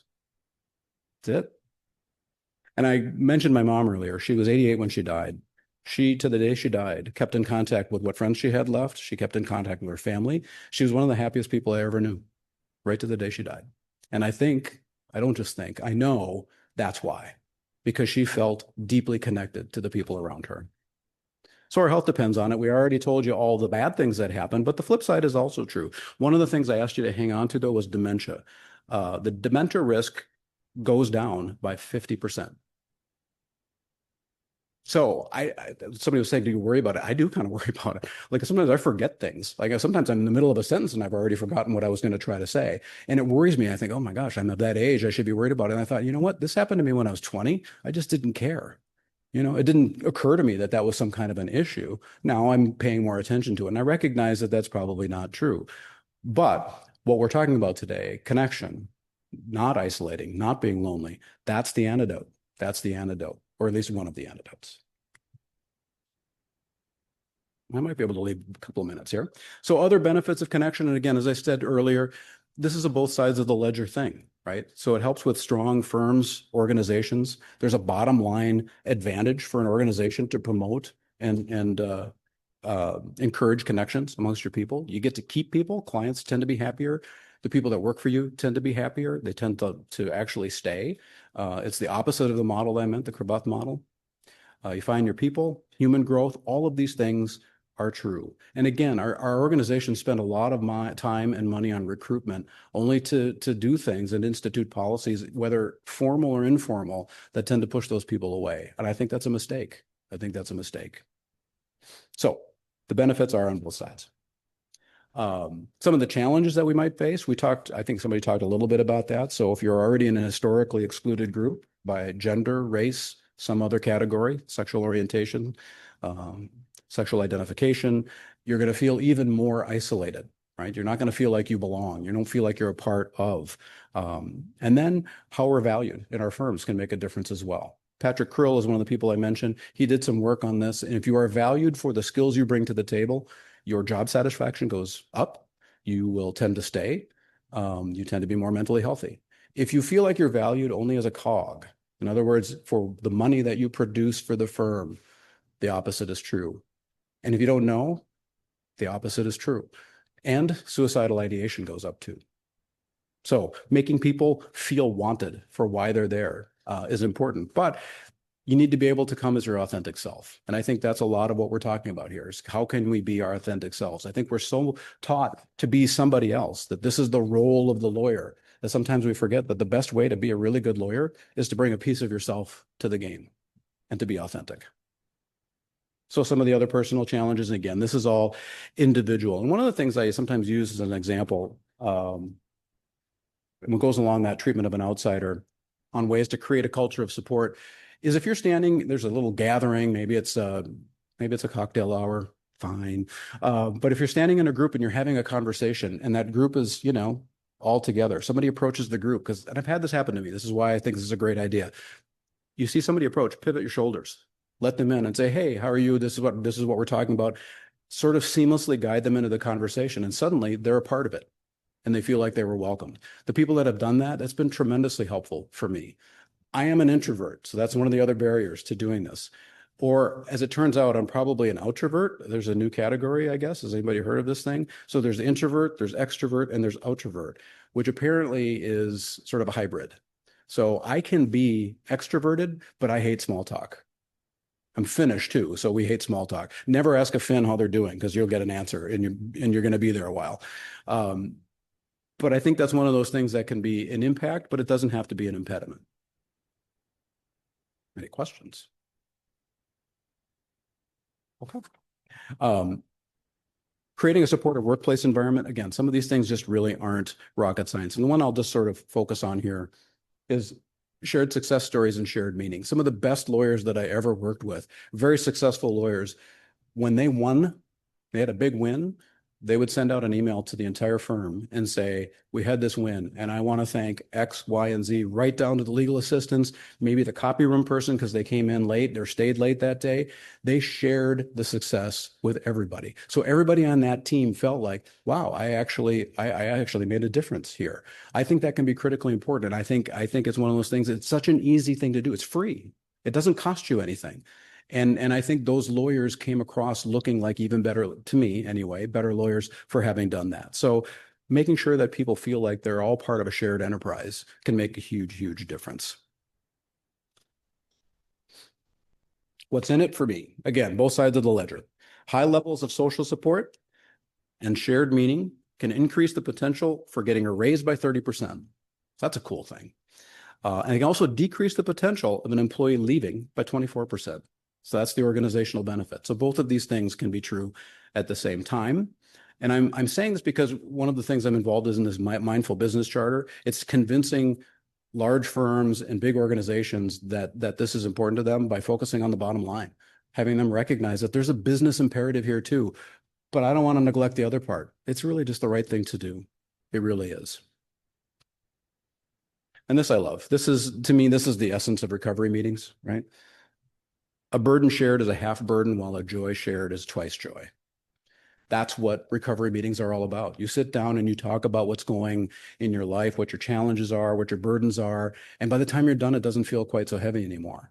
Or if you come in and talk about what's going really, really well, and the people around you are genuinely happy for you, that's an incredible experience. And it's incredibly fulfilling. So talk a little bit about resilience. It's the ability to persist in the face of challenges and to bounce back from adversity. That's the Army definition. Sisu is the Finnish word. They would say pretty much that same definition and then add without complaining. Working on that part. So why is resilience important? It helps bolster our competence, right? So better tolerate stress, uncertainty, adversity, all of the things that we talked about. Speeds recovery after setbacks and reduces the risk of all the things that we're talking about. And I think one of the ways that I found resilience was through the program, but that doesn't have to be the way you find it. Here are some of the other benefits. And right in the middle, right? The whole reason we're here, you'll feel fewer feelings of isolation, right? Because you're going to be able to bounce back. You're going to be able to put things into a perspective. A loss doesn't have to be the end of a career or the end of anything, frankly. It is just a setback. That's all. But putting those things into perspective often requires some level of resilience. One of the ways you get there is by reframing. So this idea of flexible optimism, we tend to, as lawyers, look at things through a negative lens. We negative frame. So we look for the worst things that could possibly happen. This is something we can turn on and off, however. So the example I like to give here to explain what I consider flexible optimism to be is people come into the program and they say, and they're lamenting the loss of this coping mechanism that they love, that it works for them or they think it does, but it's somehow not really working for them, which is what you have to keep pointing out to them. And they say, I can never drink again. I can never drink again. And what I'll say to them is you can think that, or you can think I don't ever have to drink again. It's the same result. One is freedom, the other's bondage. It's just a simple reframe and how you look at it. So that's what flexible optimism is. And it helps us to put things into perspective. So optimism practice reframing, how you do this is up to you. There's lots of different techniques. Gratitude lists, yeah, roll your eyes, that's okay. But gratitude lists are actually a tool that is used in recovery. And I think to myself, if I go home and if the best thing I can come up with is that my golden retriever is happy to see me, even though I had a crappy day, okay. And then somehow, once I've done that, I can start adding other things to the list. I can think about a wonderfully supportive partner that I have, again, that my kids are willing to talk to me still, whatever it might be. And suddenly that list gets longer and longer. And by the time I'm done, I'm not sure what I was so worried about, right? So I've reframed what was going on and put it into a positive light. All of these things, by the way, do presuppose some level of mental health stability, right? So if you're suffering from chronic depression, if you're suffering from chronic anxiety, let's talk about that because that requires additional interventions. But if you're just looking for ways to try to reframe, that's how these might work. So building meaning in work. I think I mentioned we don't get a lot of thank yous in the profession. Thank you to everybody who practices. The work that we do is important work. It benefits the people that we do the work for. I was a transactional lawyer. Sometimes it was a little bit harder for me to think about why am I doing this? Is this just for a paycheck? In that particular area of the practice or of practice generally, it feels more billable hours driven. So there was sometimes a feeling of emptiness. By the time I was done, I did feel like, no, I actually can really help my clients do things they wouldn't otherwise be able to do. But it took me a while to get there. So I challenge you to do that and find ways to find that meaning in work. And so that you can get to this place, which is a Japanese concept. This is reason for being. So the goal here is if you can find something that you love to do, that the world needs, that you can get paid for, which is nice, and that you're good at, you'll have found your reason for being. And for me, it's this work, the job that I have now. This helps me get up every morning. I love this work, but it's going to be different for you. And I challenge you to try to remember, why did you go to law school in the first place? It somehow got beaten out of us in those 3 years and maybe subsequent years since. But the work that we do is meaningful, whether it's immigration law or public defense or prosecution, frankly. You are serving some function that we are uniquely privileged to provide in this society. And I think that it's a lovely thing. So who are we? We are Lawyers Concerned for Lawyers. We're the Minnesota Lawyer Assistance Program, serving lawyers, judges, law students, legal professionals, and families. All of our services are free. They are always 100% confidential. We do not report to anyone. We don't report to the OPR, to the Supreme Court, even if they ask us to, even if you ask us to. On average, we help about 400 new clients a year. This is what we offer. We have a 24-hour hotline. If you just need some help on a Saturday night at midnight, we're available. Short-term counseling, up to 4 free sessions per issue. Peer support, just like I received when I first called. Coaching, we can walk you through difficult conversations if you need that. Support groups, we have a number of them. We have a solo small support group, ADHD support group, a discipline and practice group, among others. We can make referrals to other services. We provide education just like this. We'll do crisis intervention. We did that during the Operation Metro Surge. We had a number of listening sessions that were provided to lawyers in the area, and we're someone to listen to. We're all lawyers in practice or shortly just out of practice. This is all one. Actually, that's, was formerly the Sand Creek Group. We can probably drop that now. That's their information, and here's ours. And that's our tagline. Thank you so much for letting me come in here. I appreciate it. And like everybody else, I'll answer questions if we have time. Thank you. All right. Well, I just thank you, John, for that. I took a number of notes, and I know we don't have time for questions, so I apologize for that. But just so you are aware, John did provide both the slides as well as another resource list, and those will both be on the website and available.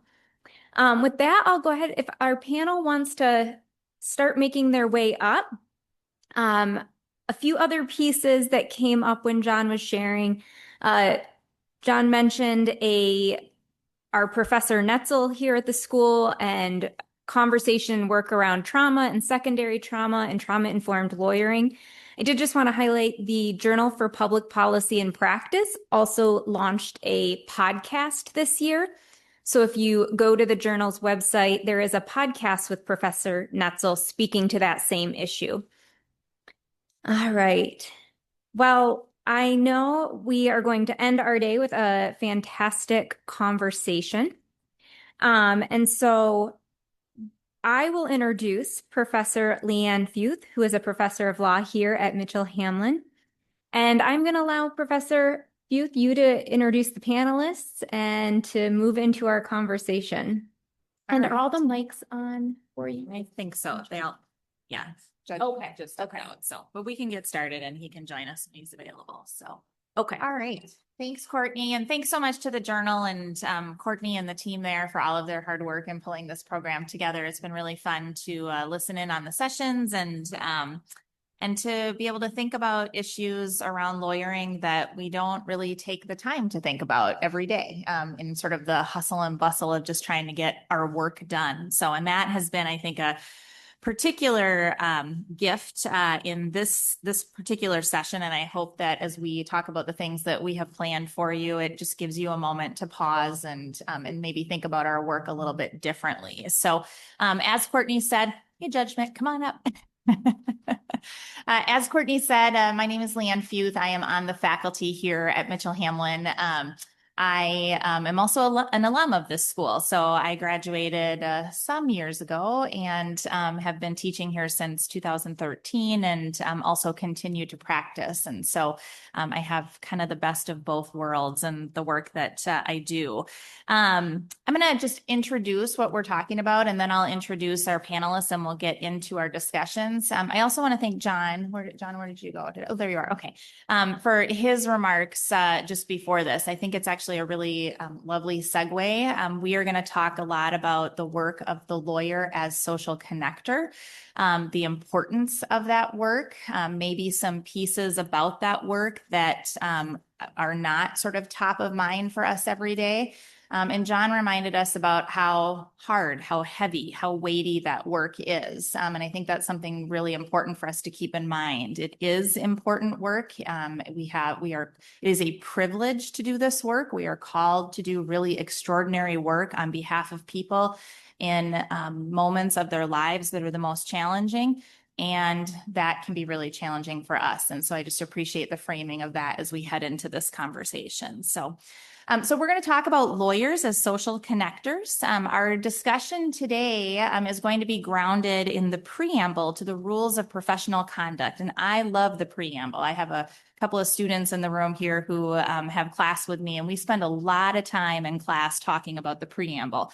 I think the preamble is probably one of the most underutilized pieces of guidance for us as lawyers. And so you're going to hear us talking a little bit about that today. And if you haven't read it in a while, I encourage you to take a look at it. It really is a charge for the work that we do.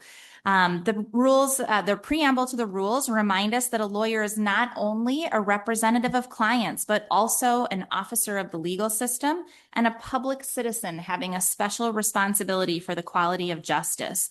The rules of professional conduct themselves echo this commitment and remind us of the lawyer's responsibility, reflected in rules like Rule 6.1's call to promote access to justice and Rule 8.4's prohibition on conduct that is prejudicial to the administration of justice, or discriminatory or harassing conduct that undermines public trust. The rules of professional conduct further remind us that that lawyers are not simply technicians of the law.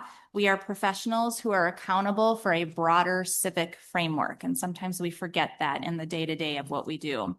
That language carries weight, and it reminds us that our ethical duties extend beyond technical competence or the zealous advocacy that we talk a lot about in law school. We are entrusted in the work that we do with something larger, upholding the rule of law, strengthening the public trust in the legal system, and helping to ensure that justice is not just theoretical, it's accessible, and it is just.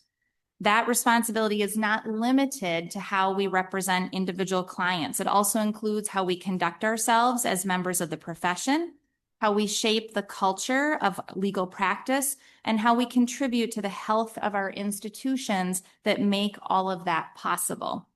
The rule of law, and we'll talk some about that today, depends on more than statutes and court opinions, although those are very important. It depends on a system that is legitimate. It depends on public confidence, and it depends on relationships. And John used the R word too, relationships between lawyers and clients, lawyers and courts, and lawyers and our communities. The preamble calls on us to improve the law, to promote access to justice, and to cultivate public understanding of legal institutions. And implicit in all of that is this idea that we are connectors in this work. When we think about lawyers as social connectors, we're not referring to simply our networking abilities, right? That's part of it, but that's not all of it. We mean lawyers who recognize that the rule of law is sustained through relationship between clients and courts, communities and institutions, and within the profession itself. Lawyers often serve as translators of the law, bridges between institutions and individuals, and sometimes stabilizers when trust in our system is strained. We build avenues of access, belonging, and we'll talk about that, education and conversation in the individuals and the communities that we serve, and we function as connectors when we work to build trust where there may be skepticism, when we work to build clarity or bring clarity where there may be confusion, and where we create professional environments where equity and inclusion strengthen the quality of the work that we are doing towards justice.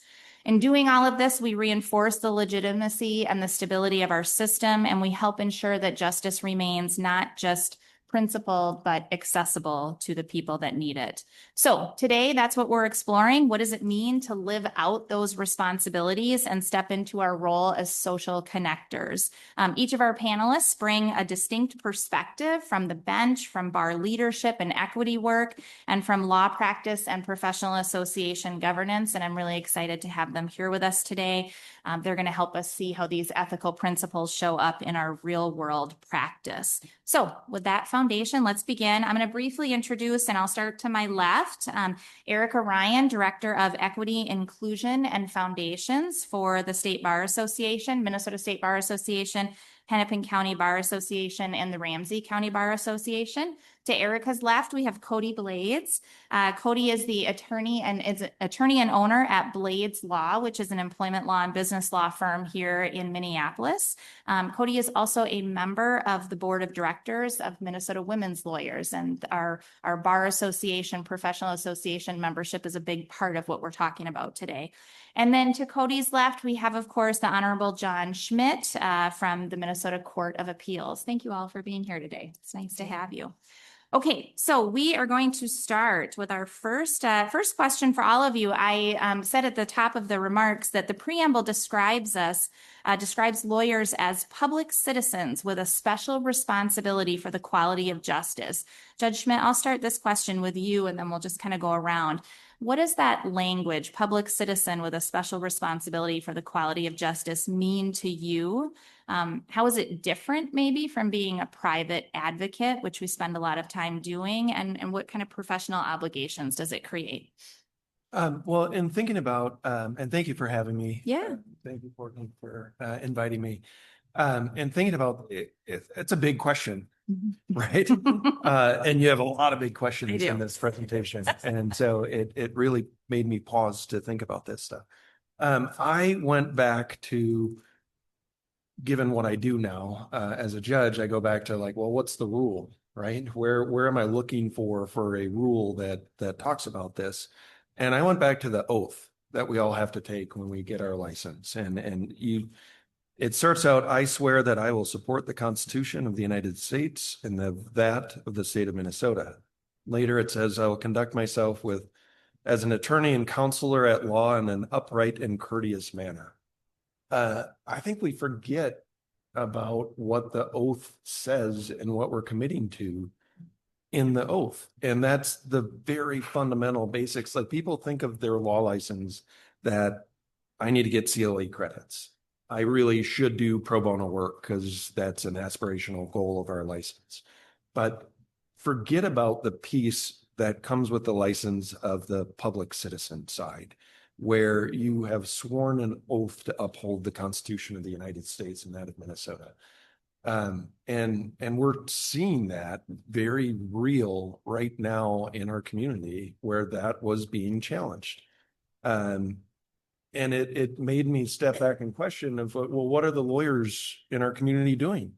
And a lot of folks are standing up and defending the Constitution and helping their neighbors and doing that sort of work. But it's almost that we've thought of that as, well, good for you for doing that. But it's like, no, you have an obligation to do that. And you said so in your oath. And it also comes with, because you have this license to participate in this profession, which I love, it comes with additional responsibilities, which then also can lead to certain restrictions. You can be disciplined for lying on your taxes. That's a thing that exists, that there are discipline records out there for a lawyer who lied on their taxes that then got disbarred. If you lie on your taxes, otherwise you might just get a slap on the wrist, but your bar license is something that carries additional responsibilities. And when someone identifies themselves as a lawyer in the community, that carries a certain weight. Your opinions are given more weight, your thoughts are given more weight, and what you do with that really can affect the trust in system overall. And that trust is so vitally important to the function of our branch and our country. Yeah, thank you. That's great. Cody, how about you? Yeah, that was a great answer. That's hard to follow. But I'll talk about it maybe from a more micro perspective, just from, practicing law in private practice. I love this word that we're using a lot in this presentation, which is that it's a privilege to be a lawyer. I think that when you keep in mind that it's a privilege to be a lawyer, you are a better citizen and you're a better public. You shepherd this public duty you have with more seriousness and more intentionality. Sometimes when I go to events, I hear people talk about being a recovering lawyer, or I hear lawyers actively telling, younger students not to pursue being a lawyer. And I heard that when I was in undergrad from lawyers telling me not to become a lawyer. Don't waste your time. And I find that really hard, right? Because when you view this as a privilege, to call yourself a recovering lawyer makes it sound like there's something wrong with being a lawyer, right? Yeah. But our clients entrust us with their hardest issues that they're facing, no matter what kind of law you practice.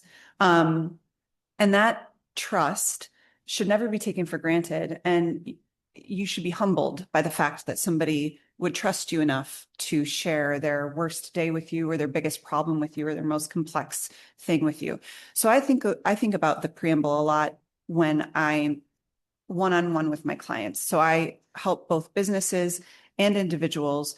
But the businesses I help are often family, closed corporation businesses where people have put their whole life's work into this business. So it's not, sort of like these large corporations. It's these very small businesses. Often the challenges that these people are coming to me with are existential. And just like, so there's a lot of overlap between the clients that I help on the business side and the clients that I help on the personal side, on the individual side, the employees that are being terminated from their jobs or having a hard time at work and needing to file a complaint with HR, maybe for the first time in their career. And for me, the additional responsibility in those moments when I'm having conversations with my clients comes when I have to tell a client, well, I'm sure there's a lawyer who would make that argument, but I am not that lawyer. And here's why. And here's what I would suggest we do instead. That's a difficult conversation to have, but it is required of the profession for me to have that conversation. And so that's where it shows up in my practice, is some of those hard conversations. And then also, when people are telling me their story, being an active listener, believing them, and even if I can't help them, explaining why I can't help them. All of those things, I think, I don't just do because it's the right thing to do, although it is the right thing to do. I do it because I see my position in society as one of counselor, as one of guider to people who call me. And so I take that very seriously, whether you become a client or not. Yeah, thanks, Cody. That's great. Erica. I have some similar thoughts to Cody, but I do want to note that I am not a lawyer. So, but a lot of my job is connecting lawyers. My career is in the DEI space. And so I've been at the Bar Association for 5 years. So while I'm not a lawyer, that's who I'm working with all of my time. And so what I'm going to be talking from today is the perspective of just working in the legal profession. But also I serve in some community roles in Hennepin County. I live in North Minneapolis, and I speak to a lot of community members and hear about their interactions with the legal system, with lawyers, and the perception of justice. So my hat today is helping to represent and talk from a perspective of marginalized folks from marginalized identities in the legal community.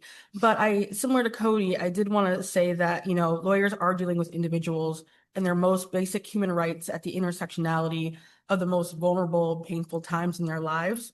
And the interactions with the legal system, especially those initial ones, will really shape, probably for the rest of their life, their perception of justice, period. Not just in the courts, but also with police, in education, housing, any kind of public institution, right? And we're in a really critical time, I think, where folks, especially from marginalized identities, are looking to lawyers, are looking to the legal system as a place where they feel understood, supported, that they can trust.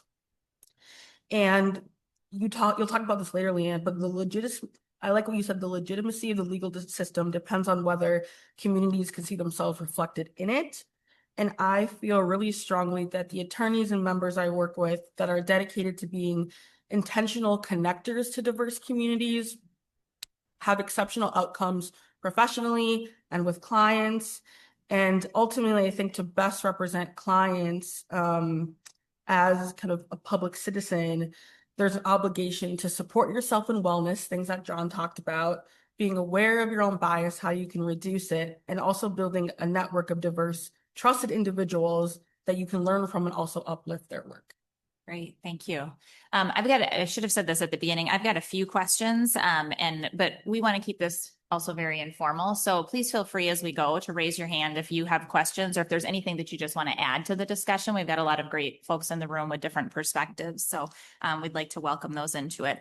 Judge Schmidt, I'm going to go to you with this next question. I know this is something that you probably think about every single day in the work that you do. You've done some writing about it. One of our obligations as lawyers are not just to practice law, but also to improve the profession that we're in, right? To improve the law, to improve the profession. And the rules talk about fairness to opposing parties and counsel, being impartial, sort of the way that we hope the courts will kind of, that activities in the courts will be conducted. What does that mean from your perspective on the bench? And what do you think as lawyers, as we sort of view ourselves as social connectors here, what do you think sort of healthy connection between lawyers looks like from where you sit? And what could we do better?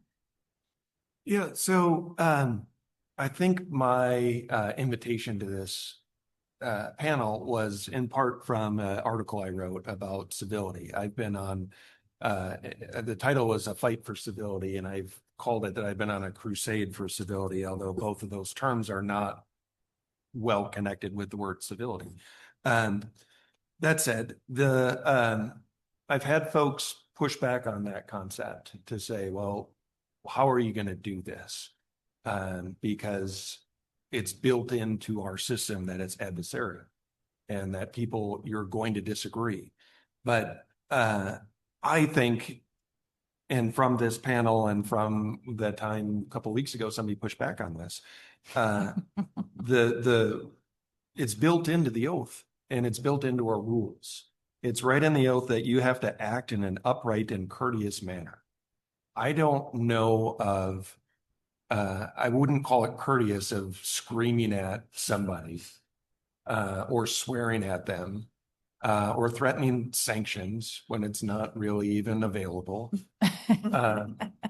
These are things that happen, right? And it's just so detrimental to the practice of law, to our profession, to our branch, to our system of government when this is happening on a micro level. Because it's something that we as a profession have somehow said that that's okay. That we're gonna allow this to exist in our profession, that you can pick up the phone and scream at your opposing counsel, and that's just how we do it. I don't think that's how we need to do it. And so to me, the lack of civility is the abuse of that responsibility that you have as an attorney. And that goes to things like you can't lie to your neighbor about your property lines. Right? If you do, you could lose your bar license. If you don't have a license to practice law, you can lie to your neighbor, I guess, but they can also check the records and figure it out. But it's the reason it's so devastating to the public trust. And so why then is the public trust in the judiciary so important? Really, we function as a society based on a mutual understanding and implicit agreements. That mutual understanding is, think about the traffic lanes in a highway, right? Like we have a mutual understanding that I'm going to stay in my lane and you're going to stay in your lane and you're not going to drift over without putting on your blinker. That's just a mutual understanding that we have as in a mutual agreement too, an implicit agreement. You can't blast your music at 3 a.m. in your front yard. That's a mutual understanding that we have come to agree on. These understandings, I think we expect the police to enforce it. We expect courts to adjudicate it. But ultimately, my opinions are just words on a piece of paper, right? The effect and force of that opinion is based upon that mutual understanding and that trust that this was an unbiased decision and I'm going to follow it. But what happens when people start saying, I'm not going to do that. I disagree. When that starts happening, who's going to enforce our decisions? right? You have the U.S. Marshals who, in Brown versus Board of Education, literally came down to the schools and walked with these children into the schools. U.S. Marshals are part of the executive branch, by the way. So when you have these decisions and people decide not to follow them, and the sheriff, let's say on a local level, a sheriff decides, I'm not going to enforce that decision. I think it's stupid. Then we're down to, we don't have this implicit agreement anymore. We don't have this mutual understanding. And so to me, the public trust in what we do is so vitally important, especially and it's something that can be worked into a daily life of attorney versus attorney, attorney versus client, attorney in the world talking to other citizens. We have a responsibility to make sure that folks understand that this is how our system works.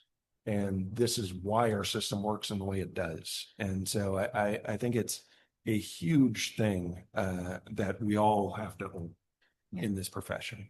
Thank you. That was great. I just want to do a quick sound check. Can you guys hear us okay? Or would it be helpful if we get a little closer to the mics? Okay. All right. So thanks, Judge Schmidt. I think that that was very well said. And we talk a lot about civility in the law school environment. And I think one of the things that we recognize is that there's a contrast or a sort of conflict with how we see kind of the profession displayed in a lot of areas, whether it's in media or in other, cases. And we may sort of have a perception coming into this environment that we are supposed to be one way.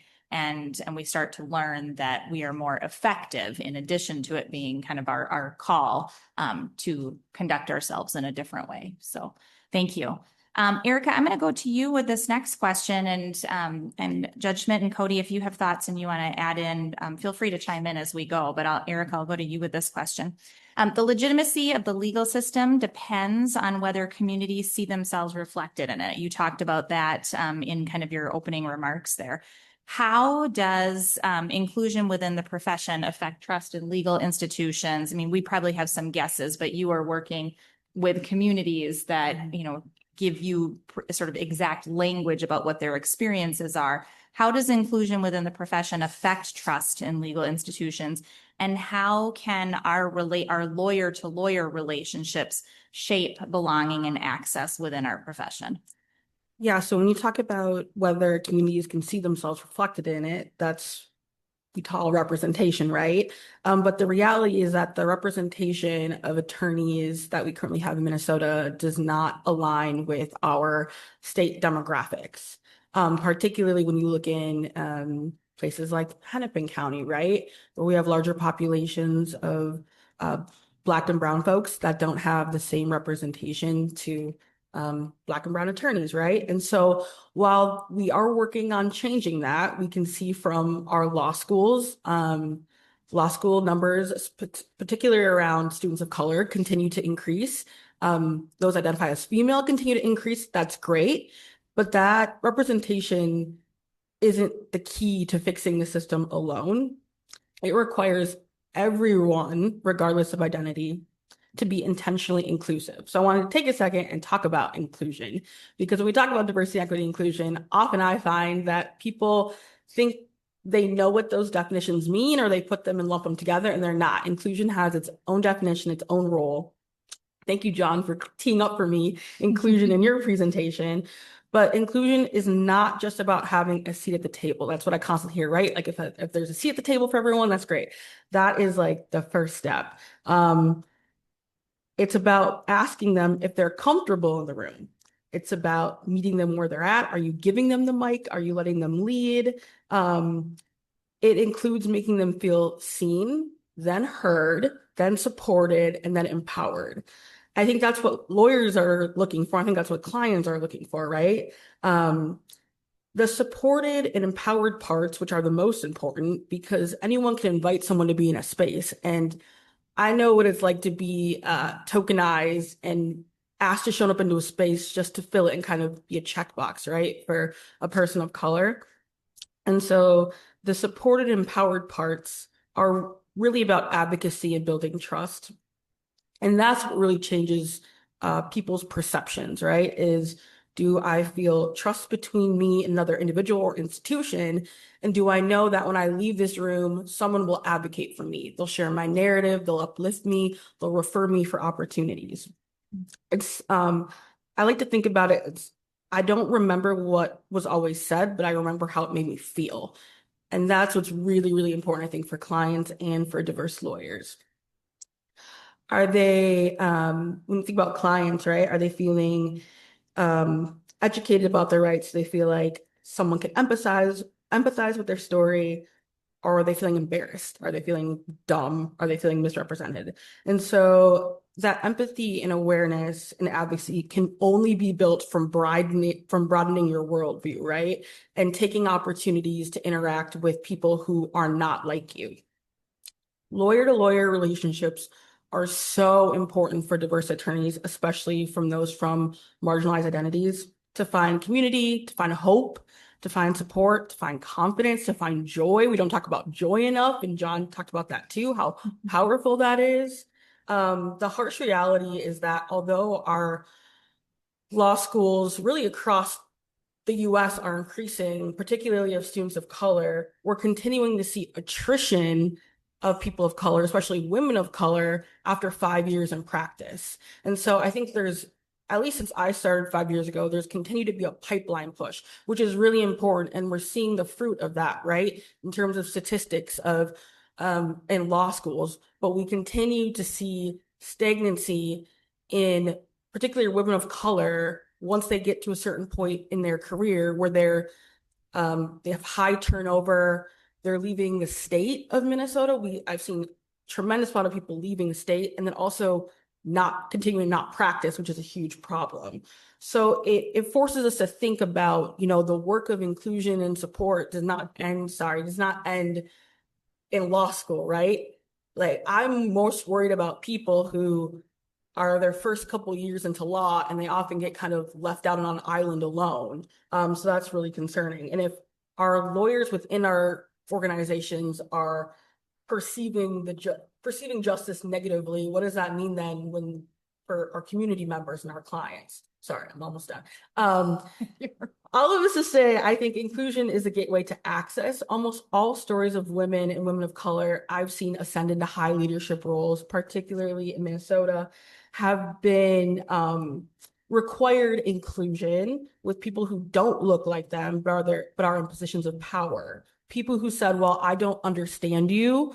I have different identity and lived experience. You tell me what you need, and I'll be that advocate for you. I'll be the person to get you the resources that when you're not in the room, I'll say, hey, you should really talk to this person, or this person is incredible. You should ask them to come speak on a panel, right? So that's really important.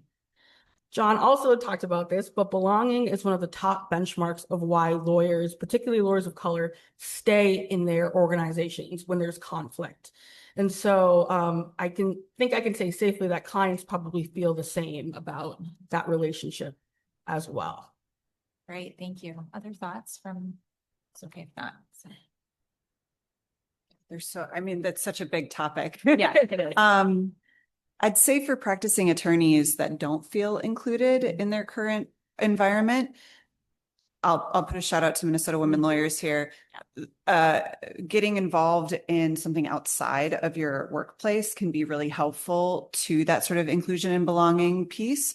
So when you are feeling like you cannot find your people at your firm, if you join, the MSBA, or, I just really know about Minnesota women lawyers, guys. I don't really know about any of these other organizations, but if you join another organization where you can put a different hat on, you can use a different set of skills, you can connect with other people who aren't in your firm, you can find a tribe, and that tribe can be really helpful in galvanizing you to know your worth within your workplace and stand confidently in that worth, and also know that if you are not being valued at your workplace, you have other options because you've built a network. So I think like MSBA, the MWL, and Mabel, those organizations can be really helpful in ensuring that you have a tribe and that you feel included. Good, thank you. All right, yeah, go ahead, question, go for it. Our last presentation obviously was about the stress and, burdens put on attorneys that lead to loneliness, outcomes, things like that, and how it's very overwhelming. And a lot of what I'm hearing seems to be like, here's more stuff you should be doing. You should be making sure that the public has, faith in this, attorneys in the system. You should be taking on additional activities. You should be making sure you're inclusive. So, as an attorney, I feel like I don't have an extra minute in my day right now. And the fact that I'm here means that I'm going to have to work this weekend. Mm-hmm. So how are we to square that circle? Yeah. Circle the square. How do we, make it so that we can do this additional work of being social connectors when we're already completely overwhelmed? Yeah. Thank you for that question. Really good. Just for folks that maybe didn't hear the first part of it, the question is essentially, we're talking about a lot of responsibilities and maybe extra responsibilities or things that we don't always think of every day. And how do we reconcile that with the stress and the just sort of extra work that comes with that? So who would like to start with that one? I can just share a few easy examples. I think that it can feel really heavy, and I recognize that there also ends up being a DEI tax on women and people of color to do a lot of the work around inclusion. I think because we know what it's like to be othered and to not be invited in spaces. So I think we take extra care to make sure I feel like we're more mama bears and want to make sure other people are cared for. At least I feel that innately. And so the tax does usually fall on us more than it does cis white males. And so I want to recognize that that's important, that it's not on marginalized identities to do the work, right? But I think there are a couple easy things. If you need to talk to someone about a matter, are you saying, hey, come to my office, or say, hey, we can do it in your office? Can I come to your space where you're comfortable? That's really easy.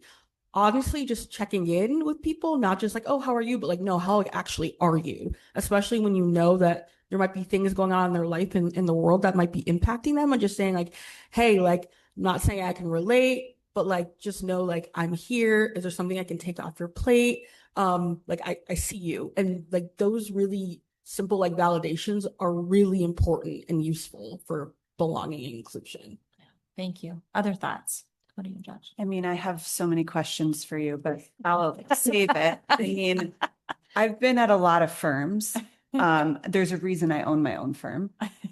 And I'm curious to know more about your work environment. Because I think there is a real problem with a lot of work environments in our profession. And it's inescapable right now, or at least it feels that way. But the fact that you have to work this weekend because you were here today, that sounds like a them problem, not a you problem. I was going to say, start by asking why. Yeah. Why do you? Yep. I think sometimes we forget we have autonomy and we have power in these situations. So I would encourage you to look at what power and autonomy you do have. But yeah, I think I'll go back to the Minnesota Women Lawyers thing because it does sound like one more activity. But I think what it did for me is I wasn't involved in Minnesota Women Lawyers for a while because the firms that I was working for wouldn't pay for my membership. And back then, so now we have flexible payment options. You don't have to pay anything to be a member of Minnesota Women Lawyers if you can't. So we've lowered those barriers of entry. But at the time, I had to pay and I just couldn't afford, I couldn't justify it. And so when I joined a law firm that would pay for my membership, I was basically told by a woman who would later not treat me very well, who was my boss, to come to a Minnesota Women Lawyers thing. And I worked at this firm that basically told me that I shouldn't be a lawyer, that I would never make it, that I wasn't good at my job. I mean, sometimes in those literal words and sometimes just in the undercurrents of what they were saying. And when I went to Minnesota Women Lawyers thing, I was surrounded by people who were telling me, maybe you should think about leadership. You're really good at this or that. Mm-hmm. And it sort of made me feel supported in a way that I wasn't feeling in my job. And so for me, it wasn't like a burden, like a taxing thing that I joined. It was really like the thing that gave me life and also eventually gave me the power to just say, this isn't working for me. This environment isn't working for me. They kind of said that too, but it's neither here nor there. Yeah. Thanks, Cody. Judge Schmidt, do you want to add anything? And then we got a question over here. Yeah, I'm gonna give you, I'm giving you my closing answer. Go ahead. So I'm jumping ahead a little bit, which is to say, I think you should do what you can when you're able. Yeah. Yes. Right. I have to work this weekend too because I'm here. So I'm with you. Right. I've got a prep for arguments next week. And it just never stops.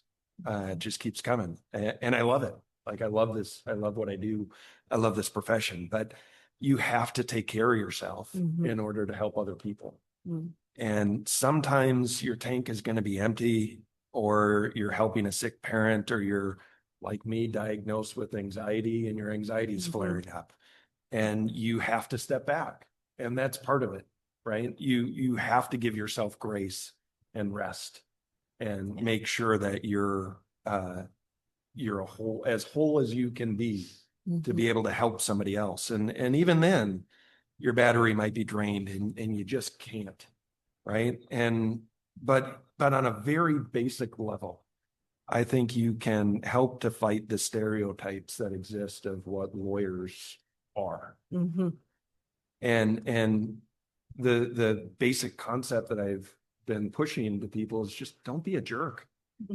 Right? Like if you right. If you can show up into a space and be your authentic self and not be a jerk, that itself is doing a lot. Right? Like a little decency goes a very, very long way. And you're not being a jerk may add fuel to the other person to help them keep going. And you don't know that, right? Like, I don't know what's going on in your life. You don't know what's going on in my life. And if at an argument you're in our court and I'm just a jerk to you, you're going to leave feeling defeated and feeling like you lost that case.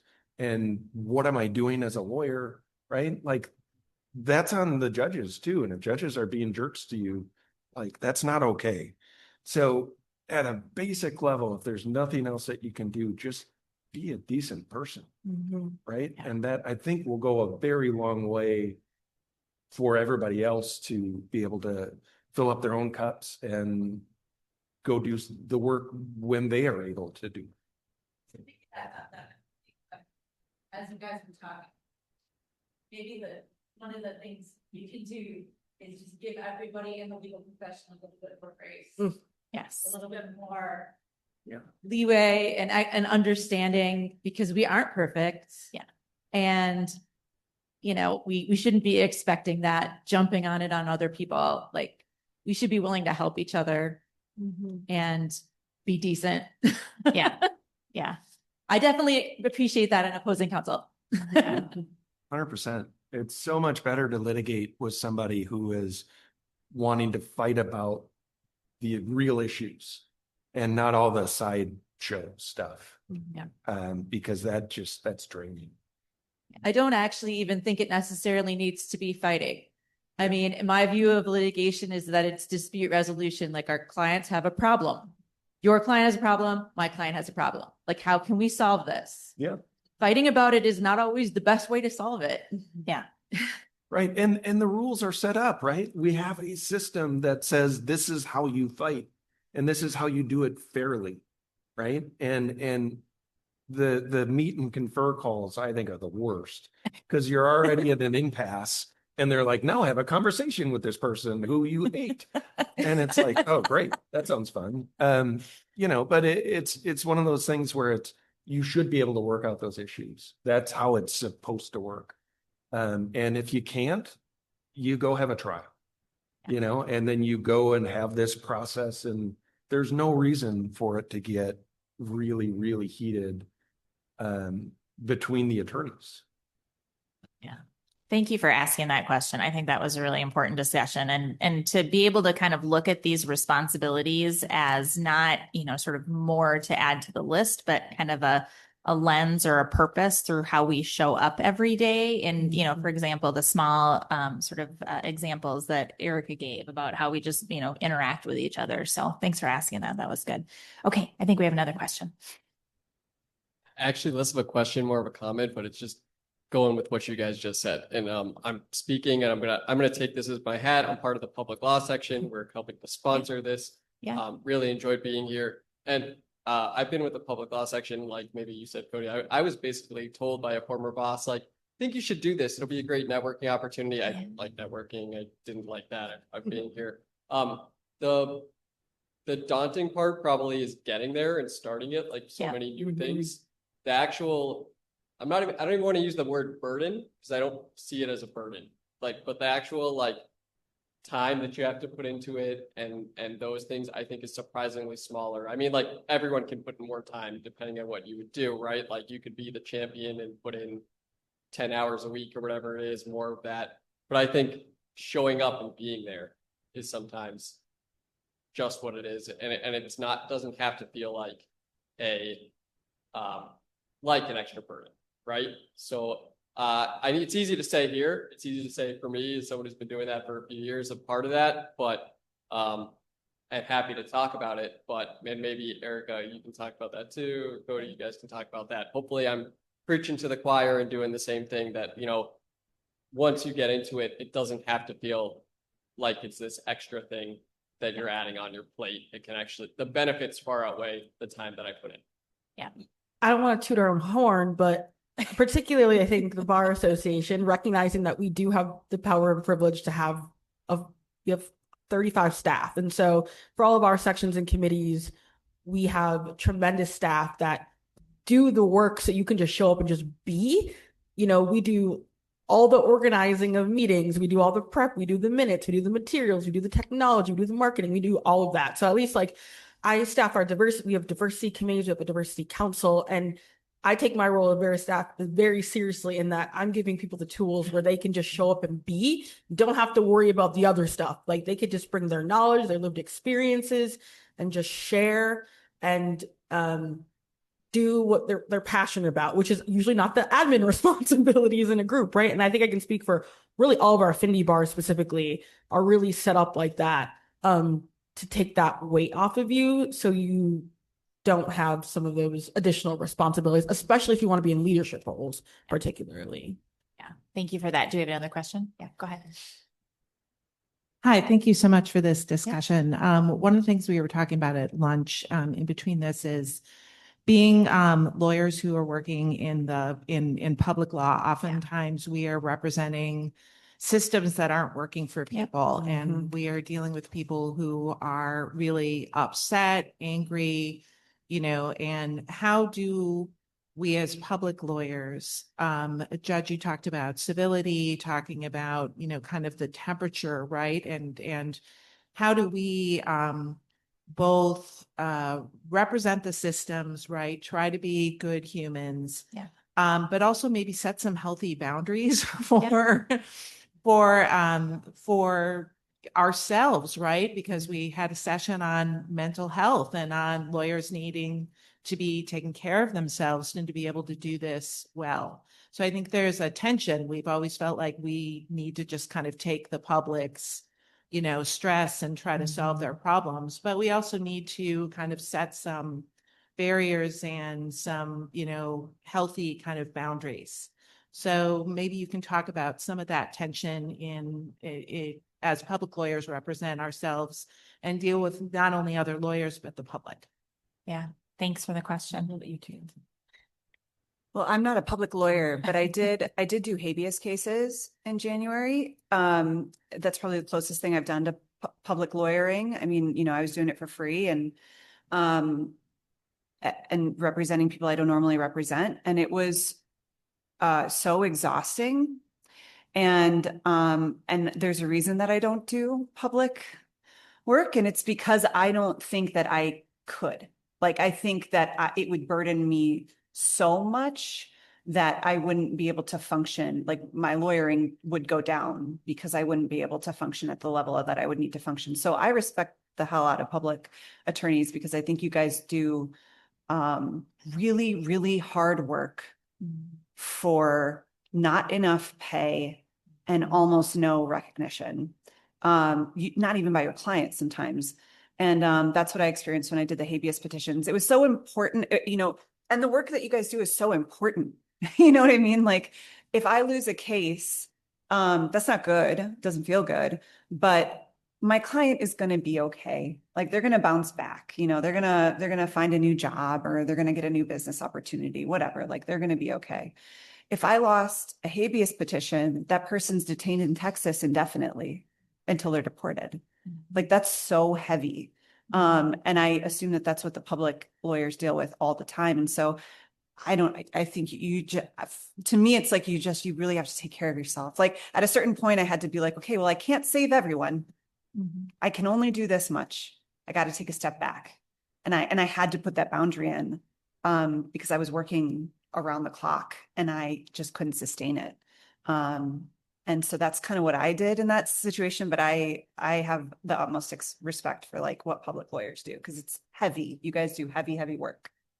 Thanks, Cody. Judge Schmidt, anything you want to add? Yeah, so I spent 12 years I was a partner at Briggs & Morgan. And then I left that and went to Hennepin County Attorney's Office and was doing appeals, criminal appeals at Hennepin County. And I agree, it's heavy. At the end of the day at Briggs & Morgan, I was doing a lot of railroad type work. And literally, if I won a case, I saved Warren Buffett some money, right? Like he owned BNSF and that was a huge client of mine. And that's, when I took the 50,000-foot view, that is what I accomplished. At Hennepin, I lost an appeal and I had to call a victim who was raped and tell her that she has to have a new trial.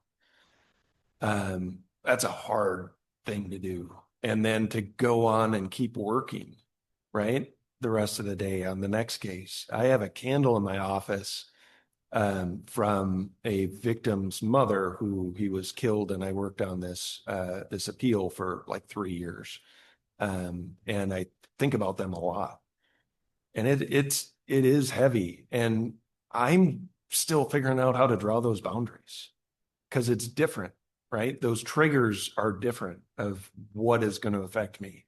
I have a friend who's now a staff attorney at the Court of Appeals. He used to be a public defender. You see a lot of really terrible things. The case that really, really bothered him was a DWI of somebody who ran through a stop sign. Very simple case, but it happened right by his kid's daycare. And like the weight of that you carry with you. And so in terms of figuring out the boundaries, for me, it's a matter of like, what is thinking about it, recognizing it when those things are happening, and then finding my people, as you said before, right? Finding that group and leaning on them. And in some ways, like I'm far more restricted now than I was before because I can't talk to you about the things that are bothering me because I'm writing an opinion about them. But I can talk to my colleagues and I can talk to my law clerks and other folks and really lean on those support systems that I've tried to build out. But it's hard. And it's a thing that I think you have to be intentional about. And you have to constantly remind yourself that you have to protect yourself in order to be whole and to do the best work you can. And keep in mind that protecting yourself is protecting your clients too, right? I mean, if we don't protect ourselves, we can't do an effective job. So without setting the boundaries, like we will fail. But it doesn't make it any easier. I don't have anything to add, but I know a couple great people that you might want to talk to. So let's connect and actually connect. And okay, yeah. Yeah. Yeah. And I will say, I'm going to make a plug. Yeah, go for it. At the Bar Associations, we do a May Race and Equity series, and our second one on May 11th is actually going to be focused on like the DEI tax and like advocacy and pro bono as a form of like healing. And so I think we'll have some conversation about that. And I can share that with this group. Yeah, thanks, Erica. Thank you for the question. Do we have another one? Oh, John's got a question for us. Well, maybe it's in the category of the question and the statement too. I have a very longtime good friend who was a federal public defender for a lot of years. And I think we're taught to win, like winning means X. And if you're a federal public defender, winning better mean something else, because you are not getting your client off those charges 94% of the time, or at least that's what the percentage used to be. So how do you sometimes, or immigration law, we talked to an immigration law firm a while ago, and they said, you know, habeas may be the best you can get, but you're not even going to get that sometimes. So recognizing the best you can do there is paper up the file. But finding comfort in knowing you've done what you could do for your client as best you could, and still tried to navigate them through. I mean, they're terrified sometimes, and they don't understand what the system is doing to them. So being there to help them understand may be winning in that circumstance. Yeah. Thanks, John. Very good perspective. Other questions? We've got just about 5 minutes left, and I certainly have questions to get that we can talk about, but okay. Oh, yeah, go ahead. This is a little and big question, and it's for Erica. I had not heard this before about women of color leaving Minnesota. Has there been study about that? And I imagine it's because I can speculate about what reasons might be behind that, but have there been even anecdotal information about why that's happening? Yeah, we don't have super great data. I know the ABA has some data, but also for folks who don't know this, they didn't do it last year, but our Bars of Color have a coalition of bars of color, and they did a multi-year data project showing like looking at public institutions, private, and large organizations of like the percentages of people of color working in Minnesota, essentially. And it has been stagnant. And then in the last 2 years is continuing to decrease at private organizations. But then public institutions are overrepresented, which we know. And then through that, we got some data of people also leaving. I worked with quite a few people who have left Minnesota. Part of it, I think, is because the nationalizing of law firms, and people are just moving because of different opportunities. I also know that a lot of the law students of color, a lot of them aren't from Minnesota. And I know that they talk about the challenges of staying and practicing here or going back to, their hometowns or where their family lives. And it's been a real issue retaining lawyers of color, especially like the Latin community, also the Black community. People want to be with their families, and people are choosing sometimes health and wellness of being close to their families over professional kind of goals of staying and practicing where they went to law school. So I think we just have more ability maybe ever than before to move around to firms and opportunities, which great, there's flexibility, but I think we've just seen a shift in the affinity bars also report that they do struggle with. They do really great, like talking to law students, getting them involved really early on, but then they're leaving and they're going back home after years of practice. So it's difficult. Can I ask a follow-up question to that? Because like if you go to Atlanta, there's just so many more like affluent Black people in a place like Atlanta than there is here. Mm-hmm. And I just wonder if it has something to do with representation too, where like in Minnesota, when you look at like our governmental representation and you look at the heads of our corporations and you look at the people at the top of law firms and you look at judges and whatever, there just isn't as much representation here. So it's hard maybe for somebody to see themselves staying here when it may not be as hard to see themselves staying in like a different place where that where there is more representation. Does that play in? I mean, maybe you don't know, but no, I think it absolutely does. People also leave because they want to be in more affluent communities of color, or where there's more representation of communities of color, where there's firms that are predominantly communities of color.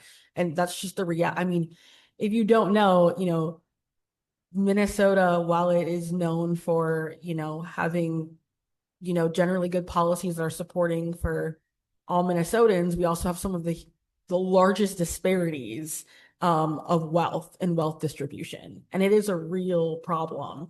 And it is hard to convince and show someone, like, if you stay here, you're going to be successful, right? Not just through law school, but you'll be promoted. There's also assumptions like, I read a study that ABA did around the Asian American communities, and people saying, well, Asian Americans are overrepresented in law, right, in the population compared to some identities, but they're actually the most underrepresented in highest levels of leadership. So there's a significant drop off, right? And so there's all these layers, and when you look statistically, it's hard to say, like, this is a place where you can not only see yourself, but where you're going to be successful in 10 years. It's really difficult. I think our affinity bars do a tremendous job of building community while they can.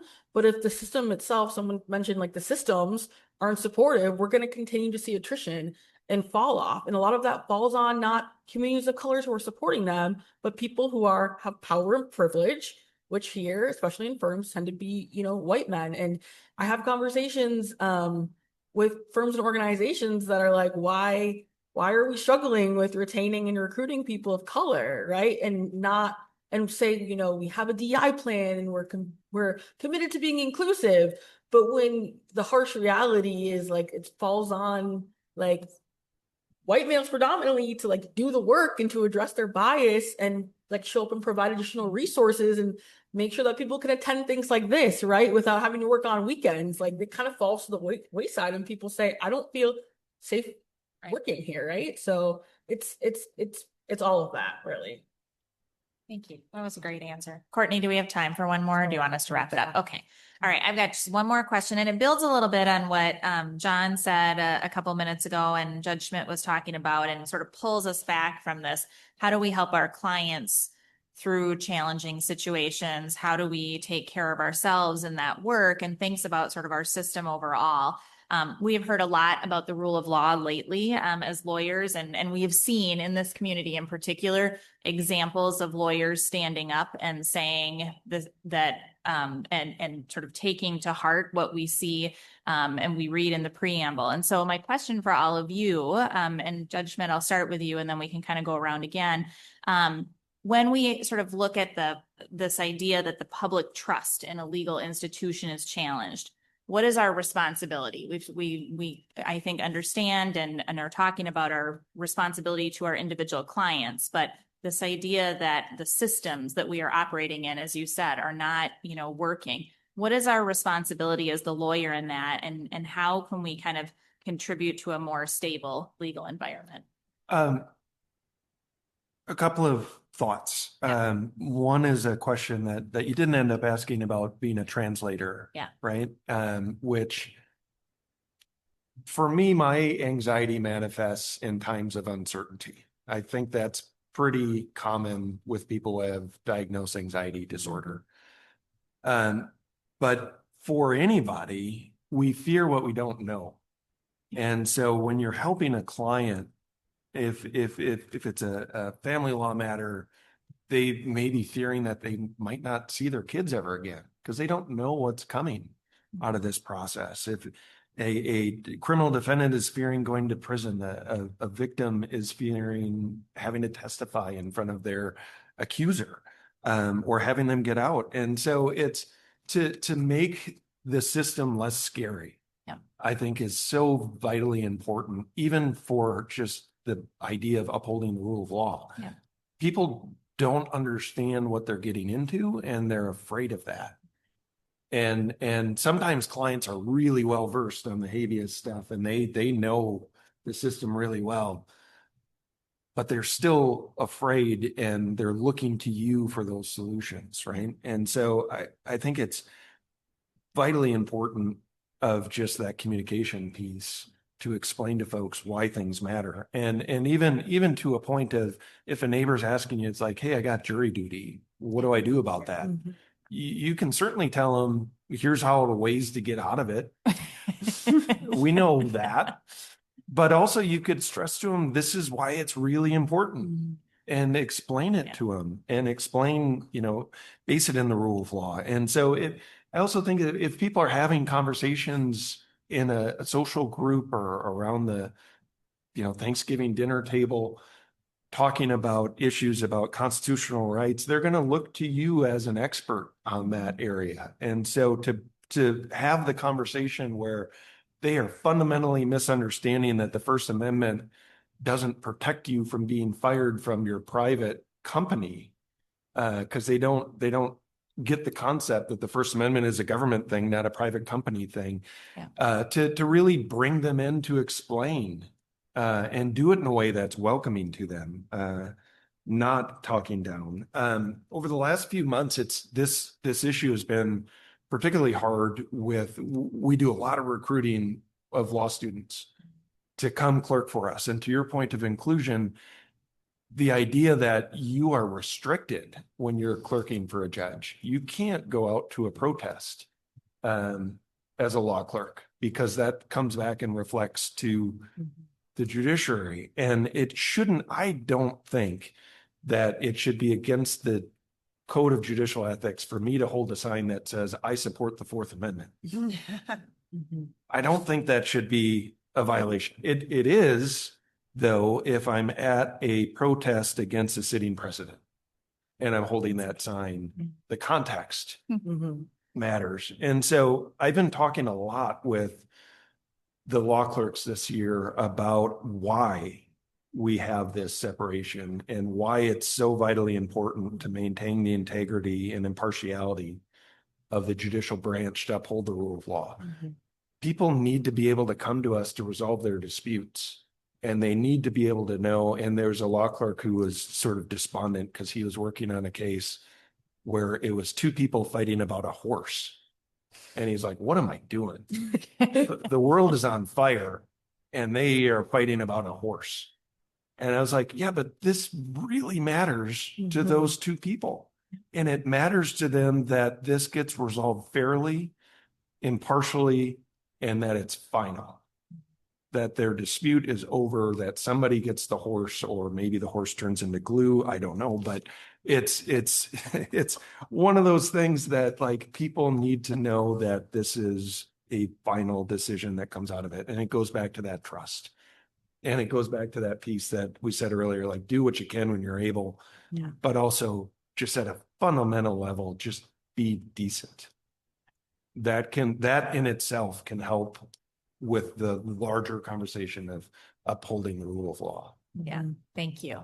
Any final thoughts, Cody, on that question, or anything you want to add? Yeah, I mean, I think that what you said about the little moments between, like sitting at the Thanksgiving table or talking to a friend who has a question, like all of that is really important. And it's important that I think as lawyers, recognize our role in those situations. Like, our role is to translate what's going on to those people who have questions, even though sometimes it can feel, sometimes maybe you don't want to, because the emotional tax of it is too high. So I've definitely been in those situations too. But when you can, to be the translator is really important. And then something that I do is, so like when I was doing the habeas petitions, I just felt like it was really important to be a witness. So I was posting on LinkedIn videos about what was going on and what I was seeing and what was happening, because something the administration was saying was that we're only going after the worst of the worst. We're only going after criminals. And I just knew that to not be true, because I saw what was going on, and I saw what the administration's tactic was, like what their legal argument was, and their legal argument didn't support their strategy that they were telling to the public. So for me, I felt like it was vitally important to bear witness to that and to tell people that their legal arguments were not supporting their publicly stated agenda. And so I was comfortable doing that, but I felt like that it was part of it was like part of my job as a lawyer to bear witness to when the system was not being fair and to tell people who may not be a part of the system what was actually happening. But I know not everybody's comfortable with that, but that was one way that I felt like it was my duty in that moment. And then I do post on, I mean, haven't as much since owning my own firm because I have a lot to do, but before owning my own firm, I posted a lot on LinkedIn, and I would post things about, this is what it means to be a contingency fee lawyer. Here's what it means to, like I had a client talk to me about how menopause affected her decision making at a certain point in her business, and how it led to some of the issues that she was now being sued for. And I kind of talked about that on LinkedIn, how like part of being an attorney is representing people who, like she couldn't have had that conversation necessarily and had the same understanding with a male attorney. And even me, there's one level of separation because I haven't been through that yet. Right. So, I would post about things like that just to sort of like explain the system as I see it and from my position, and to hopefully provide helpful anecdotes to people who are non-lawyers.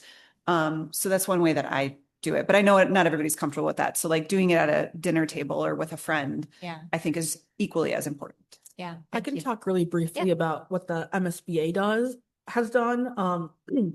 And, it's hard with an association. I mean, there's a lot of great things we can do because we are a separate organization, right? And we're not tied to the Supreme Court like other mandatory bars are, being voluntary. But our leadership had really difficult conversations of like, what do we do? What do we want to represent as the leading professional organization in Minnesota? And so, we didn't see, we did make a couple public statements supporting the rule of law, calling out specifically what's been happening in our Minnesota community, which statements aren't always great and don't always help, but I do think they do show your value, right? And like knowing like if I'm going to be part of this organization, does it align with my values? And we want to make it clear what our values were for our members. The biggest thing I think we did is, not me personally, but we did 2 amicus briefs against the current administration.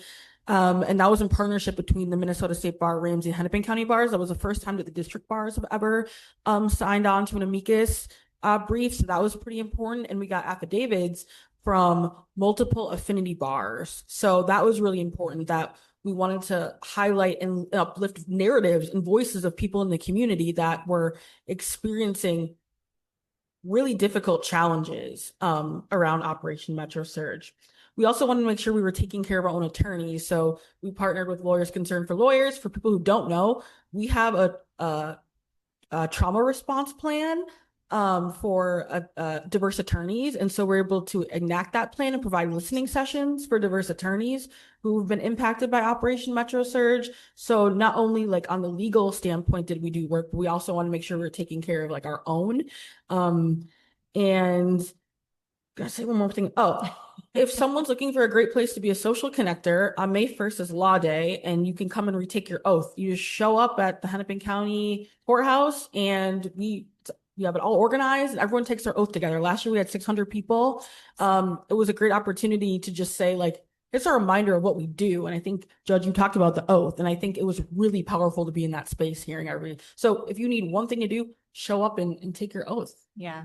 What a great way to wrap it up. We've covered a lot of ground in a short amount of time. So thank you so much to all of you for being here and for sharing your perspectives. Thank you for all your questions and good insights. And thanks, Courtney, for putting this together.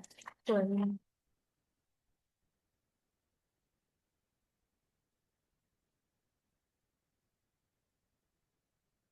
All right. I know it's the end of a Friday, so I will be brief and get us out of here. Thank you again to the panel and Professor Futh for moderating. That was a discussion I think we could have gone for another hour. So thank you for that.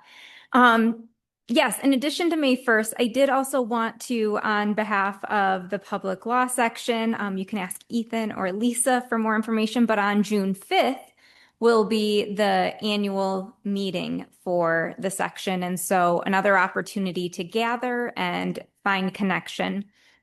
But as we wrap up, I also want to thank all of our presenters, all of our panelists. In addition to all of our volunteers who helped make today happen, Sarah Marie, Kiara and Amy are online, other board members. Matt has spent the day with us in the back, making sure everything worked in our hybrid environment. And you haven't seen Debbie, but she was behind the scenes, making sure everything ran smooth. So thank you to all of them. We looked at social connectedness from many angles throughout the day. Across all of it, I think something I heard was connection is intentional. It's something we build in our choices, our practices, our relationships. We talked about connection for self, for our clients, for others. At the end here, I think even networks of connections with the affinity groups feeding into the state bar. And so I hope before you head out, you'll just take a moment to think about today's presentations, the discussions that we've had, and whatever notes you've captured. What's an action, one shift, or one conversation that you want to carry forward? Add it to your notes, maybe send yourself a quick email. I know it's a Friday and we are in weekend mode quite soon. But I hope you will do that, and thank you so much for spending the day with us. Again, just a reminder for CLE credits, we will post the slides for all of the presentations. If you are here in person and you did not sign in, please sign in. If your name's not there, Sarah Marie and I will catch up and make sure we get that for you. For students, for your PLP credits, you have to do your 300-word reflection and then submit that. So do not forget, you do get 3 hours for today. And then beyond that, please do stay connected to the Journal of Public Health and Policy and Practice. Again, you can look back at other materials. We have a podcast that's there. We'll have a new issue out. Our editor-in-chief, Maggie, was sick today, but I want to give her a shout out. She has carried us through beautifully this year and kept us all connected. So with that, thank you again and safe travels.